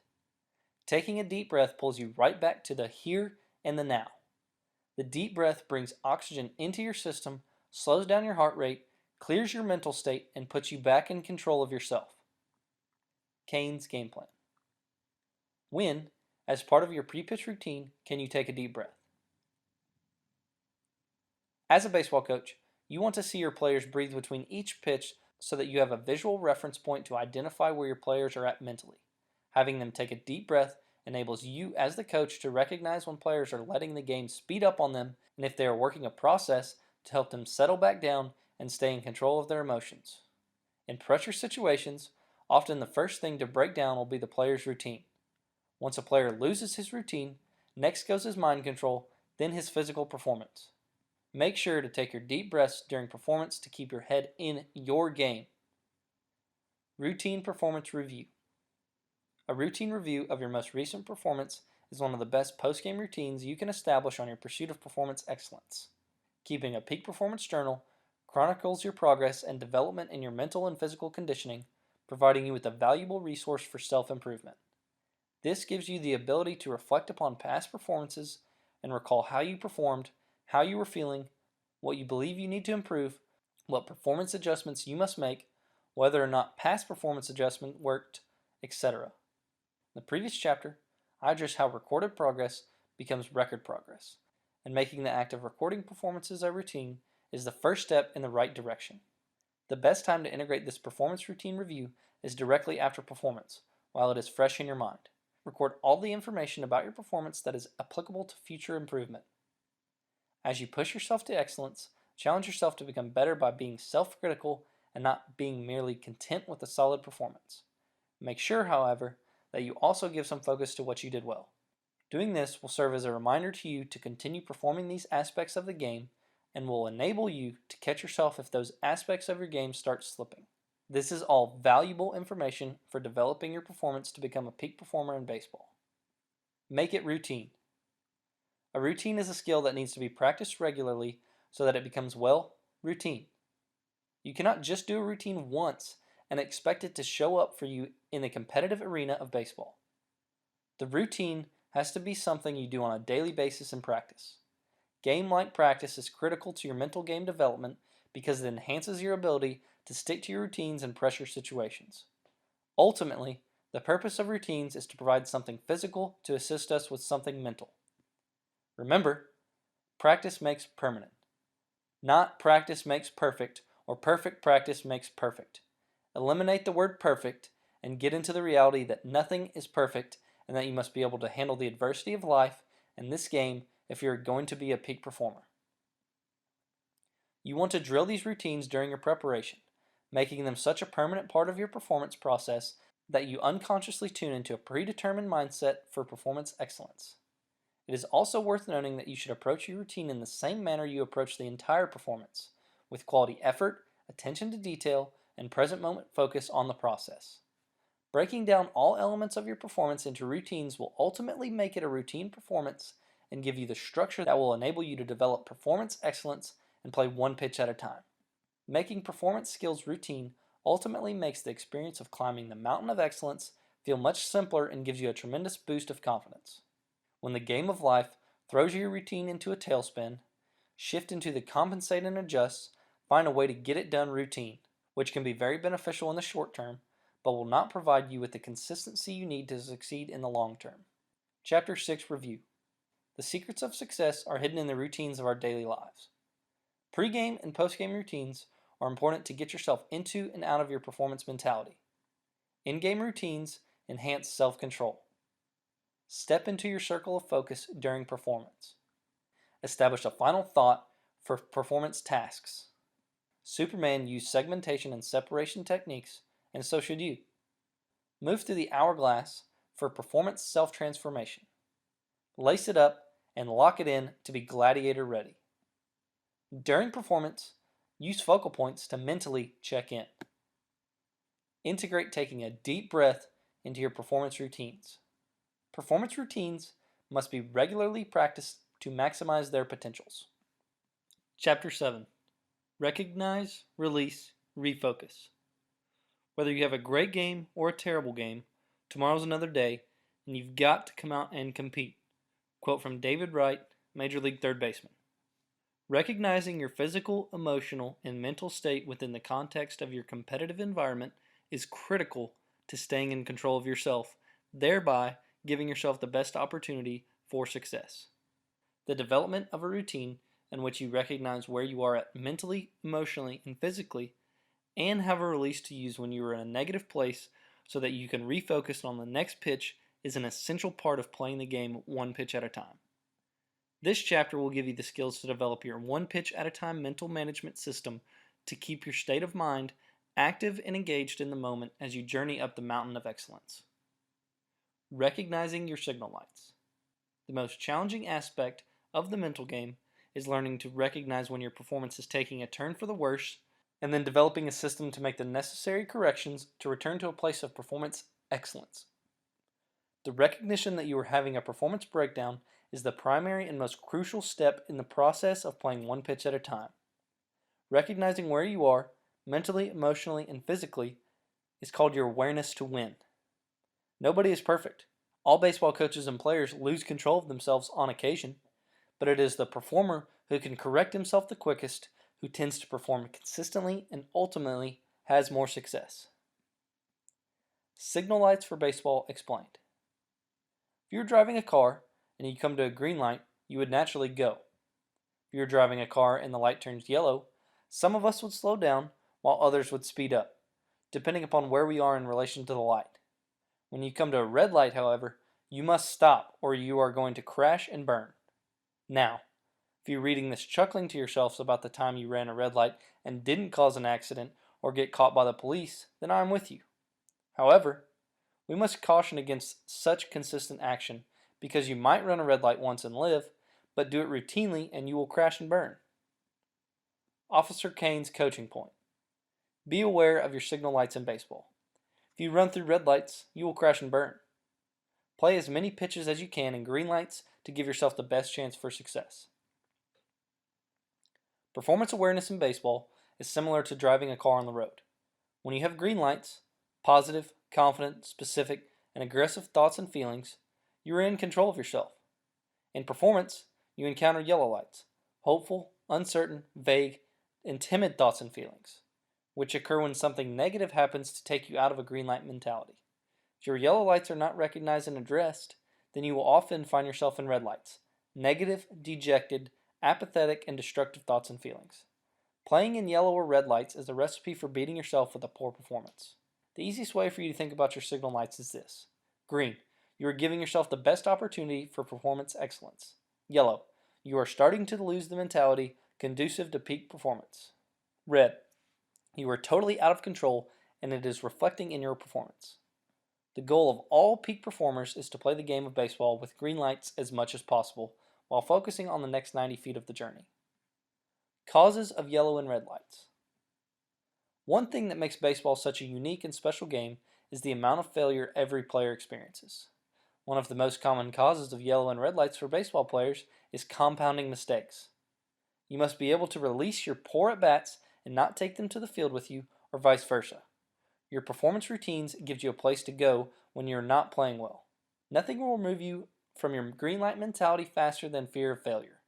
When competition begins, yellow and red lights could result from making a mistake, an umpire making a bad call, a coach's criticism, fans getting on your nerves, your opponent talking trash, or any number of things that can become stuck in your head. Adversity comes in all forms, physical and mental, and does not have to involve events within your performance environment. The world outside of your performance arena also can affect your performance if you are not in control of yourself. These might include the grudge against your coach, an embarrassing family member in the stands, the schoolwork you must accomplish, or your latest love interest. Do not let these things distract you from your present moment focus and peak performance mentality of competing one pitch at a time. Focusing on what you are trying to avoid instead of what you are trying to accomplish is a recipe for disastrous performance and a signal that you are in a yellow or red light. In baseball, if your mind is illuminated by the red lights of a negative mentality, you are nearly guaranteed to be on the losing end of your competition. Focusing on what you are trying to avoid instead of what you are trying to accomplish is a recipe for disastrous performance in baseball and in life. 3 ways to recognize your signal lights. There are 3 major areas in which you can develop your performance awareness and learn to better recognize your signal lights. The 3 areas in which you can often recognize where you are at mentally, physically, and emotionally are these. Number 1, self-talk, what you are saying to yourself. Number 2, physical feelings, how you are feeling physically. Number 3, situations, circumstances which arise in performance that will trigger particular signal lights. Cain's coaching point. The purpose of routines is to maintain self-control and get into a green light performance mentality as often as possible. Green lights. The cat mentality. Green lights are an easy concept to comprehend. They represent the mentality of peak performance, where you are feeling positive, aggressive, and confident, focused on the present process at hand, and in control of your performance thoughts and actions. Green lights are performance movers and confidence builders. One baseball player I worked with referred to the green light mentality as the cat mentality. Confident, aggressive, and tough. When you're confident, aggressive, and tough, you are locked into the moment and moving forward with green lights. Staying in the green light zone, you give yourself the best opportunity to have an excellent performance on this play. In order to recognize when you're not in a green light state of mind, you must first recognize what signs indicate that you are in the green. The next 3 sections will help you use the 3 major areas of signal light recognition to identify your green light mentality. Green lights. self-talk. Green lights, self-talk. When you have green lights, what are you saying to yourself? Some examples could be, you cannot touch me, bring it. I am the man, bring me the gas. I own this field, this is my house. Hit me the ball, baby. Green light thoughts are much like your confidence conditioning statements, but they are shorter and very specific to your athletic performance. They are usually aggressive, external, specific, and confident thoughts. Cain's game plan. Write down your green light thoughts. What do you say to yourself when you're playing at your best? Green lights, physical feelings. When you have green lights, how do you feel physically? Most baseball players report, I feel light on my feet, my muscles are relaxed and I have good energy, I feel strong and I have big body language. Cain's game plan. Write down your green light feelings. How do you feel about yourself when you're playing at your best? Green light situations. What situations or actions in competition, practice, the weight room, or academic settings put you into green lights? Most baseball players would report, when I have a great batting practice, when I have a good night's sleep, when I practice my presentation over and over so I knew the content forward and backward, when I stick with my routine. Write down the situations in performance that will place you into your green light, the situation where you know you will play at your best. Red and yellow lights. Baseball players I have worked with in the past have occasionally become caught up in trying to identify whether they are in a red light or yellow light. As an athlete, I want you not to get hung up on that distinction because it is counterproductive to peak performance. This distinction is more relevant for coaches because they must discern which measure will help you get back into your green light mentality, coaching you on taking a deep breath, making a mound visit, or making a substitution. As an athlete, the distinction does not matter as much. Red lights are negative thoughts, confidence cutters, and performance stoppers, and yellow lights are a sign that you are on your way to red. Green light is where you want to be. All you need to identify is whether or not you are giving yourself the green light. If you are not in the green, then recognize, release, and refocus on the performance at hand.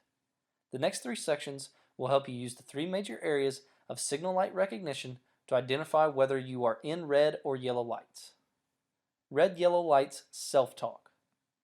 When you have red, yellow lights, what are you saying to yourself? Most baseball players would report, I cannot believe the umpire called that a strike. Why is coach saying that? Why can't I square up the ball? Why do I play this stupid game? I suck. Cain's game plan. Write down your red or yellow light thoughts. What do you say to yourself when you are struggling on the field? Red or yellow lights, physical feelings. When you have red or yellow lights, how do you feel physically? Most baseball players report, I do not feel good. I feel tired and slow. I feel like I cannot catch my breath. The bat feels heavy. The ball looks like a golf ball. I feel the game speeding up on me. Cain's game plan. Write down your red or yellow light feelings. What do you feel physically when you are struggling on the field? Red, yellow light situations. What situations or actions in competition, practice, the weight room, or academic settings put you into red or yellow lights? Most baseball players would report, when I make an error, when an umpire makes a bad call, when a teammate makes a potentially costly error, when I know I could have prepared better. Cain's game plan. Write down what situations in performance will put you into a red or yellow light and what happens when you are playing at your worst. What removes you from your green light mentality? Signal lights equals performance change. Once you have identified your self-talk, your physical feelings, and the situations that put you into your green and red or yellow lights, you immediately give yourself a better chance to recognize your signal lights in performance. If you have green lights, refocus on the next play. If you have red or yellow lights, you must release before you refocus. Remember the 3 steps to performance change. 1. Develop awareness of what needs to change. 2. Develop a strategy for change to happen. 3. Put that strategy into action. Refocus sign. When I go in the dugouts of top baseball teams, I often hang up a sign that says refocus. I teach the players that when they recognize their minds starting to wander, they only have to look at the sign and refocus. Using the sign as a focal point gets them back into the next pitch. This is another very simple yet highly effective tool to help you get back into the present moment. The recognize, release, refocus cycle. The process of the recognize, release, refocus cycle is an important one to master in your pursuit of performance excellence in baseball. This process is founded on an internal awareness of your signal lights, especially the ability to recognize when you are out of your green light mentality. Upon recognizing your yellow or red light state of mind, you must make a present moment performance change by performing your release routine in order to refocus for the next pitch. This process is conceptually simple and highly effective, yet it is amazing how many athletes neglect this cycle to maximize their performance potential. This is one of the mental conditioning systems that separates the good and the great performers. If you want to consistently perform at a high level of excellence, you must learn how to recognize your signal lights, release frustration from previous innings, and refocus on the present moment in competition. Cain's coaching point. When you have adversity and bad calls that go against you, use the verbal for release and refocus, which is so what, next pitch. A realistic look at the zone. I do not think you will ever be in green lights for an entire game. If you find yourself in the zone with that relaxed intensity and your green lights on steady, then enjoy the ride, baby, because it does not happen often. It is an experience you may have once, maybe never. Over the careers of the great performers on the planet, this kind of zone may happen only a handful of times. Peak performance is not about being in the zone all the time and having everything in the game go your way.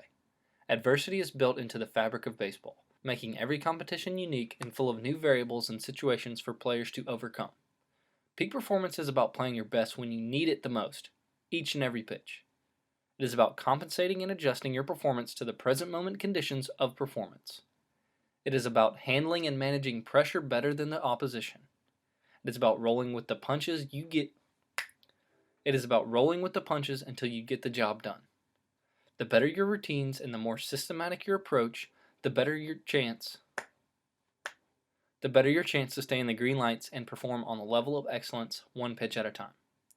Great athletes embrace adversity.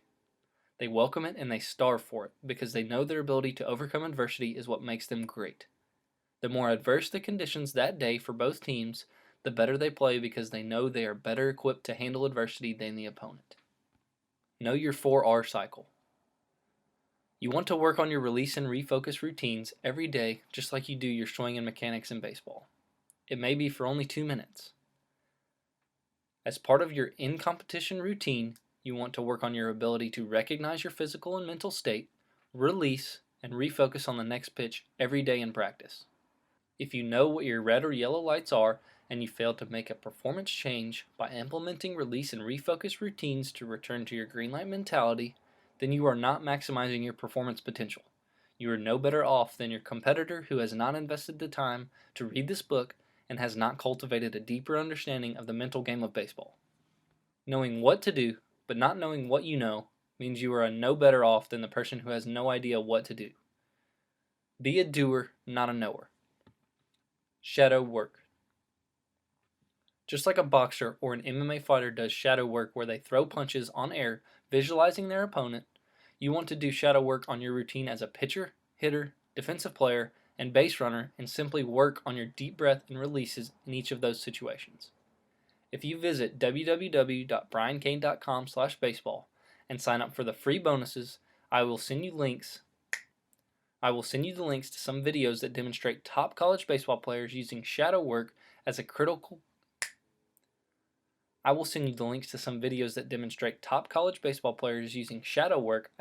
part of their preparation process. Chapter 7 Review. The ability to recognize your physical, emotional, and mental state within the context of your competitive environment is absolutely necessary. Green signal lights, you are giving yourself the best opportunity for performance excellence. Yellow signal lights, you are starting to lose the mentality conducive to peak performance. Red signal lights, you are totally out of control and it is reflecting in your performance. Mastery of performance awareness is developed by understanding your self-talk, physical feelings, and how you deal with common situations during performance. A routine-based mental maintenance system keeps you at the peak of the inverted U of performance and in your best state for peak performance. To be consistent over time, you must be able to describe your routines as a process. The purpose of your physical routine and release is to help you get back in control of yourself and back into your green lights. Release your mental bricks by doing something physical, such as taking a cleansing breath and having a verbal cue that you go to. All releases should be directed at a consistent focal point. Be sure to take a deep breath during your release. When you have a mental brick, relieve your mind and flush it. Refocus on when. What's important now? Develop a so what next pitch mentality to refocus when adversity strikes. Use a refocus sign as a focal point. Peak performance is not about being in the zone. It is about making the necessary adjustments to perform consistently at a level of excellence and to be able to compensate and adjust. Chapter 8. Response Ability. The difference between average people and achieving people is their perception of and their response to failure. Quote from John Maxwell, world-renowned leadership trainer, best-selling author and speaker. The most powerful 10-word sentence in the English language consists of only 7 short 2-letter words. That sentence is, "If it is to be, it is up to me." This encapsulates response ability. Response ability is taking ownership of your past, commanding your present, and taking charge of your future. It is being accountable for your perspective and controlling how you choose to respond to adversity. Too many people are negatively affected by outside influences they cannot control. They respond by becoming a victim of outside factors rather than responding to adversity by holding themselves responsible for their actions. Choosing your response in any situation is the greatest of all personal powers we possess as human beings.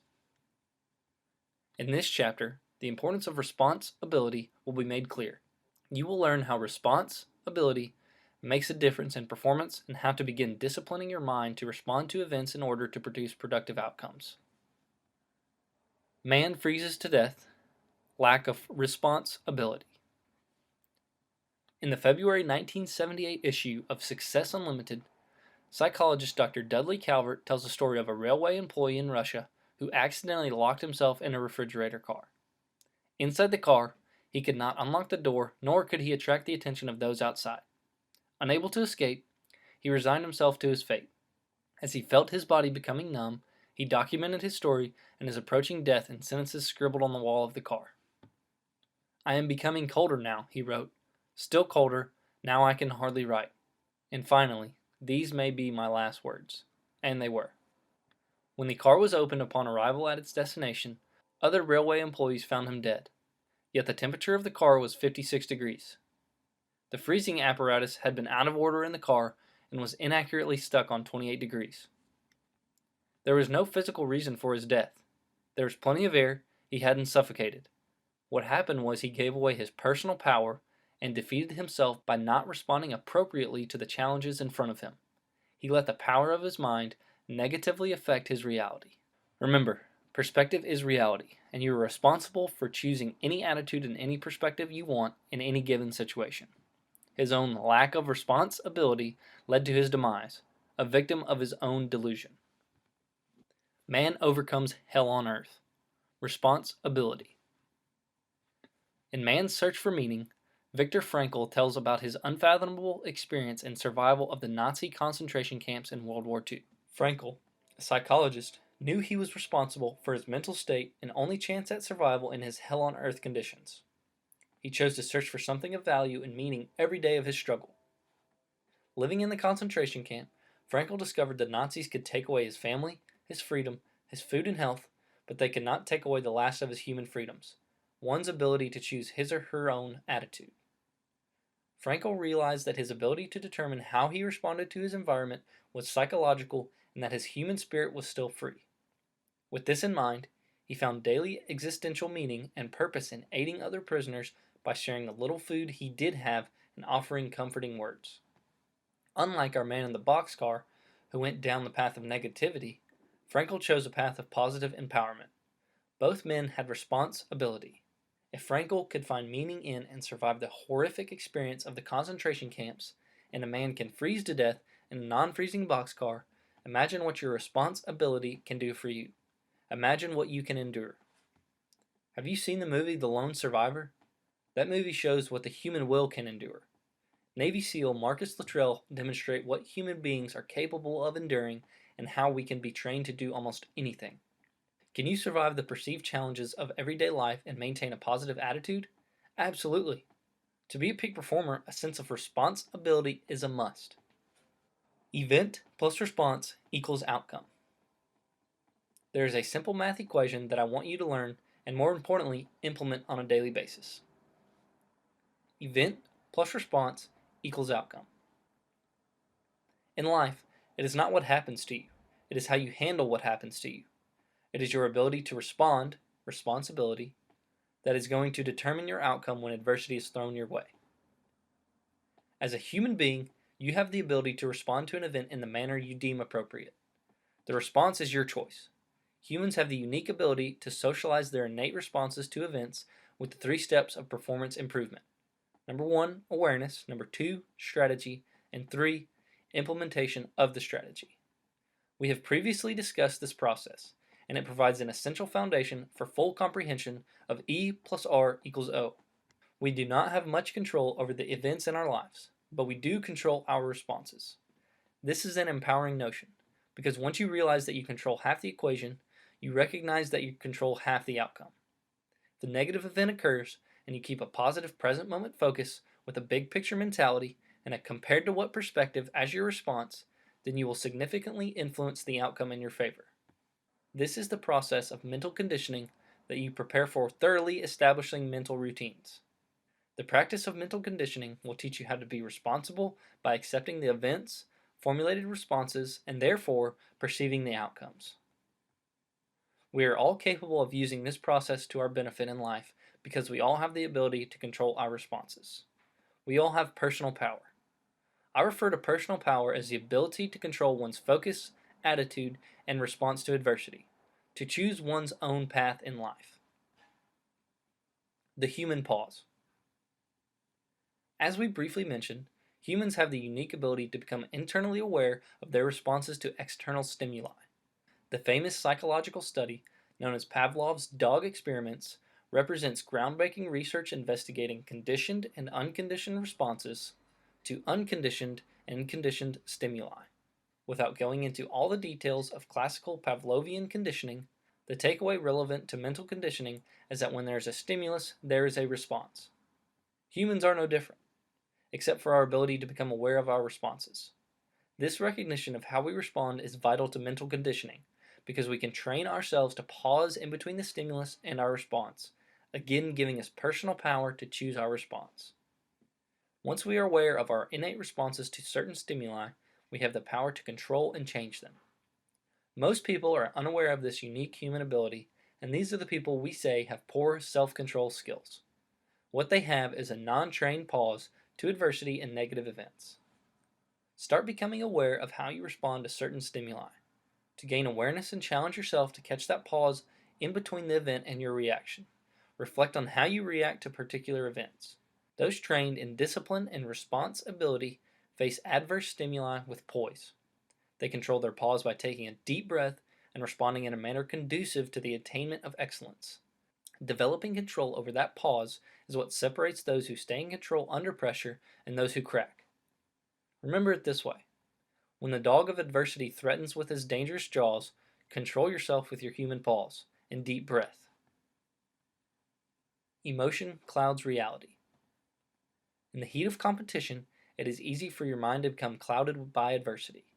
When umpires make poor calls, the opposition seems to be catching lucky breaks, or you are just not performing to your full potential on that day, it is easy to let your emotions get the best of your performance. As a baseball player, in pursuit of excellence, do not let your emotions cloud the reality of performance. When you take emotion out of the picture, you tend to respond much more clearly. What does emotion do? Emotion clouds reality. In my work in the mental game of baseball, I see frustrated people fire off at officials, coaches, players, and athletic directors. These people often approach minor and trivial situations as if they were life or death, not baseball. Most times after the outburst, there is regret that emotions overpowered sensible response ability. It is important to use mental conditioning skills we've discussed in this book to maintain response ability. This comes back to self-control. Recognize what is within your control and emotionally letting go of everything else. Rely on the 3 P's of peak performance: present, process, positive, as the conscious that reminds you of your ability to respond with excellence rather than emotion. Act out of routine and conditioned or trained response, not emotion. Revisa's rules of control. The greatest coach I have ever had was my mentor at Cal State Fullerton, and he is an icon in the field of sports psychology. Dr. Ken Revisa introduced me to his 3 rules of mental conditioning that I believe truly reflect the significance of responsibility as it relates to baseball. I believe a peak performer on the diamond must understand those rules of responsibility to give himself the personal power to reach the summit of the mountain of excellence. 1. Before you can control your performance, you must be in control of yourself. 2. You have very little control of what goes on around you, but you have total control over how you choose to respond to it. 3. What you are aware of, you can control. What you are unaware of will control you. Staying in control of yourself and recognizing what you can and cannot control will allow you to mentally stay in a calm, centered, and grounded place. Staying in control of yourself in the face of adversity is a skill set that must be repetitively practiced for its proper development and will allow you to perform in pressure situations. Understanding what you can and cannot control and choosing to focus on what you can control while letting go of what you cannot gives you the personal power to focus your time, energy, and attention to achieve excellence. The first step to self-control is having an awareness of what is going on around you and, more importantly, what is going on inside of you. Ultimately, the development of self-awareness will place the power of responsibility in your head and in your hands. Cain's coaching point. Early on in this book, you learn the importance of forcing yourself to act differently than how you feel, shouldering that personal responsibility and choosing to act how you would if you were confident and knew you were going to succeed regardless of the situation. How have you been doing at acting differently than how you feel? Where in your life can you act differently than how you feel, choosing your response and giving yourself a better chance for success? Prayer, primal, perfect. In his book,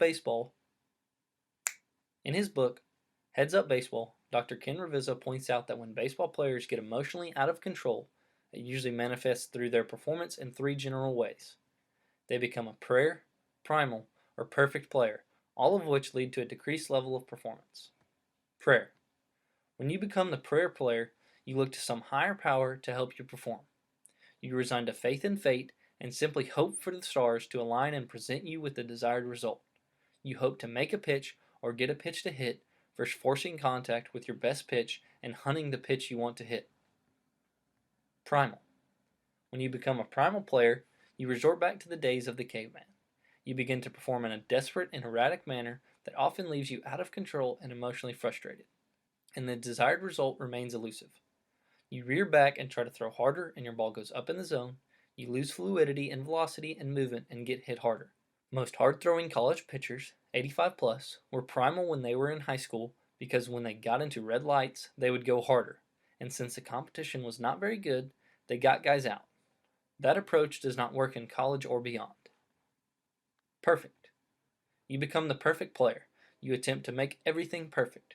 You strive for performance perfection, and little mistakes prevent you from appreciating the beautiful imperfections of the game. As we have discussed, performance oriented around perfection is a sure path to failure because nothing is perfect.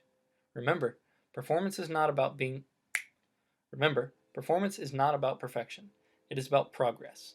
Trying to make the perfect pitch will keep you from making the one good enough to get the ground ball you are looking for. As a hitter, waiting to get your perfect pitch will give you a one-way ticket back to the dugout. As a performer, you do not want to fall under any of these 3 categories of prayer, primal, or perfect.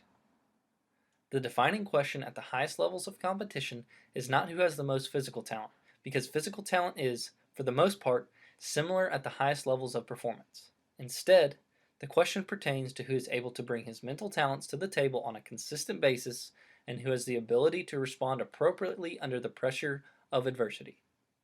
As a baseball player, you want to move away from prayer, primal, and perfect and into prepared and present. Mental preparation will assist you in the development of appropriate responsibility, giving yourself the best opportunity for performance excellence one pitch at a time. Train your response ability. Peak performance is contingent on personal response ability and daily excellence. Excellence is largely about being accountable for your perspective and controlling your response to the adverse events that will inevitably occur during performance. Use the E plus R equals O as a reminder that you control half of the equation and the outcome is a result of your perspective. When you train your response ability, you place the power in your head. All peak performers learn to take ownership of their past, command the present, and take charge of their future. Once you instill these values within your performance, you will gain the self-control necessary for performance excellence. Do not become a victim to events. Become a champion by developing the ability to respond appropriately to adversity. Say, so what, next pitch. We all have the ability to respond appropriately, and the material throughout this book gives you the resources to do just that. The mountain of excellence in the game of baseball call out to many performers, but the ones who reach the peak are those who have the responsibility to master the journey and stick to the process and overcome the adversity that makes this game so great. The mountain of excellence will put obstacles in your path and will humble you at times, just like baseball and just like life. Chapter 8 Review. If it is to be, it is up to me. Responsibility is taking ownership of your past, commanding your present, and taking charge of your future. Event plus response equals outcome.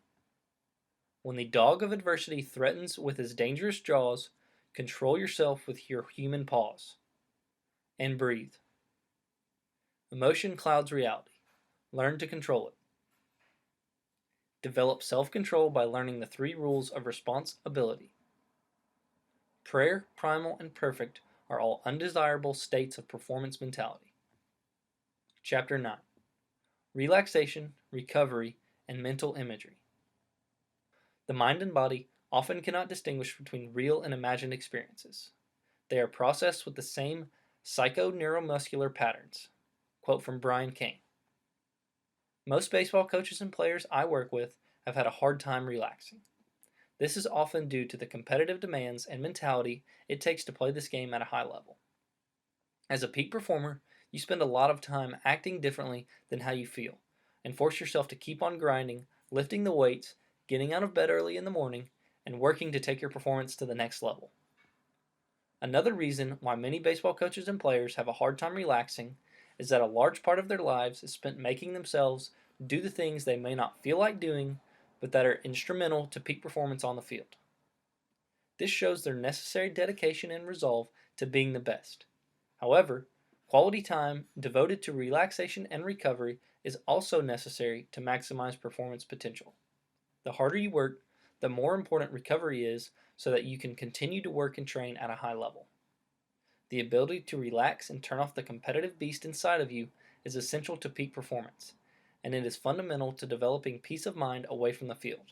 When it comes to your ability to relax, you cannot make yourself relax. You must let yourself relax, and this is where baseball players and coaches often find the challenge.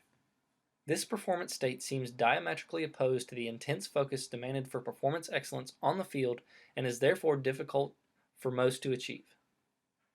When you are in a relaxed state, however, your heart rate is lower, your breathing becomes deeper, and this kickstarts the recovery or repair process for the body and brain. The more relaxed you are, the quicker you recover from the demands you place on yourself, and the quicker you can get back to performance and preparation at the highest level. Relaxation is a skill that must be practiced and is a skill that can be developed with proper training, just like the fundamental physical skills of playing baseball. Relaxation starts with controlling your breathing. The ability to relax is inside you. Everything you need to relax is already inside you. The world's most powerful tranquilizers already reside within your body. You have the ability to use these tranquilizers to put yourself to sleep at night, and you can train yourself to tap into one of the most powerful resources of your body and mind throughout the day when you experience stress, pressure, and anxiety. Baseball players have reported to me that if they could relax, it would help their performance. Knowing they need to relax is not the problem. The problem is that often they do not know how, because they have never been taught the simple strategy for relaxation. Let's face it, when a coach or teammate says to you, "Hey Jacob, just relax," which I heard my entire career as an athlete, it does nothing to help your performance. In reality, it often makes you more tense, because now you know that your teammate or coach has picked up on the fact that you're stressed out and full of anxiety. As a player or coach, instead of telling someone to relax, ask him to take a good, deep breath. Taking a deep breath is the single most valuable and effective exercise the athlete must learn to use to enter a more relaxed and present state. The calming of Cain. When I was a college baseball player at the University of Vermont, the part of my game that held me back the most was my inability to relax and keep my mind productively focused in the present moment, one pitch at a time. My mind would get moving so fast that I could not keep it on the one thought that mattered, the execution of that particular pitch. My mind would be thinking about how this was my opportunity to make up for my previous mistakes, to finally show my coaches, teammates, and myself that I was good, that I was worthy of the scholarship or the playing time I had been given, and that, if I could perform at any level of my expectations, I could be one of the best. As you can tell, the gears would begin to move faster and faster until I could hardly breathe, and before I knew it, I was ready to come out of the game before it even started.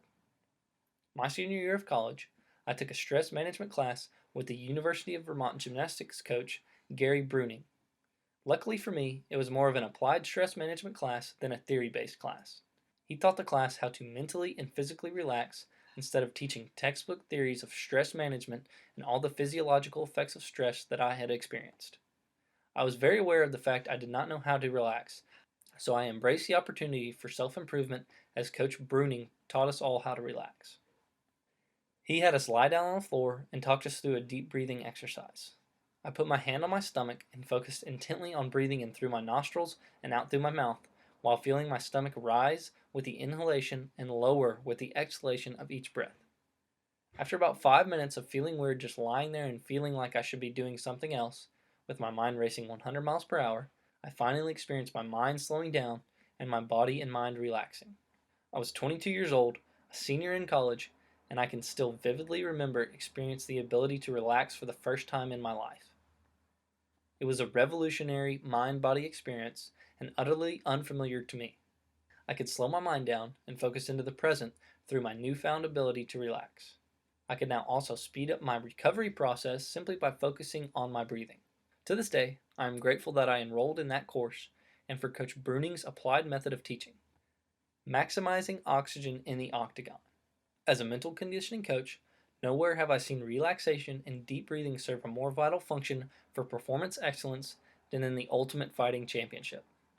The world's most combative, most competitive sport of mixed martial arts is a ballet of violence by nature. Some people may find it too brutal for their liking, but this cannot discredit the fearless mentality it takes to step inside of the octagon and go to battle. As athletes and coaches, we can learn a lot from what happens mentally inside the octagon that can assist peak performance in baseball. In my work with college and high school baseball programs, I teach a lot of the very same mental skills that I train the best MMA fighters on the planet, like Georges St. Pierre, to have in their mental game arsenal. In mixed martial arts, it is often the fighter who can relax first and move the fight into his specialty who wins. While the fighters work on bringing the fight to them, some of the greatest coaches in the game can be heard reinforcing the importance of breathing to help their fighter athletes relax. As a coach, the verbal cue for an athlete to take a deep breath is a reminder of what the athlete must do to calm down and perform at a more relaxed state. The more an athlete practices his breathing exercise to relax and quiet his mind outside of the octagon, the more the brain and body know how to respond when he takes the deep breath inside the octagon. As with everything in peak performance, you must learn to be in control of yourself physically and mentally before you can control your performance. And the most crucial practice to gain self-control is deep breathing. I see getting an MMA fighter to take a deep breath in his corner between rounds the same as a baseball player taking a deep breath between pitches and a coach getting his team to take deep breaths during intense situations of a game. Relaxed intensity, controlled rage. The best baseball players perform with a relaxed intensity. These players become so immersed in their present moment focus of execution on that one pitch that they are simultaneously calm and poised, yet fully engaged and energized. Their competitive concentration appears unbreakable. Nothing can distract them. No adversity phases them. They are locked in, and it is as if they are playing on another level. Well, they are on another level. This is performance excellence. Now it is time for you to join them on that level. Cain's coaching point. This peak performance state of excellence is different than the zone. Personally, I believe the zone to be a place of quiet mind and quiet body where you're performing at your best. I think the zone is a place that we waste too much time thinking about and trying to get to. I do not believe you can recreate the zone, but I do believe that you can get much closer to the state of peak performance through mental conditioning of distraction control, battling and dealing with adversity, acting differently than you feel, and competing all out every day. I invest my time in coaching how to mentally persevere and have good bad days. I do not focus on getting into the zone. Remember, you cannot always control how you feel, but you can choose how you act. Think of confidence as an action more than a feeling. Relax for results. Many coaches will ask me to teach them the secret of performance when the pressure to produce results is at its highest. They want me to teach their team how to produce when it is the ninth inning and the game is on the line. What they fail to understand, however, is that there is no secret key to unlock performance when you need it the most. The best way a player or team can respond to the situation is to relax and trust in his mental and physical conditioning. This gives him the best chance to execute on the next pitch, and executing on the next pitch is all that matters. So when coaches ask me this question, they are usually surprised when I lead the team away from their performance arena to a quiet and controlled environment and instruct them in methods of breathing and relaxation. The baseball player must be able to relax in a quiet and controlled environment before he will ever be able to relax in the face of adversity on the field. The deep breath and ability to relax is the most powerful tool in the peak performance toolbox and is critical to unlocking your potential so that you can become locked in during performance. Relaxation is a skill anyone can develop. As with all mental conditioning techniques, relaxation is a skill that can be learned and developed through training. Relaxation is a skill that requires mastering all the material previously covered in this book. The ability to relax is founded upon a present moment focus on the process of what you can control, along with a perspective of positivity that has been practiced over and over so that it has become routine. I want you to think of the ability to relax as a skill just like the physical skills you use in baseball. If you can throw, hit, or catch a baseball, your ability to execute that skill is because you have trained yourself to perform it. You have practiced and you have conditioned that skill, investing time and effort into improving it. I want you to do the same for the mental conditioning skill of relaxation. The 5-4-3-2-1 relaxation/focus exercise. I want you to walk through a relaxation and focus exercise called the 5-4-3-2-1 exercise. By understanding how to breathe properly and practicing the process of a 5-4-3-2-1 relaxation technique until it becomes a routine relaxation procedure, you give yourself the best opportunity to relax under pressure and perform at your best. Cain's coaching point. I have created a 5-4-3-2-1 relaxation training audio that you can download for free by subscribing to my podcast at www.briancain.com/podcast or by signing up at www.briancain.com/baseball. Two types of breathing. There are two types of breathing: diaphragmatic breathing and shoulder breathing. Diaphragmatic breathing is deep breathing using your diaphragm and abdominal muscles. To identify this type of breathing, place your hand upon your stomach and feel your abdominal muscles expand as you inhale and contract as you exhale. During this deep breathing, air entirely fills your lungs and maximizes oxygen intake. Shoulder breathing, on the other hand, only reaches the top of your lungs. Often referred to as shallow breathing, shoulder breathing is often the result of a performer's inability to relax, resulting in tight muscles that exacerbate this tight breathing. As a performer, you must learn the proper method of deep breathing. It is also important to know where to breathe. For proper relaxation, one should inhale through the nose because the nose acts as a natural air filter and exhale out your mouth, giving you a more forceful release. As you inhale, I want you to think about a count of 8, and then as you exhale, think about a count of 10, making your exhalation a little bit longer than your inhalation. Script for the 5-4-3-2-1 relaxation session. This is a script that you can read to your team to help them practice and develop the skill of relaxation. You will want to read it slowly and in a monotone voice, or you can simply play the audio for them that is available at www.briancain.com/baseball. The first thing you want to do is put yourself in a quiet, comfortable environment. Sit up straight in your chair, hands in your lap or on the desk in front of you, feet flat on the floor. Please look at a spot on the wall in front of you and focus on that spot. Now let your eyes gently close as you inhale, breathing deeply through your nose. As you inhale, your shoulders and chest should not move. Focus on breathing steadily and deeply through the nose, pushing out all your abdominal muscles as your diaphragm expands and air fills the bottom of your lungs. Now exhale through your mouth as your abdominal muscles and diaphragm contract and the air exits your lungs. As you continue to focus on your breathing, having a count of 8 on the inhalation and 10 on the exhalation, realize that everything you need to relax is already inside of you. The world's most powerful tranquilizers lay within. The ability to relax is a skill that needs to be developed, and you are doing that now. You need to train to relax, just like you do for the skills required to play baseball.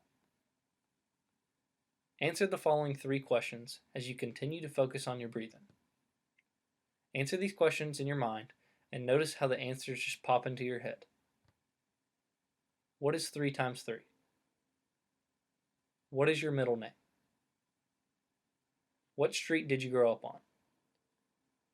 Notice how easily and effortlessly the answers popped into your mind. The ability to relax is a skill that can be trained, developed, and called upon just as easily as answering those 3 questions. We will now go through a short body scan in which you are to focus your awareness into the body parts that are mentioned. When you hear the number 5, let your toes, the balls of your feet, arches, heels, your ankles, your Achilles tendon, your calves, your shins release, relax, and let go. When you hear the number 4, let your knees, your quads, your hamstrings, your gluteus maximus, your groin, your hips, your whole lower body release, relax, and let go, sinking further and further into the chair that you are sitting on.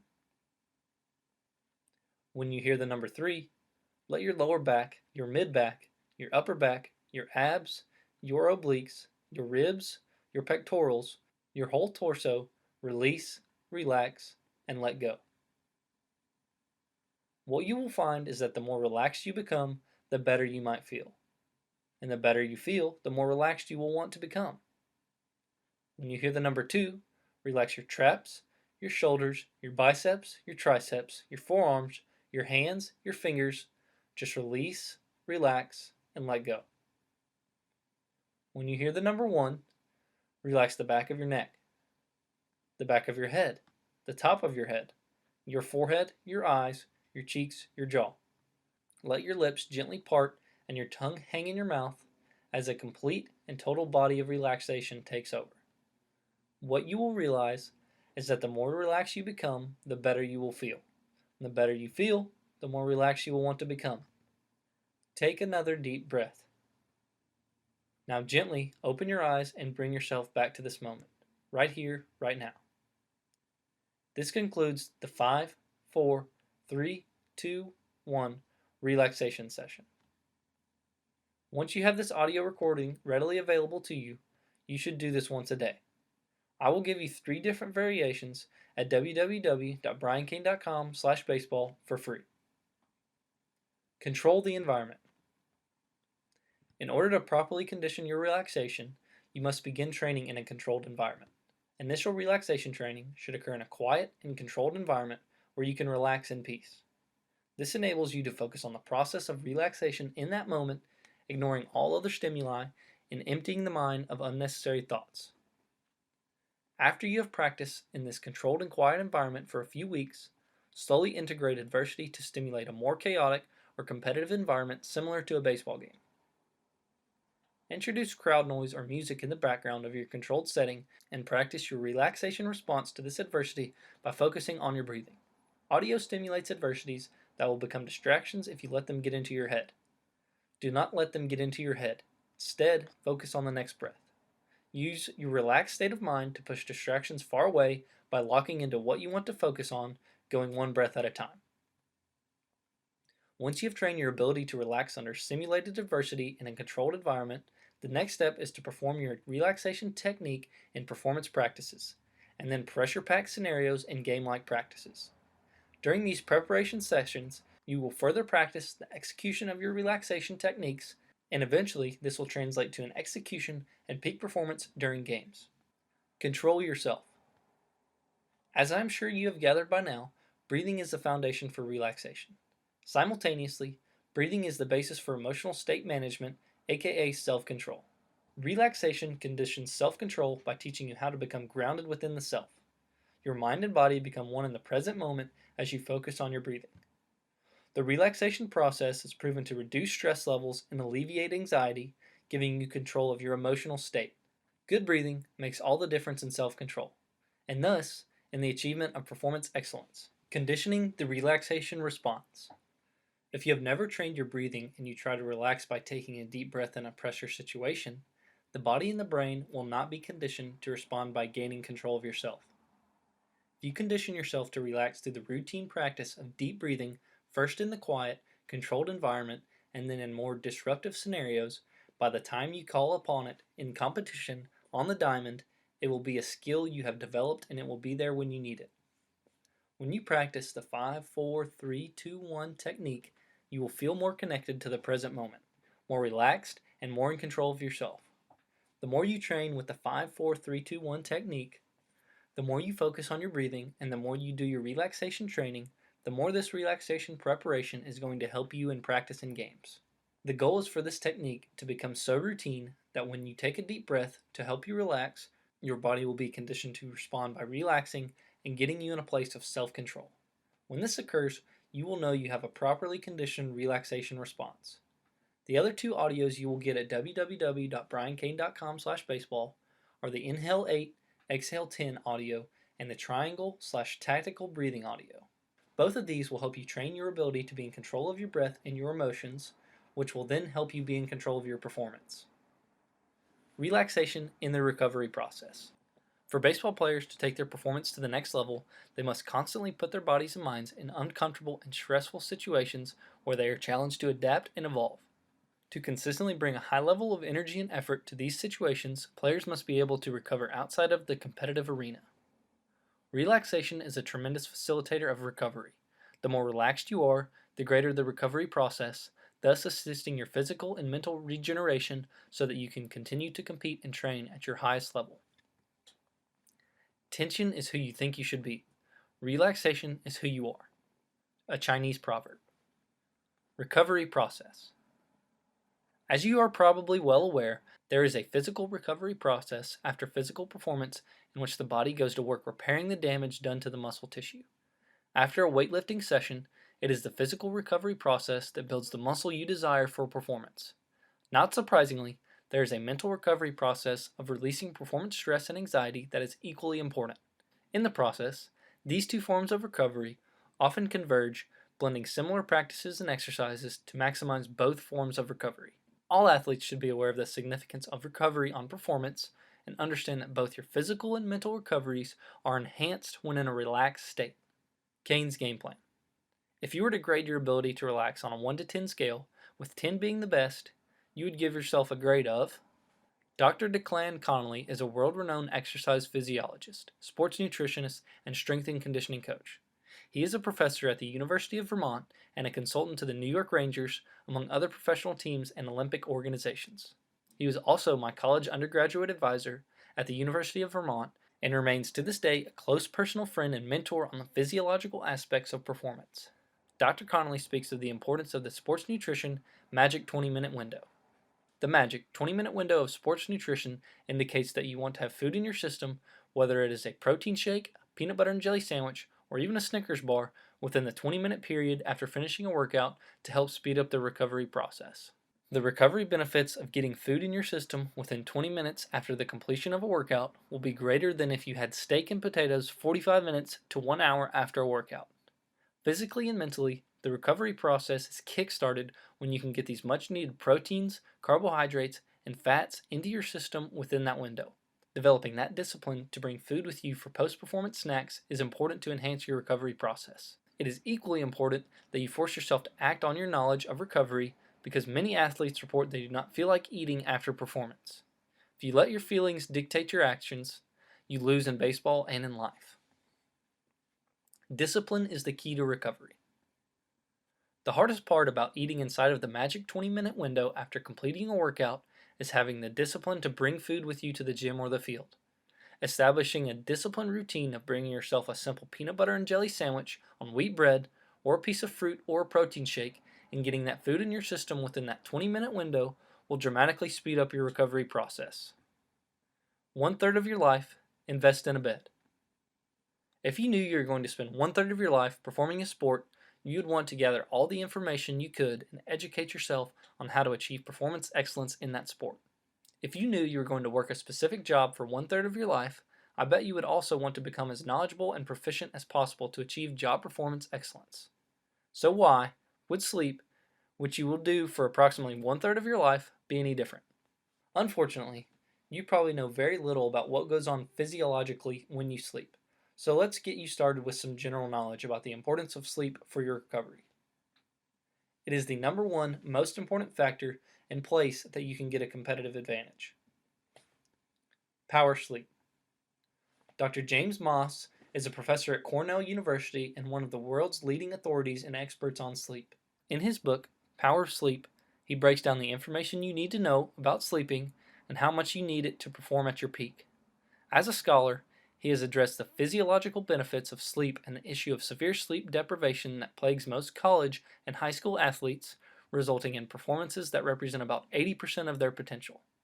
If you don't like to read, check him out on YouTube. This might be the missing link to your performance. I'm getting sleepy as I type this. An individual is considered to be sleep deprived if he or she sleeps 4 hours or less per night, while 8 hours constitutes normal sleep. The National Sleep Foundation's sleep guidelines recommend 7 to 9 hours for the average adult. Dr. Moss suggests in Power Sleep that you get 9 hours and 15 minutes of sleep a night so that you will receive your 5 REM rapid eye movement cycles, thus maximizing the physiological benefits of your recovery time and sleep. One night of missed sleep will probably do little harm, but the cumulative effect of poor sleep will have a negative impact on your performance. Sleep is an active physiological process, one in which your body is busy carrying out vital activities while you are unconscious. While asleep, your body alternates between two forms of sleep: rapid eye movement, REM, and non-REM sleep. This cycle repeats several times throughout the night. The stage of REM sleep provides the brain with the energy to support it during waking hours and is necessary for restoring the mind to function at a level of peak performance. These physiological processes are significant for your psyche because mental conditioning is most effective when an individual's psychological state is in sync with an optimum physiological state. 10 tips for sound sleeping. 1. Relax before retiring. Take some time for a pre-sleep ritual to break the connection between stress and bedtime. Try listening to the 5-4-3-2-1 relaxation session, listening to relaxation music, do some light stretching, or take a hot shower. 2. Watch the caffeine. Caffeine is a stimulant present in coffee, 100 to 200 milligrams, soda, 500 to 75 milligrams, tea, 50 to 75 milligrams, and various over-the-counter medications. Caffeine should not be consumed for at least 4 to 6 hours before bedtime. 3. Watch the alcohol. Although alcohol is a depressant and may help you fall asleep, the subsequent metabolism that clears it from your body when you are sleeping causes withdrawal syndrome. This withdrawal causes awakenings and is often associated with nightmares and sweats. To help reduce some of these effects, try drinking 1 glass of water for every alcoholic beverage consumed. And stop all liquid consumption at least 2 hours before bedtime so that you are not waking up in the middle of the night to urinate. 4. Exercise at the right time. Regular exercise relieves stress and encourages good sleep. However, if a little exercise really gets your blood pumping, it would be wise to avoid working out in the evening or just before bedtime. 5. Cut down on noise, light, and extreme temperatures. Try earplugs, a nightlight, an eye mask, or drape clip. The best temperature for sleep is 65 to 69 degrees. 6. Eat right and sleep tight. Avoid eating a large meal just before bedtime or going to bed hungry. It is about balance. Also, whenever possible, opt for foods that promote sleep, such as milk, tuna, halibut, artichokes, oats, asparagus, potatoes, and bananas. 7. Understanding jet lag. Before crossing time zones, try waking up later or earlier to help your body adjust to the time difference. It takes approximately 1 day for each hour you fly to adjust to a new time zone. Many people are affected more severely by west to east travel than east to west.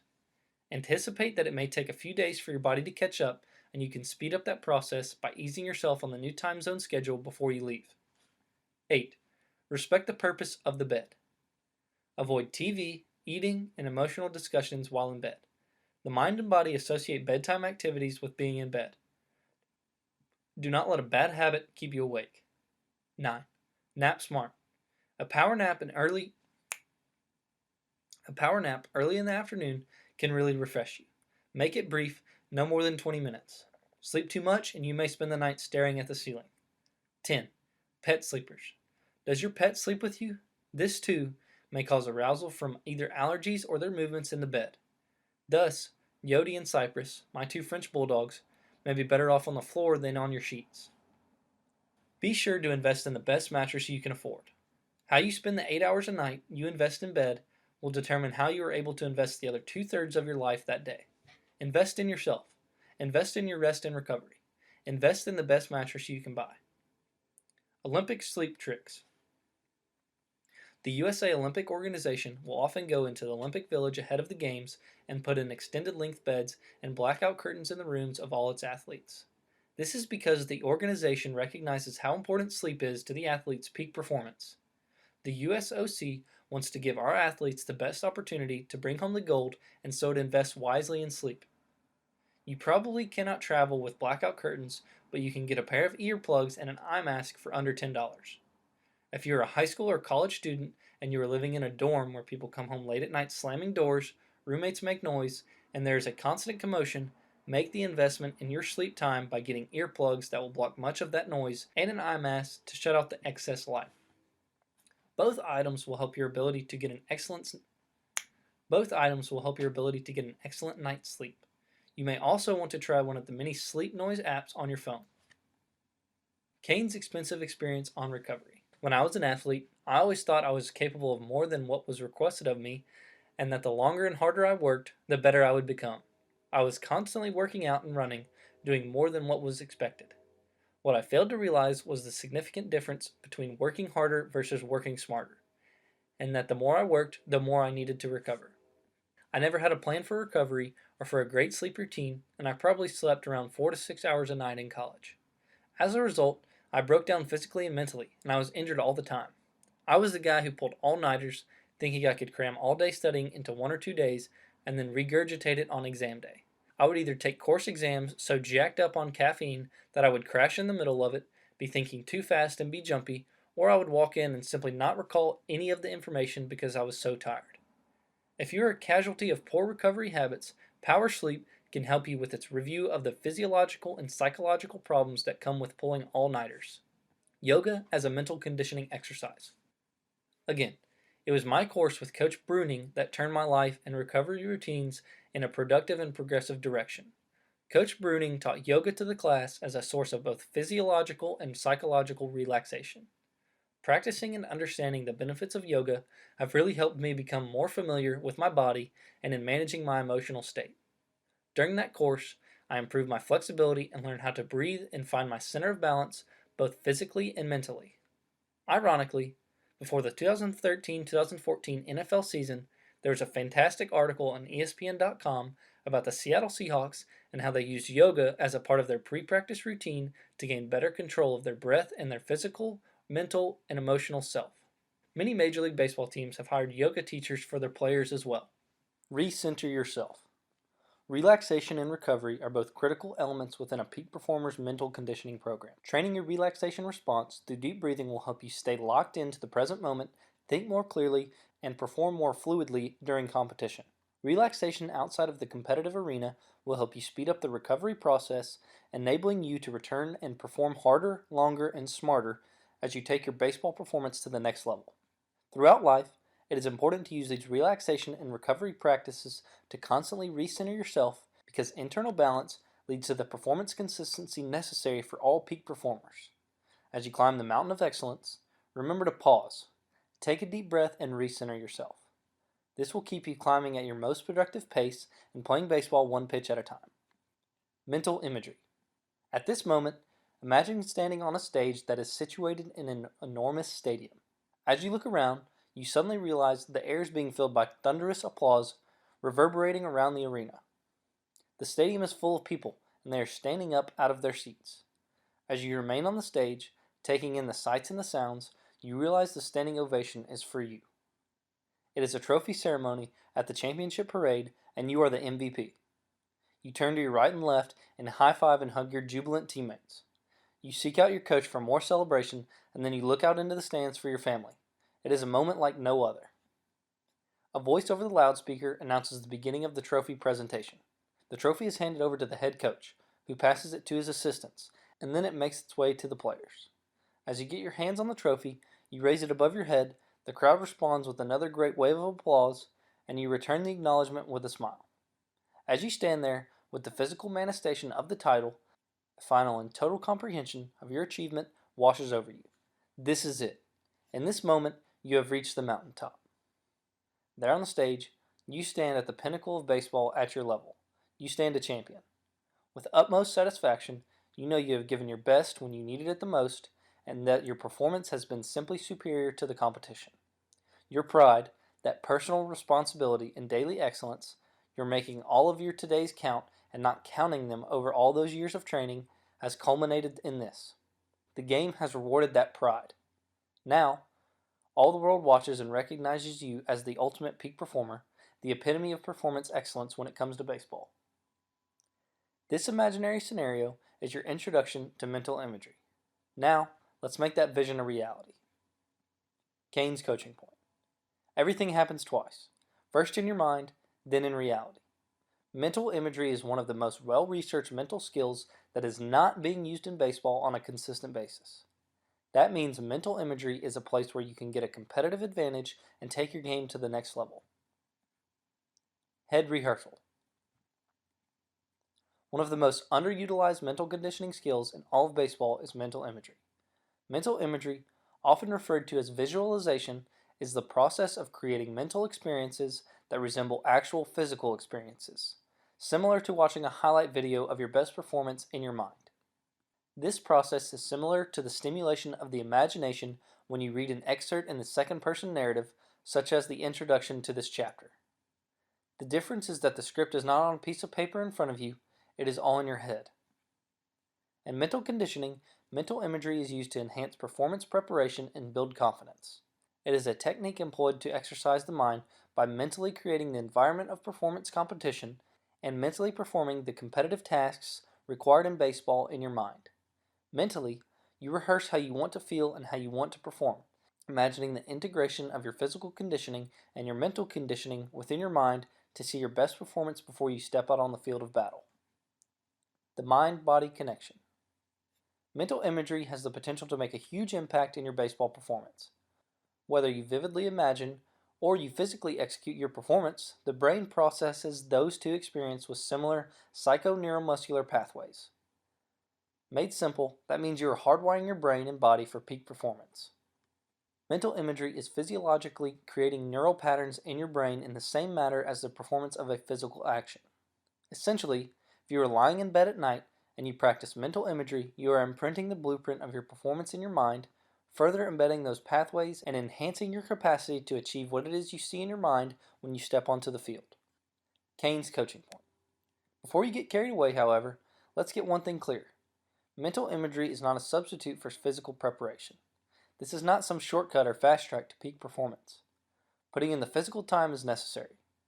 The mental conditioning technique of mental imagery enhances your physical abilities by deepening those psychoneuromuscular pathways in your brain. Mental imagery is utilized to maximize the efficiency and effectiveness of your physical preparation. You are the architect of your vision. In order to emphasize how an individual practices mental imagery, I've drawn a parallel to it in a concept from the Warner Brothers blockbuster movie Inception. In the film, a complex plot revolves around dreams and characters' movements in and out of the dream world. There are particular characters in the movie called architects, who build infinitely detailed dream worlds that mirror reality. This movie is one of the ultimate mind benders in cinema, and if you haven't seen it, I apologize for using this particular analogy. However, this concept of architects is exactly what you want to emulate in your process of mental imagery. When you perform the mental conditioning technique of mental imagery, you create a mental world. You construct in your mind a physiological replica of your sports competitive arena, the locker room, baseball field, stadium, etc., placing you and your opponent within that arena and taking the field. When you perform mental imagery, you want to build in the sense of sight, the sense of sound, and the sense of touch. You want to mentally experience the appearance of where you will be playing, the field, the pitchers you will be facing. You want to experience the energy in the stadium. If you are playing away from home, imagine the opponent's field and atmosphere. You want to experience yourself delivering walk-off doubles in the gap and making defensive web gems to save the game. Some athletes even integrate the familiar smells of their venue or the locker room into their mental imagery. The more details you construct as the architect of the video in your mind, the greater you enhance the effectiveness of the mental imagery experience. Physiological benefits from psychological stimulus. If you are still a little skeptical about mental imagery, then I want to give you a little taste of the mind-body connection. I want you to experience the physiological response to the psychological stimulus of mental imagery. Before telling you to just go off and practice mental imagery, I will walk you through a scenario. Whenever you perform mental imagery, recall and practice the techniques of relaxation to help you focus more clearly on the mental imagery process. So sit back and focus on your breathing. Go through the process of relaxation and practice your deep breathing as you read the passage below or have someone read it to you. I'm going to walk you through a scenario where you go into the kitchen, reach into your refrigerator, pull out a lemon, cut lemon wedges, and take a bite out of one of those lemon wedges. Read slowly and imagine the scenario in all its detail. Practice utilizing all your senses in this passage, because you want to make this scenario feel as real as possible in your mind. The lemon experiment. Start by taking 3 good breaths on an 8 count on your inhalation and on a 10 count on exhalation. Breathe in nice and deep through your nose and release out through your mouth. Now, imagine walking into your kitchen at home. Feel what the floor feels like on your bare feet. You are now standing in front of your refrigerator. See the refrigerator in front of you in all its detail. Now, extend your hand outward, reaching for the refrigerator door, and clasp its door handle. As you open that refrigerator door, notice a big, bright yellow lemon on the top shelf. Reach for it and grab it. As you hold it in the palm of your hand, see the skin and feel the coldness and texture of that lemon as you feel its weight in your hand. Put that lemon on the counter. Take a knife lying there and use it to cut the lemon in half the long way. See the juice in the body of that lemon as the knife slices through. Smell the slightly sour scent released into the air. Take half of the cut lemon and cut it again, so that you have 2 equal wedges. See and feel the sting of the lemon juice on your wet fingertips. Breathe in that lemon scent swelling in the air. Now gently place your fingers, wet with lemon juice, on either side of a lemon wedge and lift it off the counter. Bring it up to your mouth and close your lips around the wedge before sinking your teeth along the lemon rind and squeezing the lemon juice into your mouth. Feel the lemon juice squirt onto the back of your tongue and the back of your mouth. Feel that sensation at the back of your teeth as you press your tongue against them to get all the lemon juice. Remove the lemon and place the deflated wedge back on the counter. A taste of the image. Did you have a bit of a puckering sensation? Did your mouth salivate at the thought of the lemon taste? Could you smell that lemon or feel the sour juice sting your taste buds? Just thinking about the process of eating lemon made me salivate while I wrote this passage. If you did receive any of those sensations as you read the passage, then you have now consciously experienced a physiological response, the body responding, to a psychological stimulus. This is a simple first-hand experience that emphasizes the shared psychoneuromuscular pathways of the brain and body. Remember this experience and try to stimulate the realness of eating the lemon in your mental imagery when you visualize yourself playing your best baseball. If you did not experience a physiological response, then you probably read the passage too fast and didn't immerse yourself in the psychological scenario. Or maybe you just did not eat enough lemons as a kid. But seriously, in order to properly utilize mental imagery, you must use the techniques of relaxation that you have learned. You must become absolutely immersed in the present mental rehearsal you are performing, releasing all mental bricks and deflecting all distractions. Mental rehabilitation and mental reps. One of the best ways to maintain your edge while recovering from an injury is to use mental imagery to take mental reps. If you cannot physically practice on a particular day, there is no reason why you cannot mentally prepare yourself for physical performance. Often called mental reps, players use mental imagery to imagine themselves doing all of the physical skills they would be doing that day in practice. Simulating at-bats, getting a clear picture in your mind of pitches that will be thrown to you, and then driving the ball into the opposite field gap.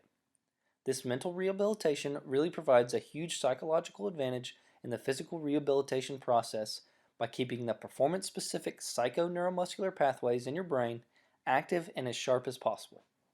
When a player is finally ready to perform, those psychoneuromuscular pathways are as close to game ready as they can possibly be. By maintaining active psychoneuromuscular pathways, there is no dusting off the mental cobwebs and there is no regaining your mental edge. Your brain has been mentally preparing during the whole process of rehab and is fit and ready for performance on the field. By knowing how to practice mental imagery, there is absolutely no reason to lose your mental edge and confidence of knowing the plays or what your alignment and assignment are for that play. Video enhancement.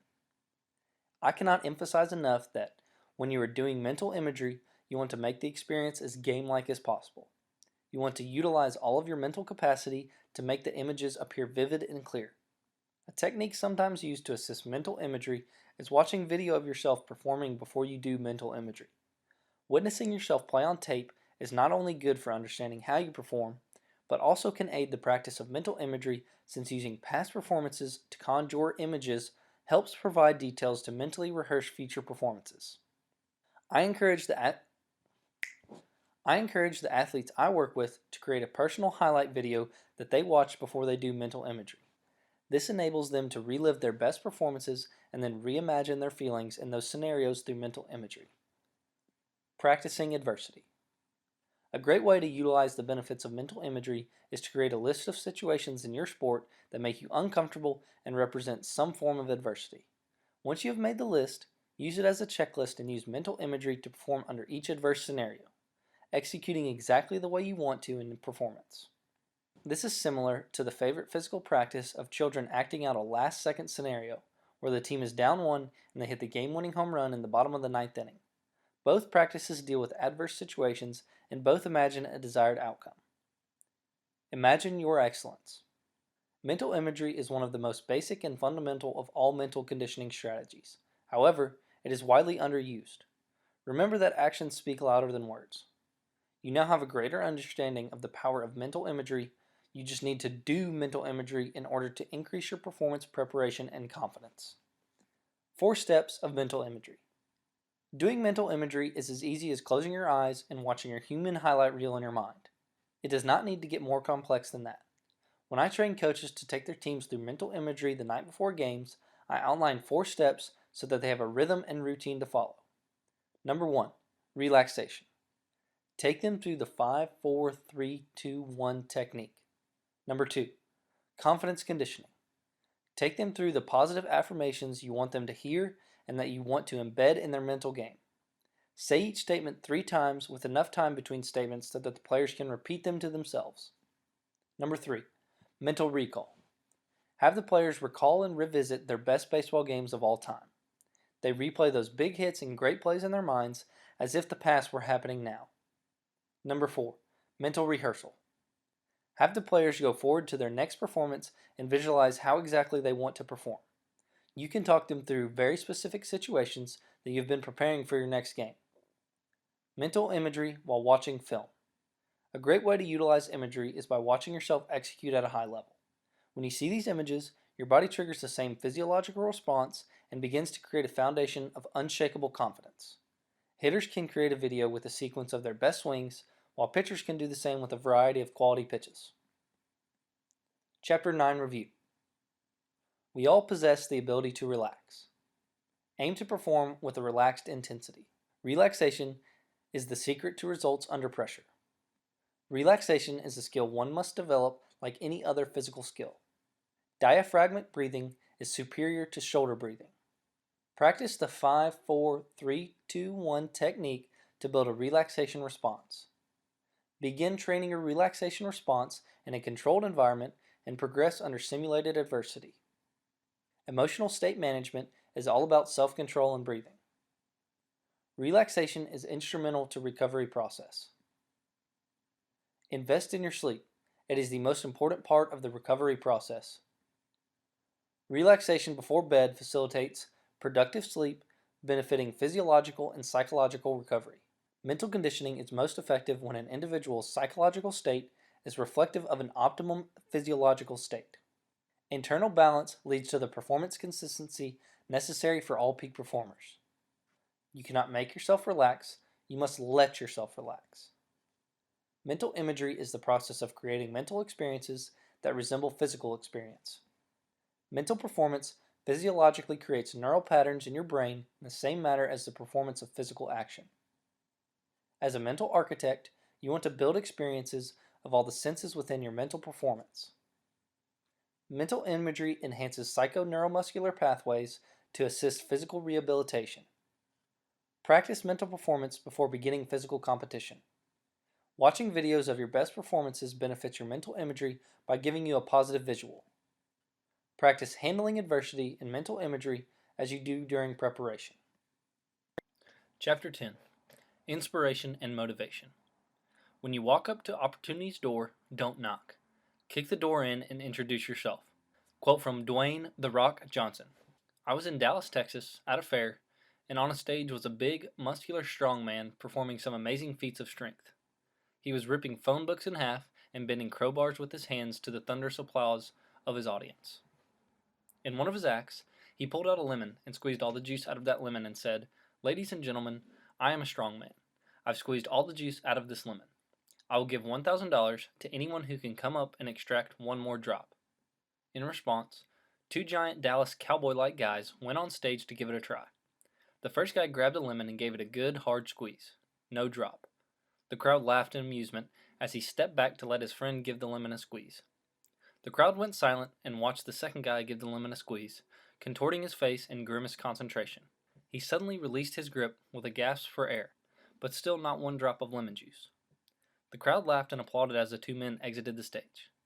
The strong man was left on stage holding his arms in the air with the lemon in his hand when he saw an old lady, who looked to be in her 70s, walking up the stairs onto the stage. The strong man said, "Ma'am, for the sake of time, can we move on? You are not going to squeeze any juice out of the lemon. I mean, come on." The guys who just tried couldn't do it, and they looked like professional football players. "Sir, just give me a chance," the old lady said politely. "Okay, here you go. One chance," said the strong man, who handed her the lemon as the crowd cheered in support. The lady took the lemon within her hands and began to squeeze. Her face became contorted. Her jaw set. Her veins began popping out of her forehead. Her glasses fell off her face. Her entire body shook back and forth from her intense struggle with the lemon as she squeezed it with all her might. Boom! Out dropped one drop of lemon juice. The audience erupted in applause. The sounds of clapping, whistles, and cheers rang throughout the fair. The strong man was blown away as he was compelled to show the audience the plate on which the drop of lemon juice had fallen. The old lady stood there on stage with her hands on her knees as she collected her breath. It was a scene to behold. Then the strong man walked over with a check he had just written out for $1,000 and handed it to the lady as he said, "Ma'am, you've got to tell us. I've never had anyone squeeze an extra drop of juice out of that lemon. How did you do it?" She replied, "Sir, I have to tell you, I'm 74 years old. I just lost my husband. I've got 3 grandchildren that we're raising, and I just lost my job. I needed that money." The old lady was inspired. She was motivated. She had a reason why she needed to squeeze that juice out of the lemon. With a big enough reason why, you'll always find a way how. Your reason why is the fuel that burns the fire of inspiration and motivation inside of you. So what is your why? Why do you do what you do? Why are you reading this right now? What do you want to accomplish in your life, in baseball, this season, this week, today? What is your process for making those dreams a reality? Most people think inspiration and motivation are things that you can do once in a while by reading a book, watching a movie, or hearing a motivational speaker. Most people think that is all it takes for you to stay motivated. Realistically, that could not be farther from the truth. Although those experiences may spark a flame, in order to fan the flame and make it burn with a passion, you must have a big reason why. When your why is big enough, you'll find a way how. Quote from Tony Robbins, success strategist, world-renowned speaker and author. Motivation is a daily decision. Imagine only brushing your teeth once a week. I hope, for everyone's sake, that you were disgusted by the thought of brushing your teeth only once a week. Your teeth would become yellow, feel hairy, and would develop cavities and or rot. In addition, nobody would want to hold a conversation with you because your breath would blow them away. My point is that you cannot brush your teeth once a week or take a bath once a week and expect your teeth to look good or you to smell good. Inspiration and motivation work the same way as dental hygiene, except they are not for your oral health, but for your mental performance health. You should mentally absorb some form of inspiration daily to motivate you in your preparation and performance. Do not read something inspiring once a week. Do not motivate yourself or your team once or even a couple times a week. Inspiration and motivation must be performed every single day. The Daily Dominator and Baseball. This is why I wrote the book The Daily Dominator. With the Dominator, you get to read 1 page a day of mental conditioning material so that you can do a little a lot, not a lot a little, and maximize your mental game. Having everyone in your program read the same page each day and then breaking it down at practice or in your positional meetings takes the guesswork out of having to create your own mental conditioning program. Your do a little a lot each day is already done. You just have to break it down with your team. This is also why I was in pursuit of getting legendary LSU head baseball coach Skip Bertman to put his strategies for success onto paper for you to use. You can tap into his amazing mental game in 500 plus pages we did together for the book entitled Winning the Big One, available at www.briancain.com. Personally, this is the highlight of my career. Working with Skip on this was truly an enlightening process into a world of excellence that was totally next level compared to anything that I had experienced up to that point. Advertise to yourself. Have you ever wondered why companies are willing to pay $3 million for a 30-second commercial during the Super Bowl? The common response to this question is that tens of millions of people watch the Super Bowl.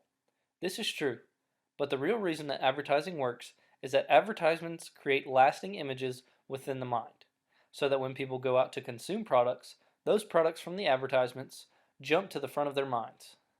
The same tactics of advertising apply to inspiring peak performance. Advertising to yourself will enhance your preparation and competition by inspiring your performance. Similar to any marketing consultant, before creating sporadic marketing pitches, you must know what messages or products you are trying to advertise and the most effective methods for marketing that product. With mental conditioning, the product is the mindset of a peak performer and how that mindset leads to your baseball success. Advertising to yourself through various strategies will help you to create the peak performance mentality you desire and help you to win more games on the diamond. Kevin Young, Olympic Advertising. The current world record holder in the 400-meter hurdles with a time of 46.78 seconds is the 1992 Summer Olympics gold medalist Kevin Young. When Young got to the Olympic Village in Barcelona, he advertised his Olympic goal to himself by writing it down everywhere. When asked about his preparation in an interview after his world record performance, Young responded by saying, "My goal this year was to run 46.89. I wrote that everywhere in my room, even here up at the village. I took a pencil and wrote it all on the wall. I integrated it into a lot of things I do at home. I just got into the habit of writing the number around everywhere I go." Young used the power of self-advertising his goals by putting his goal in writing, where he could see it often for motivation. As an aspiring peak performer, you too should advertise your goals to yourself by putting them everywhere you can see them. If you truly desire something, you should be able to visualize it as you go through your day at every turn. Self-advertising helps you focus on what you want, not what you are trying to avoid. Cain's coaching point. What goals can you write out and post around your room? Signs of success. An excellent habit to develop is collecting inspirational phrases, pictures, and images to create signs of success to hang around your living space. This provides you with visuals for motivation that you will see on a daily basis. When you see these signs of success every day, it becomes a part of your everyday thought process. After a few days or a week seeing a particular sign, your goal will be to commit the sign of success to memory and, more importantly, to have it effectively motivate you to action. Players most often self-advertise signs of success by hanging photos, quotes, and other images all around their bedroom and locker.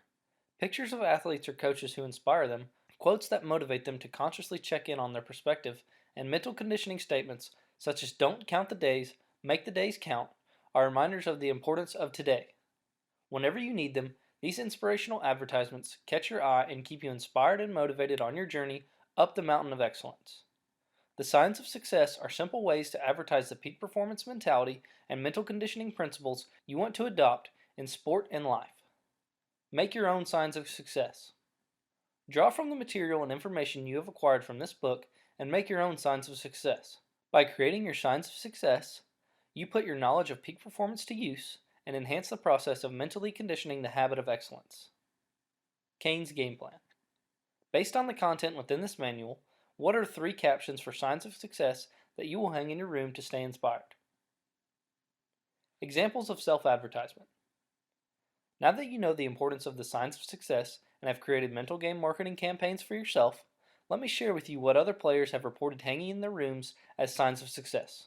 Remember, at all levels of competition, you are never too young, too old, too bad, or too good to stay inspired. Number 1. A vision board collage of all your goals and what you want to accomplish. Number 2. A picture of your national or state championship stadium where that event will be held. Number 3. A poster of Muhammad Ali or other athletes who inspire the mentality that you want to develop. Number 4. A poster of the college baseball national champion dogpiling at TD Ameritrade Park or other great baseball venues that motivate you to do the work it takes so that you too may experience a similar great moment. Number 5. An inspirational quote from your favorite piece of literature. Bathroom mirror, dry erase marker. Another great technique worth revisiting so you can stay inspired is to write your goals on your bathroom mirror with a dry erase marker. Whenever you enter the bathroom, you will see your goals and be reminded of the mindset you want to develop to become a peak performer. Essentially, your mirror becomes a goal-oriented sign of success. I have worked with professional mixed martial arts fighters who, immediately upon arriving in Vegas at their hotel room, take out a dry erase marker and write their mental game reminders on the mirror. Writing on their mirror sets the tone for their peak performance mentality. Whenever they enter the bathroom, they are reminded of their desired mindset and the need to focus on that mindset and process for performance excellence. Goal cards carried all the time. Another strategy you can use is to carry a card in your wallet with your personal goals displayed on it. Carrying a goal card will make you 35% more likely to make those goals come true because you have constant reinforcement whenever you open your wallet. Whenever you do open your wallet, take a look at that card and mentally check in with how you are moving forward to achieve your goals. This form of self-advertising will go wherever you go. Athletic tape and wristband advertising. During preparation or in competition, a great method of self-advertising is to write inspirational messages on wrist tape or other accessories. Wrist tape and wristbands are effective places for self-advertisement because you constantly see the messages in front of yourself.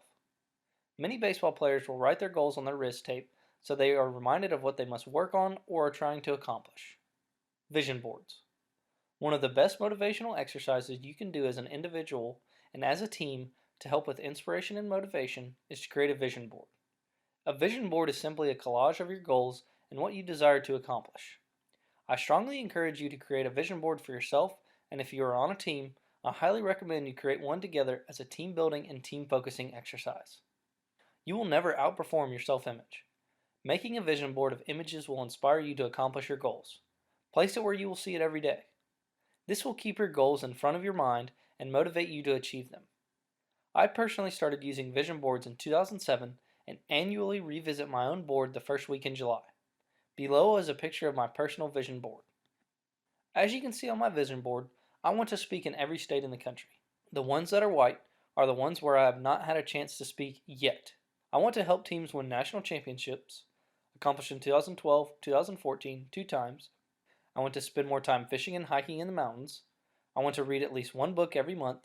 I want to be a better listener. I want to keep my weight under 200 pounds. I want to have better balance in my life between work and relaxation. And I want to live the core values of being positive, disciplined, progressive, and committed to others.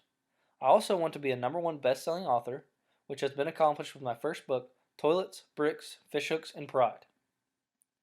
I keep my vision board with me in my binder, and I look at it multiple times each week. I have a copy of my vision board on my desk at home and on my desk at the office.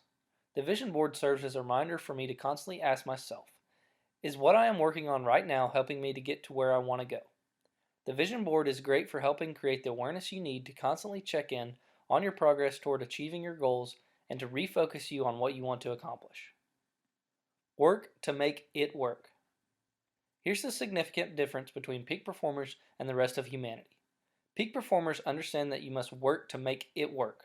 Whatever that it is, it's all about investing time and energy into a process of development that will make you excellent at what you do and thus will bring you success. The vision board process has worked for me. It has worked for Jack Canfield, author of Chicken Soup for the Soul, as he talks about it in the documentary The Secret, and it has worked for thousands of other people. It will work for you when you work for it. Watch out for the negaholics. If you are an unenthusiastic, pessimistic cynic, often referred to as Donnie Downer or a negaholic, and you believe that this mental conditioning stuff is bogus, I just want to play, or this stuff is never actually going to improve my performance, well, you are right.